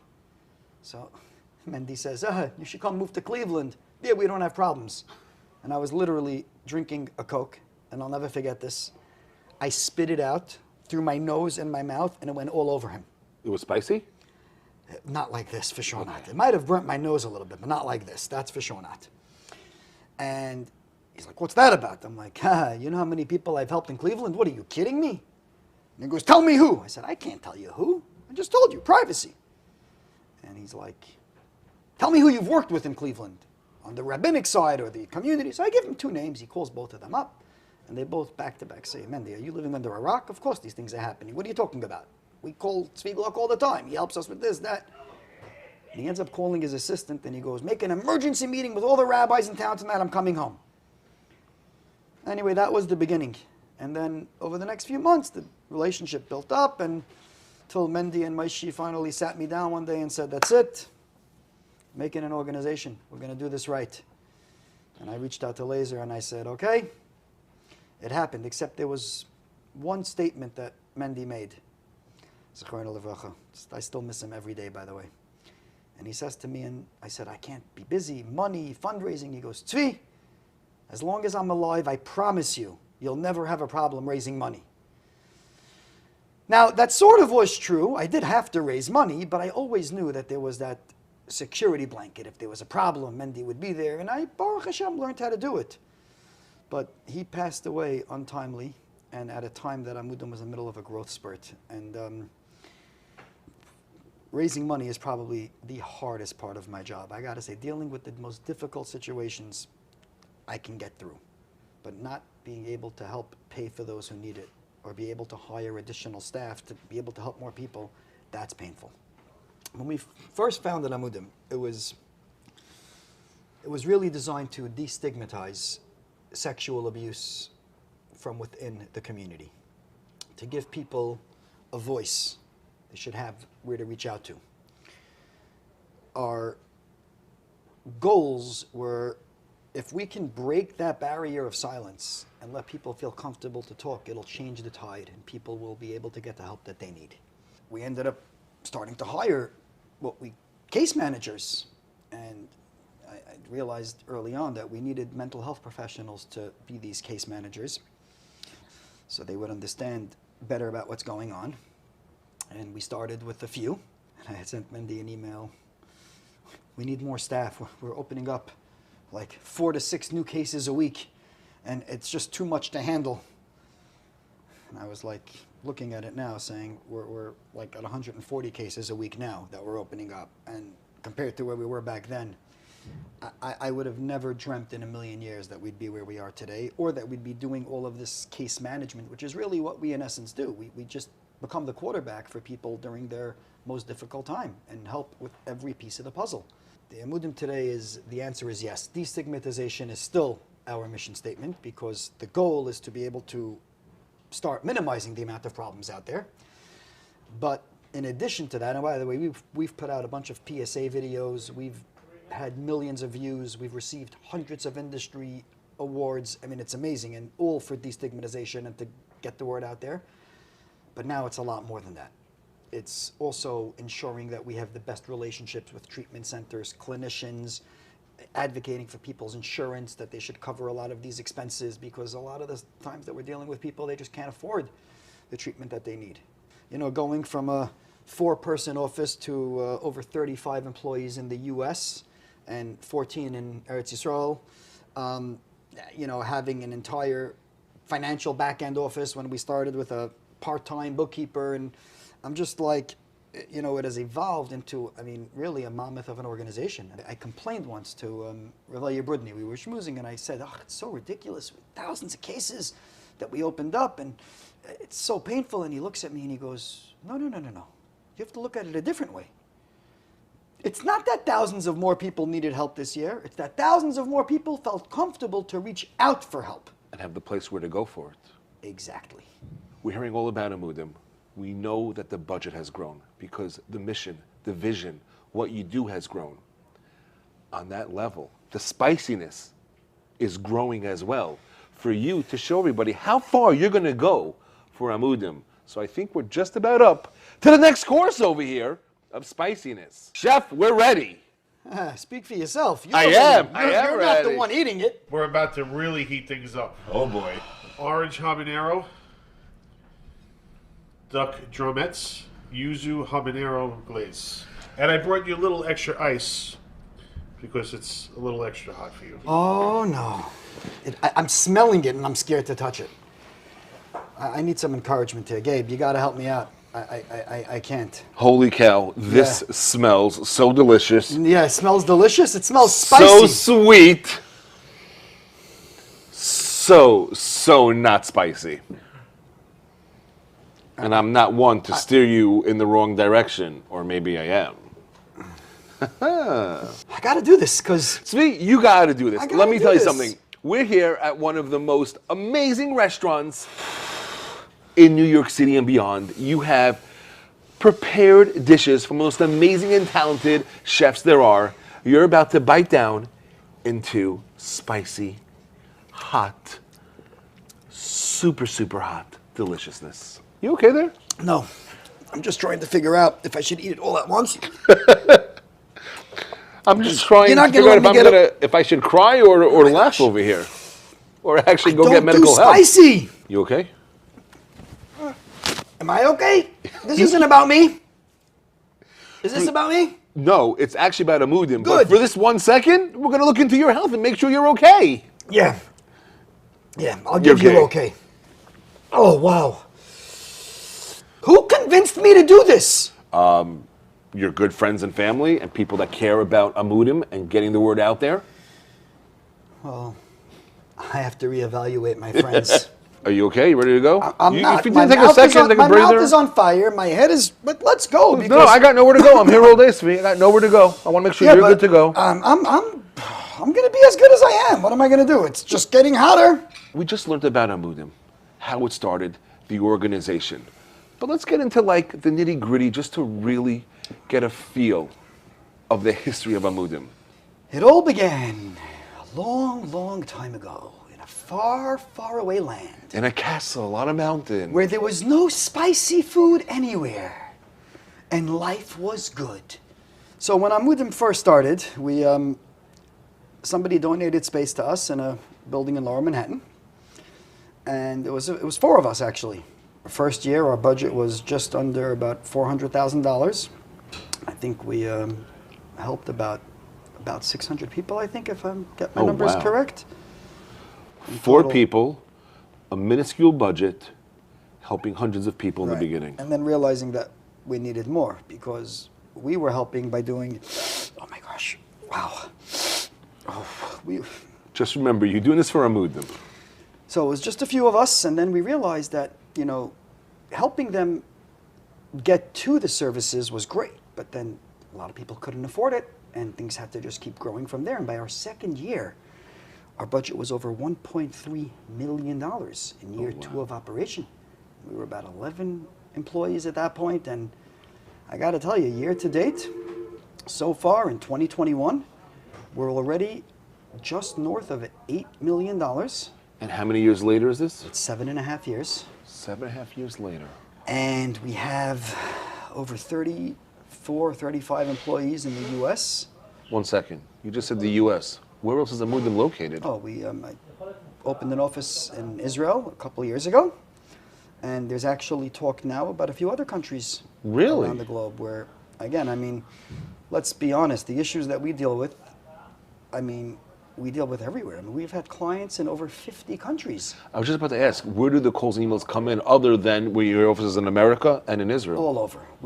I don't think there's a single community in the world that we have not received a call from. Really? And I'm talking, it could be 1 or 2, and it could be 100 to 200. In the United Kingdom alone, we've had over 400 some odd clients over the years. Canada, we've had about 700, 800. In the US, we've had clients in, I think, over 37 states, 38 states. I'm hearing all about what you have done, what Amudim does, what you built for the people out there that had nowhere else to turn to. It's amazing. It truly is amazing. Where do you see Amudim going? Well, I have a joke that I say, if Amudim was an investment firm, our investors would be thrilled because this year alone, we've serviced over 4,500 clients. Oh, wow. In total, since inception, it's already over 11,000 people that we have helped. Wow. And based on the current numbers, it looks like it's going to keep growing. But again, I keep telling myself, it doesn't mean more people have problems. I'm listening to Rav Brudny's words. It means more people are reaching out. And I must say this, if not for the dedicated staff who And they have access to it as well. They have access to it. They have where to call. They have who to reach out to. And we're blessed with the most amazing dedicated staff from all sides of Amudim who really give it their heart and soul, because I promise you, there is nobody that's working at Amudim for the money. I can tell you that for certain. How has Amudim changed, functioned, veered this way or that way during COVID? COVID was very difficult for everybody. We had a couple of things that really was on our side, because at Amudim we always allowed staff to work 1 day a week from home. So the remote working was easy for us because that was already in play. But at the same time, there were a lot of different things that started happening, and our call volume started jumping through the roof. But it wasn't Amudim, quote unquote, related issues. It was anxiety, parenting, all these other, and it was just one after another. So we had reached out to a bunch of our partner organizations that we've done a lot of work with, and we launched a support line that was open 7 days a week, Shabbos, Yom Tov, Pesach. Didn't make a difference. It was right before Pesach that we launched it, staffed with volunteer mental health professionals, answered thousands of calls from 8 a.m. till midnight to be able to provide a service. And we were getting calls from all over the world. And that was just one of the things. You have to step up. But I also have a policy at Amudim. We don't do things unless it's necessary. Sometimes, you get an idea, maybe it'll be good for fundraising. I don't believe in that. Is this idea good for fundraising? Well, this we'll find out. This we'll find out. I don't know. But as soon as the call volume started slowing down and the mental health professionals were getting back to work, and so we shut down the support line because it served its purpose, but now it's time to go back to the regular scheduled programming. Right before Pesach, we got tremendous amount of influx of calls from victims of domestic violence. People were, quarantined with their abusers and children and didn't have where to go, and there were no Pesach programs, or people weren't taking people into their homes. What do you do? So we ended up, with the help of the UJA and a few other foundations that they put us in touch with, we took out rooms in a bunch of different hotels, and we arranged for meals, because New York State allowed for food in hotels to be served to rooms as part of room service, but you couldn't have the restaurant part open. And we ended up creating a safe haven for over 100 people in need that were able to be someplace for Pesach. COVID. Smack in the middle of COVID and during Pesach. So before we hear more about how Amudim has transitioned and helped so many during COVID, we're going to take up another notch with another dish. This is some good. spiciness. We're good. We're good. No, sweet, we're not good. We need to be amazing. We need to be the best, because that's what Amudim is. And we're about to get ready for the next spicy course over here at Wall Street Grill. Oh, I can't wait. You're not ready, but we will be. Don't have a choice. Oh my We have gosh. some sweet chili ghost pepper wings. Ghost? And if you think it wasn't hot enough, Oh no. we're Oh no. gonna just put a little extra You did not just do that. Yes, I did. Chef, First of all, I'm looking at this. I want to smell this. Okay, my nostrils just flared up. I was able to keep a straight face in the other rounds and tell you it was sweet and mess around with you. Svi, I can't mess around or lie to you. This is loaded hotness. Are you ready? Breathe in. Svi, this is your time right now to enjoy spicy food for once in your life. How's it taste? I don't know. You don't know? I don't know. I don't know how it tastes. Are your taste buds all burnt off? Whatever was left of them. Oh my gosh. You were telling us some amazing things that Amudim was able to actually do during the pandemic. Let's get a little bit more into it. I will say, I do have to give a very big thank you. Right before the pandemic started, I was in a program that was actually sponsored by the UJA, a Jewish Executive Leadership program at Columbia University. And a lot of the skills and the classes that I was taught during that program actually helped me, as the CEO of Amudim, be able to function, because we lost a tremendous amount of donor base because of people not knowing, the uncertainty of what tomorrow will bring. Our caseload increased, multiple fold. And really, I have to say that that program actually helped me be able to maintain what I needed to keep together in order for Amudim to be able to survive. Another area that we got very involved in and are still very involved in, which again was not the Amudim hat before COVID, it might have been the Tzvi Glock being my father's son hat and dealing with public service in other areas, was dealing with a lot of travel related issues. And it started in April of 2020. There was a family that lost a loved one and there were no commercial flights and they wanted to bury their loved one in Israel. And they were flying out of Westchester Airport. And for those that don't know, Westchester was ground zero for COVID in New York. I forgot about that. You're right. I remember now. And they were welcomed with a very large police presence surrounding the plane and the Chevra Kadisha and the Undertaker. And I got a phone call late at night saying, you know, Tzvi, you're a chaplain with the Port Authority Police. Can you possibly help us deal with Westchester Airport? And I was like, listen, Westchester Airport is not under the Port Authority. No, you don't understand. They're not letting us go. They're threatening to arrest us. You got to help us out.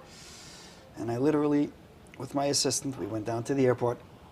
And I tried reasoning with the police. And I got copies of all the documentation that everything was done as far as the COVID requirements for transporting, remains. But nobody really seemed to know what was going on. And I ended up reaching out to the governor's office. And this was in the beginning of COVID. This was April 5th, 2020. I'll never forget that day. And then we reached out. I spoke to the county commissioner in Westchester County of Department of Health. And it took a few hours, and they ended up squaring everything away and allowing this nifter to be flown. So I wouldn't say Amudim transition. You more or less took we on... added on another piece. And then that ended up resulting in over... I think it's like 17,000 people that we have helped get into Israel since COVID started, whether it's for tragedies, whether it's for simachot, when they kept changing the rules. And then we did something else that I'm so proud of. We developed a website, amudim.org/travel. And as the rules were changing in Israel, we were always updating the website, but most importantly, full tutorials on how to apply for the permits and how to get in and what categories are accepted. Because if you just go to the Israeli government website, you can't figure out what you're supposed to do. We ended up developing, our webmaster, she was great, she developed a form filler, because a lot of the forms they wanted them digitally filled out.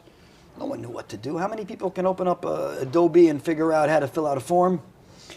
But I'm going to keep this going so you don't ask me to eat any more food. I'm just letting you know. I see you struggling. This is going to go for a little bit. We see you struggling. Anyway, we had over 10,000 people that used our form fillers alone just for their permits to be able to get into Israel that did not go through our office per se, didn't contact us for emergency help, that were able to be helped by this. All online. And I was also very strict, and even now, the rules just changed again recently. We don't publish anything on the website based on the media, based on the WhatsApp chats, based on Twitter. No rumors, just facts. Once we know the facts, we update the site, and we update it every couple of days. But I also have to say that this is not something that's just Amudim. We've had some great partners.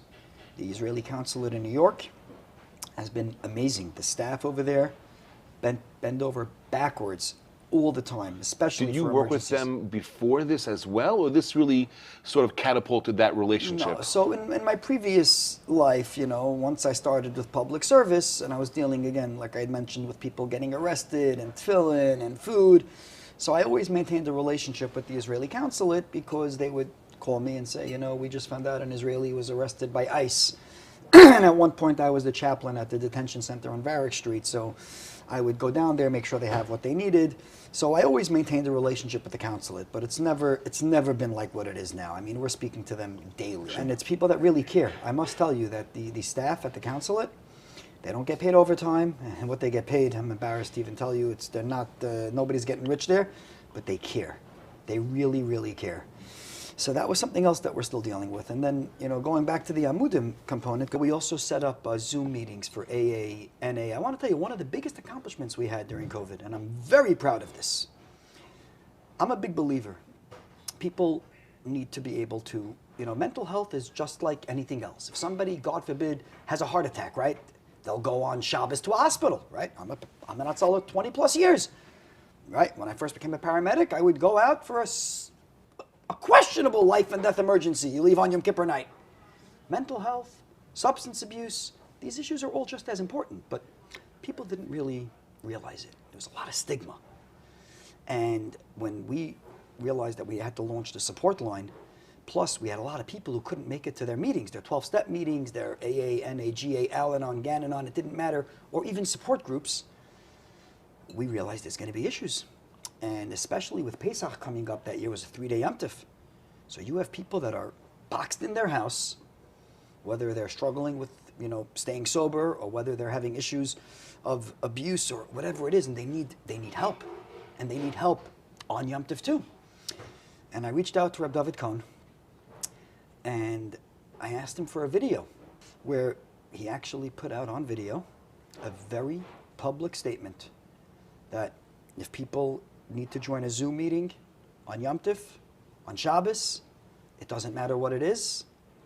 It's the same thing like dealing with Pekuach Nefesh, saving a life. And if that's what people need, they need to do it. And that video, I am told now, more than a year and a half later, that the amount of people that reach out, especially on Shabbos, Yom Tif, other times, because it's been okay. If you have a problem, you can get help.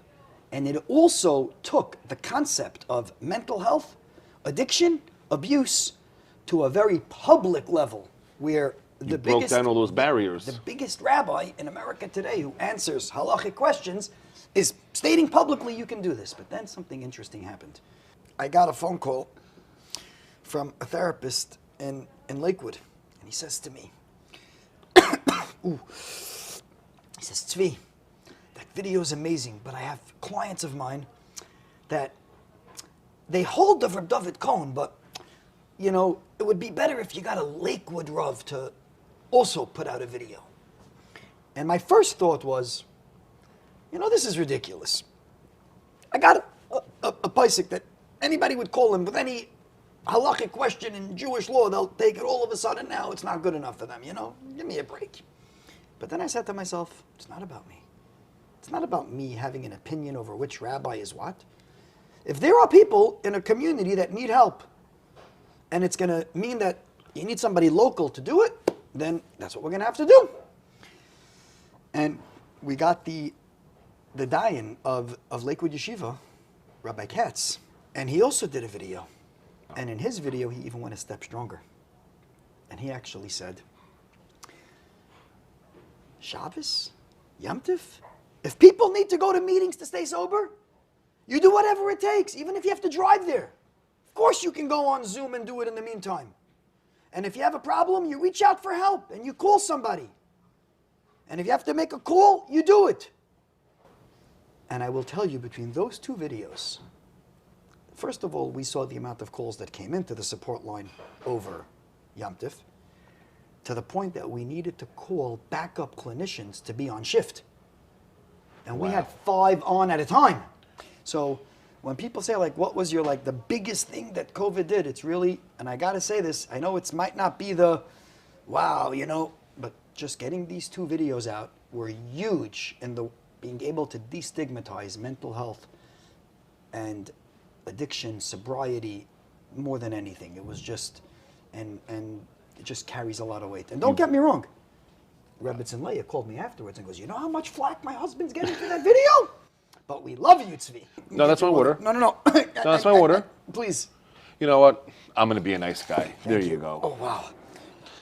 As we're bringing up the level of heatness, wow, that just hotness, kicked in. some spiciness. 1 second, you're the food genius, right? I don't know about the food genius, So but you know what, kosher what guru. was that? It just, out of nowhere, it just hit me in the Those back of my throat. ghost peppers just pop like there's no tomorrow. And what we're about to do, Tzvi, is get ready for the next round. This is specially brought over for the fire department for the last round. That's how hot we're gonna get. So I'm gonna keep this real close to you. It's getting real. Like, really real. And we present the Carolina Reaper. OMG. Oh, no. No, you see what that Like is? a volcano with the lava of peppers. Bring on the lava. What is this? That's the Carolina Reaper. What? Yeah. It is going to burn, baby, burn. Yeah, we'll give you some burn. But everyone says, will Svi Gluck go all the way for Amudim? Ah, the guilt trip. Yes, the guilt Are trip. you a Jewish mother by any chance? Thank God I have a Jewish mother, so we all know what the Jewish guilt trip is all about. Okay. I'm gonna do what... Oh my God. This is like... Thank God we have the fire extinguisher just in case. I'm just putting this all on the fork at once because I'm gonna... I think if I just do it fast... You're building up. The problem is that you have these Carolina Reapers here that are so stealthily spicy. They're just gonna creep up. And yeah, bring that level of spiciness. Ooh, he did it. He did it. Svi Gluck.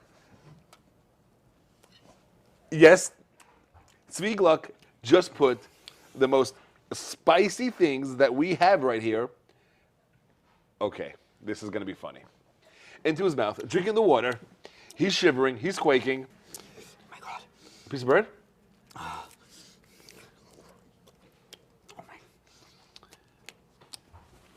Do I call it Salah from outside? Do I not? Do we warn your wife and family you might be getting home a little bit later tonight? Oh my gosh, wow. I am gonna need more water. Your eyes are watery. Yeah. I don't even know where to go with this. You're enjoying it, I see you are. Oh my God, it's still in my mouth. I can't get rid of it. The future of Amudim. Where is Amudim going? I want to tell you something, and I mean this very, very seriously. If I would have known 7.5 years ago where Amudim would be today and all the pressure that we would have between trying to find the best help for those that need it, being able to find the money to cover the expenses for it, being able to ward off all the haters out there, I don't know if I would have agreed to do this. And I don't mean this. I mean Amudim. And for that, I'm thankful that I didn't know. Because at the end of the day, maybe it's selfish of me, I don't know. But there is no greater feeling than knowing that one is making a difference. And at Amudim, and it's not me, and I tell people all the time, you know, it's really not me. We have a team that really make that difference. And from the looks of it, if I had to guess, I would say, I would see various branches of Amudim starting to open up in other communities in other countries around the world, especially as the caseload is getting larger and larger from so many other places. And one of our board members actually said not too long ago, the same way there's Hatzalah in major cities and Tomchei Shabbos and Bikur Cholim and all these great organizations, I do believe that that's the direction that it's heading. And I'm not thrilled about it because that just means like more money that we have to raise and probably more spicy food that I'm gonna have to eat because people are gonna be like, Svi, for next year, if you go spicier, we'll give you more money. And things are not easy, but our job at Amudim is to alleviate the pain and suffering in as easy as a format as possible. And we're trying, and don't get me wrong, it's not just about putting out the fires, which definitely something that we need to talk about. But it's also about prevention. And we're actually embarking on some very, very large prevention programs, school-based curriculum, and many other areas where, while we can't stop dealing with the emergencies because we have to be available, we can try to stem the tide by doing proper and early, age-appropriate education to create a healthier society. By the way, something I have to add, just hearing everything you've said, the entire show so far, I am in awe of everyone who's on your team, but more so for their families. I will tell you the dedication, and it's not what keeps them going, it's what pushes to go. and I will tell you this, I've spoken, we do a retreat every year just for the staff and their families. It's not for the public. It's not one of these weekends no, it's just an internal, and it's a weekend of giving strength to each other. And, we have our clinical advisory board come, and the board of directors come with their families, and, some other, people that are very involved, but it's a closed weekend. It's not for the public. And I end up talking to the spouses of the staff just to get a feeling from them, because the truth is I want to know if we're overworking people. It's important that, they know that we care and, try to figure out. And by the way, we do get feedback on both sides of the coin. But I will tell you overwhelmingly, and it's something that we hear all the time, it's not just that they're not like, oh, it's okay, it's your job. It's encouraging. And I could tell you that. I could say that for myself, and I could say that for anybody else. Because like I said, nobody's working at Amudim for the money, and certainly not for the fame or glory. So do you think there's a way to stem the tide, reduce the number of people that actually need Amudim out there? The end goal is yes, and I will tell you that we're already noticing a huge change, and while we still have so much more to go. But I can tell you that from 7.5 years ago to today, parents are calling us much earlier on when they're finding out their children are having problems. People that have loved ones that are struggling with addiction are calling earlier, meaning a lot of that, what we used to see people would call years later, we're starting to get those calls much quicker. So there's definitely been a systemic change in the culture. I mean, we still have a long way to go, but we're heading in the right direction. And I do firmly believe that with continued awareness, education, with this school-based program, trying to create a healthier society, I do believe that the time will come where, things will be better and we will have a healthier society overall. And a lot has to do because of the work that you and Amudim have been doing for these 7.5+ years. No, it has to do with those that support the work so that Amudim can continue to do what Amudim does. Amudim is not a person.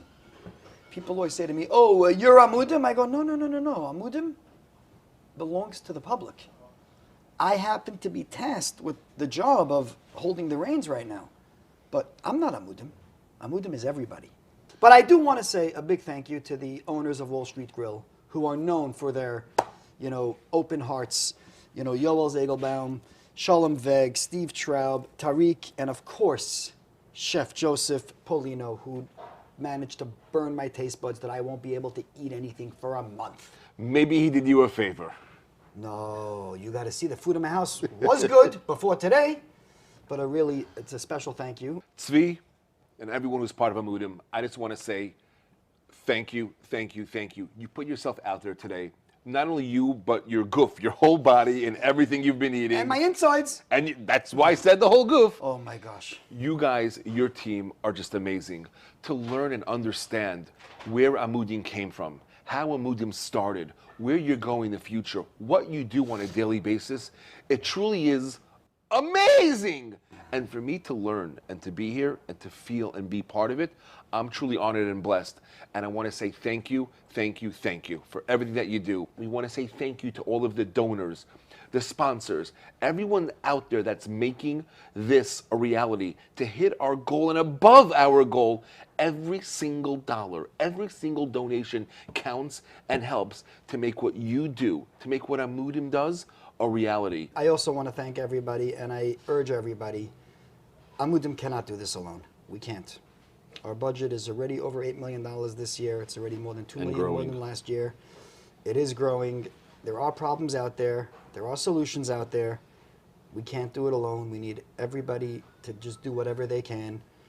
And please continue, keep the money flowing in, keep donating whatever you can. Every dollar, every penny, everything counts. And Gabe, Kosher Guru, it was an honor. Woo-wee! I want to thank everyone for tuning in to an amazing episode of In the Hot Seat here at Wall Street Grill with Tzvi Gluck of Amudim. Kosher Guru here. Everybody, thank you so much. Have a great day and enjoy.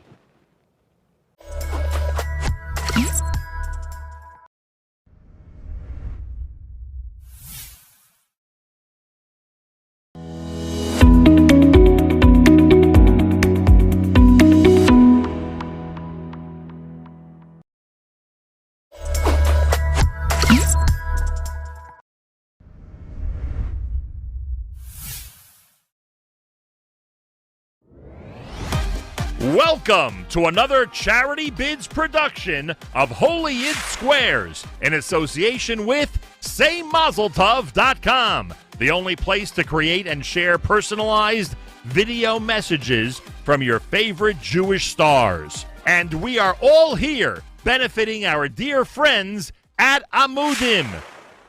Tonight's Holy Yids: Asayag, Bracha Jaffe, Barry Mitzman, Beryl Solomon, Mendy Pellin, Naomi Nachman, Ellie Levin, Menachem Silverstein, and Moshe Storch. In the circle podium, we have Matt Levin of Pompadisa. Matt, good luck to you today. Thanks. And at the X podium, it's entrepreneur and supporter of Amudim, Morty Getz. Morty, good luck to you today. Thank you. Morty won the coin toss backstage. He's going to choose our first celebrity. Morty, who should we go to? We'll start with Moishi. Moishi's music, Kumzitz, makes me as happy as Amudim's work. So we'll start with Moishi. I like that. Moishi, you ready for your question? I'm ready, Morty. Thank you. Great to start. Which of these magic-related phrases has its roots in Aramaic and Hebrew? A, hocus pocus, B, abracadabra, C, voila, or D, ta-da? Oh, that's so easy. Very easy. That is abracadabra. Because Morty, abracadabra. Oh, I got to give it an explanation. Abracadabra is abra, kedabra. So it's exactly reverse the way you speak in Aramaic, and so too Shoresh in Hebrew. Morty, Moishi got this. You agree or disagree? It sounds like you agree. I agree. X gets the square. Abracadabra based on the Hebrew Aramaic abracadabra. I think that's what you said, right? It should be like my words is how it's translated. Matt Levin, time for you to choose your first celebrity. Obviously, Cousin Ellie. The question is, which company asked for a logo redesign and rebranding before hiring the OU to supervise their kashrus? Is it A, Heinz, B, Nabisco, C, Utz, or D, Little Debbie? I think it was Utz, because there's a famous story about the CEO. Somebody said Utz the Putz, and he felt like it was necessary to match his hechsher with his name. Interesting. Matt, agree or disagree? That sounds great. You'll agree, huh? Unfortunately, X will get the square. Unfortunately for you, it's Heinz, which had its designers collaborate with the OU to create the logo that we now know and love. Now, Morty, if you're an expert at tic-tac-toe, and I think after our private sessions you are, there probably is only one area of the board you want to go to. Who do you want to choose right now from our celebrities? Mendy, another man that makes me happier than Amudim, actually. He makes me laugh. Mendy, your question is as follows. Few names are as synonymous with Torah in America as Rabbi Shraga Feivel, also known as Mr. Mendlowitz. He was the catalyst behind Yeshiva Torah Vodaas. What other organization was he the catalyst behind? Was it Star K Kashrus, Torah Masora, Shatnitz Labs, or Torah for Kinderlach? Oh, that's very simple. I remember growing up as a kid, whenever I got a shiny new suit, we got home and he actually came to our house. He ripped the suit apart into little pieces and took out samples and, you know, brought it into the lab. He ruined the suit every time. So Shatnitz Lab. Yep. Morty, agree or disagree? Agree. The answer is Torah Masora. It may be Rabbi Rosenberger you were thinking of with the Shatnitz Lab. Circle gets the square. Matt's still alive, and Matt, you choose. All right, let's go with Sal. All right, Sal, here we go. Here's your question. Before his suits became a hit everywhere from Lakewood to Los Angeles, this iconic designer's previous clients included Adolf Hitler and the Nazi Party. Name the designer. Ermegildo Zegna, if I pronounce that properly, Prada, Helmut Lang, or Hugo Boss? Hugo Boss. Agree or disagree, Matt? That sounds good. Let's go with It is Hugo Boss. Circle gets the square. We've got ourselves quite a game. Morty, think carefully about strategy of tic-tac-toe and choose your next celebrity. I'll choose Barry. All right, Barry, here we go. Do this. While the word Lakewood has become synonymous with the yeshiva, in Lakewood under the vision and legacy of Rabbi Aaron Cutler. The truth is that Lakewood is where it ended in terms of his quest to find a place for his yeshiva. What town was Beis Medrash Hagadol in before Lakewood, New Jersey? Was it A, Waterbury, Connecticut? Was it B, Highland Park, New Jersey? Was it C, Nyack, New York? Or was it D, White Plains in Westchester? So though I did not have the privilege to go to such illustrious yeshiva given me, I would say that it was D, Nyack, New York. Well, let's just be clear here. C was Just Nyack kidding. and D was White Plains. Just kidding. I meant White Plains. D, White Plains. Morty, what do you think? Agree or disagree? Disagree? The answer is White Plains. Circle gets the square, and now Matt is in a position to do some damage in the first part of this episode of Holy Yid Squares. Matt, tell us where we're headed. Menachem, take us home. Naomi Nachman, was it? No, Menachem. Oh, Menachem. Yeah, we're gonna fill up the circle. All right, you have two options Yeah. here, and you're What's going up? with Menachem. And here's your question. Name the Jewish personality who in 2016 promised, then delivered to President Obama a custom gold and silver yarmulke. A, Bibi Netanyahu. B, Malcolm Hoenlein. C, Lipa Schmelzer. D, Joe Lieberman. Or E, Rahm Emanuel. So firstly, it's hard for me to think on an empty stomach. Mendy, could you pass me a piece of matzah? Do you mind? Yeah, sure. Just, thank you.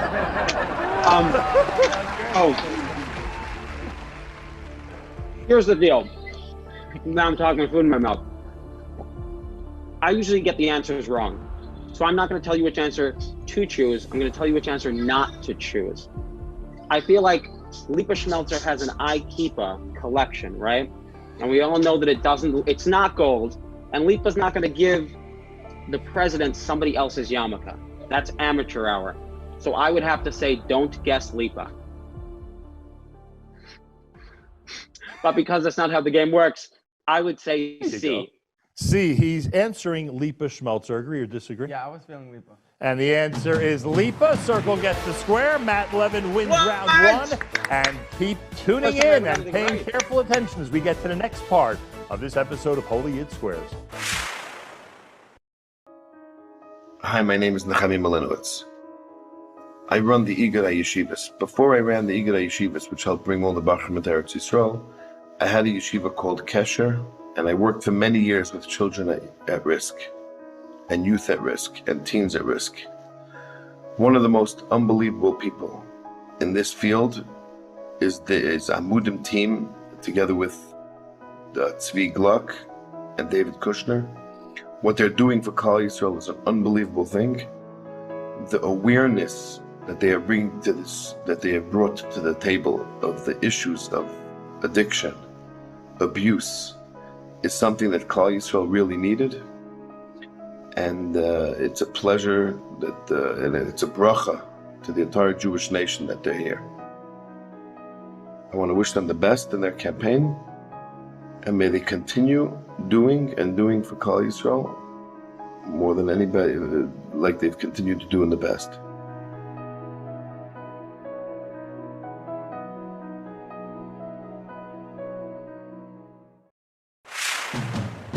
Hello, everyone, and welcome to round two of Holy Yid Squares, created for and in support of Amudim.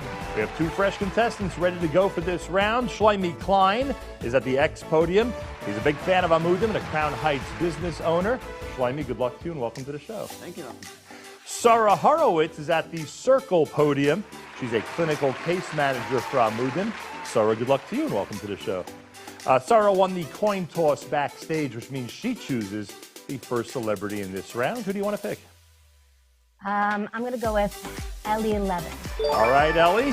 First question of this round goes to you. Which is not the name of a kosher cookbook? Which is not the real name of a kosher cookbook? A, From My Mother's Kitchen. B, How to Cook Like Your Bubby. C, The Settlement Cookbook. D, Meatballs and Matzo Balls. Which is not a real title? I think I know the answer. But I'm going to ask Mochi, please pass me a guitar. I want to try to sing this one. How did we do? It's not pizza, it's matzo ball. It's not pizza, it's matzo ball. Pizza, it's matzo ball. It's still matzo ball. What do you say? Should we take it at D? Meatballs and matzo balls is your answer? Yes. Sorry, you agree or disagree? I'm not sure. Can you repeat the question? A was From My Mother's Kitchen. The second one, How to Cook Like Your Bubby. C, The Settlement Cookbook. And D, The Meatballs and Matzo Balls, which Ellie just chose. A? Is it A? Which means you disagree with Ellie, and that means circle gets a square because the answer is How to Cook Like Your Bubby. That is not the name of a real cookbook. I'm sorry. We now go to Schleimy to choose a celebrity. Go ahead, Schleimy. Well, while I respect Ellie's drone skills, and I would have chosen him, she stole him already. We'll go with the old-time favorite, Mendy Pellin. Mendy Pellin, ready for your question? I am ready. About 15 or so years ago, Newsweek magazine did a story that highlighted a phenomenon that was becoming a major cause of concern in the Orthodox Jewish community. Was that phenomenon A, the dangers of the internet, B, Kiddush clubs, C, yeshiva tuition, or D, housing prices in Orthodox communities? Believe it or not, I know this answer because Rabbi Billet from the Five Towns, he started like a jihad against Kiddush clubs back in the day, and it became this whole huge thing where all the macho men were like, oh no, stop, we want our Kiddush club, you know? And Newsweek picked up on that, and it was pretty interesting reading it from that perspective. So, the Kiddush Club. Schleimy, agree or disagree? I have no clue. I'm going to trust my man Mendy and say I agree. The answer is Kiddush Club. X gets the square, and you are in a good position. Sarah, go ahead and pick a celebrity, please. Bracha Yaakov. All right, Bracha, here's your question. The oldest yeshiva in America is named after the informal or unofficial chief rabbi of New York. What's his name? I thought they're all multiple choice. Okay. Well, being that my family goes very far back as Americans, as we all know, I would say Naomi. I know you can help me out on this one, right? You remember we discussed this just last night. We were talking specifically about this. See, I didn't go so far back as your grandparents. RJJ. RJJ. Yaakov Yosef, right? That's it. Rabbi Yaakov Yosef. I'm All right, fairly Bracha's confident. answer We had this is conversation Rabbi last Yaakov night. Yosef. What does Sarah say? Agree or disagree? Since I have absolutely no idea, I'm going to go with agree. All right, and circle gets a square. Rabbi Jacob Joseph, the first unofficial chief rabbi of New York. And for someone who complained about the question, you did pretty well, I must say. Now that's teamwork, Naomi. So let me go ahead and choose somebody. I'm going to go with Maishi for the block. All right, Maishi, here's your question. It took 15,000 eggs and 250 gallons of soup to do the following. A, cater the 2018 wedding of the Bubba Rebbe's eldest grandson. B, cater a special invitation-only Siyum Hashas Su'uda that took place before the 2020 Siyum Hashas. C, feed the guests at Grossinger's for just one day in the Catskills. Or D, that's what Beis Medrash Gavoa in Lakewood goes through on a typical Shabbos. It's 15,000 eggs, 250 gallons of soup. Who or what are they feeding? Ellie, can I get the guitar back?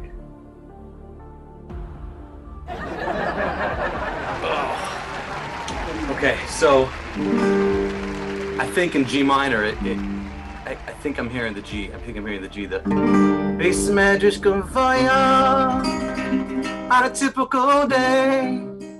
They go through so much. Must be Beis Medrash Gavoa. That's what I'm hearing. Flamey, So the much- question is, yeah, do you that's agree or disagree with Moshe's answer about Beis Medrash Gavoa?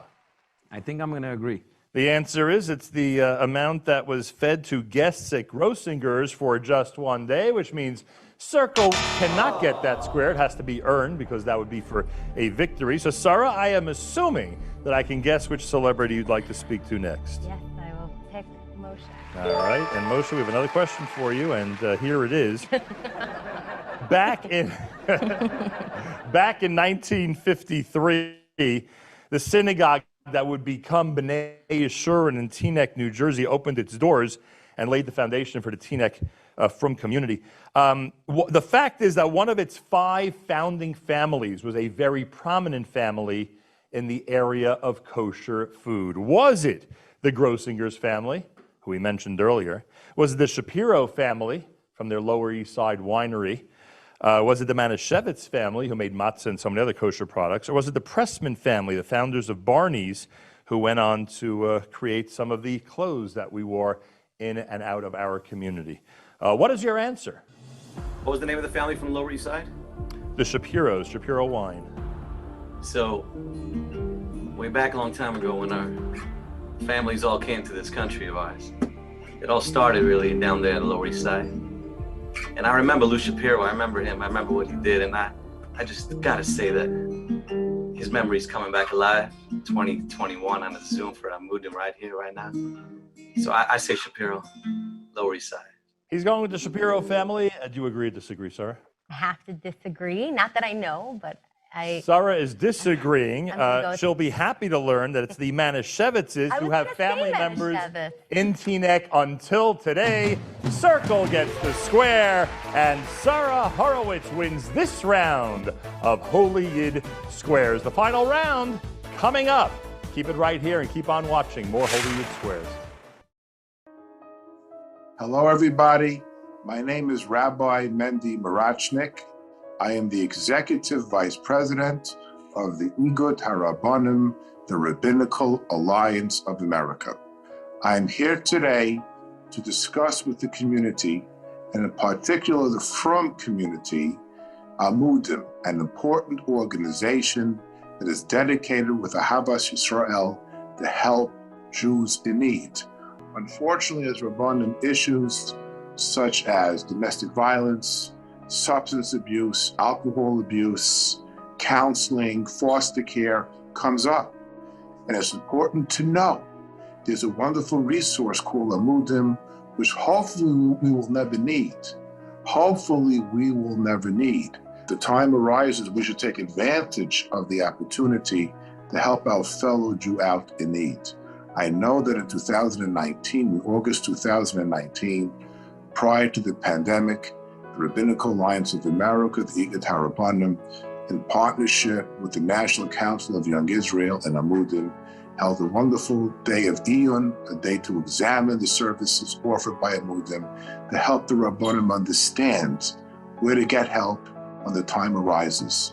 I therefore encourage everybody in the Jewish community to do whatever they can to help Amudim continue in the holy work, whether it's financial, whether it's recommending referrals. Therefore, I recommend that everybody in the Jewish community take whatever steps they can to help Amudim accomplish their mission, be it financial, be it showing support, and of course, using them as a resource when necessary.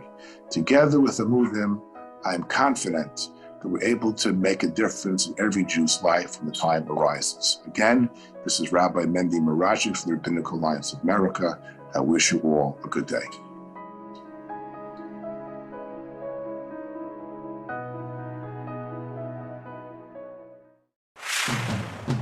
Welcome back. It's time for the final round, the exciting final round of Holy Yid Squares, created for and presented by and in support of Amudim.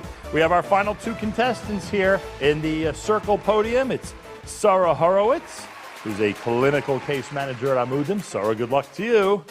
And up against her in this final is Matt Levin of Pumpanisa. He's ready for a great contest. He's got the X podium. Matt, good luck and welcome. Sarah, you were chosen via coin flip to choose the first celebrity for this game. Go right ahead. I picked Naomi. Naomi Nachman. All right, here we go. Your question is as follows. Which of these nationally known retail chains was not founded or co-founded by members of the Jewish faith? A, Home Depot, B, Best Buy, C, Costco, D, Staples, E, Stop and Shop. Which one not founded by members of the Jewish community? Naomi? Oh my God, that is a crazy one. Okay, I need a lifeline here. Okay, can you give me the choices again? We've got the Home Depot, Best Buy, Costco, Yeah, I know that one. That's not it. Staples, and Stop and Shop. Staples and Stop and Shop. You know, Bracha, you're going to join me in this? I joined you in yours. You can come right back. Sure. I don't know. It's a hard one, hey? So We've which one got are you Home narrowing Depot, down from? Best Buy, Costco, Staples, and Stop and Shop. I say Staples. I'm fairly I was confident gonna, it's Staples. that would be my, I would also say Staples because the other ones like make a lot of sense that we would be involved in that. Naomi's going with, it sounds We're like going to Naomi's go with Staples. Bracha, we're going to Naomi's staple going this with one Staples? together. Yes, we're together on this. Naomi's going with Staples. Sarah, agree or disagree? I want to disagree. I'm sorry. I want to disagree. Maybe Stop and Shop, but I don't know. The answer is Best Buy. Sarah has a circle in that square, and the Best Buy was founded by Richard Schultz. He is not a member of the Jewish faith. Matt Levin, time for your choice of a celebrity. All right, let's go with Bracha. Bracha, here's your question. Another food question. We've had a lot of those, haven't we? In 1987, a well-known children's cereal, a breakfast cereal, was accused of having anti-Semitic imagery with undertones of blood libel on its package. It resulted in an apology, a packaging change, and a highly collectible original box of this cereal. Was it A, Wheaties, B, Lucky Charms, C, Count Chocula, or D, Cocoa Krispies? I'm saying food questions really belong to Naomi Nashman, but I think if you agree with me, Naomi, Lucky Charms is definitely the right answer. Matt, she's going with Lucky Charms. You agree or disagree? I'm just feeling the cocoa vibes for no reason whatsoever. Well, if you were feeling the Count Chocula vibes, you'd be right, but X does get the square. That was a very good guess. You disagreed, and now you've got yourself on the board. All right, Sarah, where are we going to next? All right, I'm going to go with Still on the food category, seltzer and Dr. Brown's aside, our people's contribution to the soft drink industry is not very extensive. That being said, there was a Yiddish cup behind the creation of this. Is it A, Dr. Pepper, B, Snapple, C, 7-Up, or D, Pepsi? I would say this: every Jewish mother's dream is having a doctor, and the poor guy who couldn't become a doctor at least put it in his soda. 100% Dr. Pepper. You got to go with me. We got this. Dr. Pepper. You agree or disagree? All right, I'll give it to you because it's funny. You agreed. The answer is Snapple. Yeah! And X gets the square. And we've got ourselves quite a game. Matt Levin, take a good, close look at the board and make a choice. Let's go with the cuz. All right, cuz, this would be funny if you were able to bring this home and have the championship trophy at the next family gathering. I'd like to ask Beryl to get in on this one. Whatever it's going to be, you're going to have to help me out, Beryl, so be ready. There was a time when the candy store shelves of our youth were dominated by brands that made our mouths sweat just looking at them. Only one of these brands was invented by one of our own. Was it A, Tootsie Roll, B, Charms Lollipops, C, Tic Tacs, or D, Lifesavers?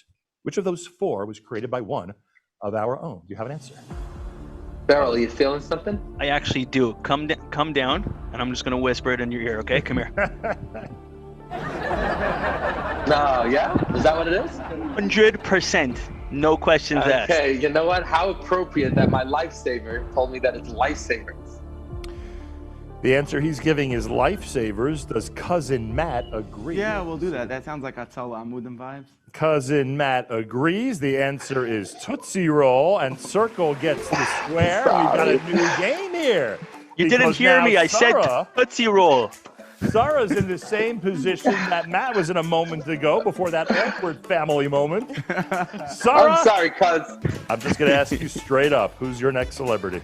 Mendy. Mendy, do you understand the pressure that you're under right now? Do you feel it on your shoulders? Do you see the wrinkles on my face? I feel it. That alone should be a dead giveaway, huh? Which of these is a fictitious Pesach Chumrah? Which of these is a fictitious Pesach Chumrah? A, not eating cucumbers because their seeds look like wheat grains. B, not using oils, butter, or margarine, just schmaltz, none of the others. C, not using a matzah that's 18 inches across or larger, could be confused with pizza or other food. D, not eating eggplant. Or E, not saying the word lechem or bread. Let me review. There's 5 of them. We're looking for the fictitious one. The cucumbers because of their seeds, no butter or margarine, just schmaltz, the 18 inches or more, not eating eggplant, and not saying the word lechem or bread. Mendy, the clock is ticking, the pressure's on, the world is now focused on you. What's your answer? Okay, well, I know I was on a show during Pesach, and anytime I said lechem or bread, it got bleeped out. Here's the deal. The fictitious one is definitely the 18-inch matzah, okay? Because I just measured this guy over here, and he's definitely longer than, he's bigger than 18-inch, and so that's the fictitious one. We got big matzahs in our house, way larger than 18. Mendy says the size of the matzah is the fictitious one. What does Sarah say? Sarah's Agree or disagree? Sarah's torn between two. Sarah's torn. I'm gonna agree with the matzah one. She agrees with Mendy, and in fact, Mendy's right, and Sarah's our champion of Holy Yid Squares. Oh my God! That. Congratulations, Sarah. Thanks for participating, runner-up Matt, and thanks to all of our contestants and celebrities. And make sure to tune in to the next edition of Holy Yid Squares.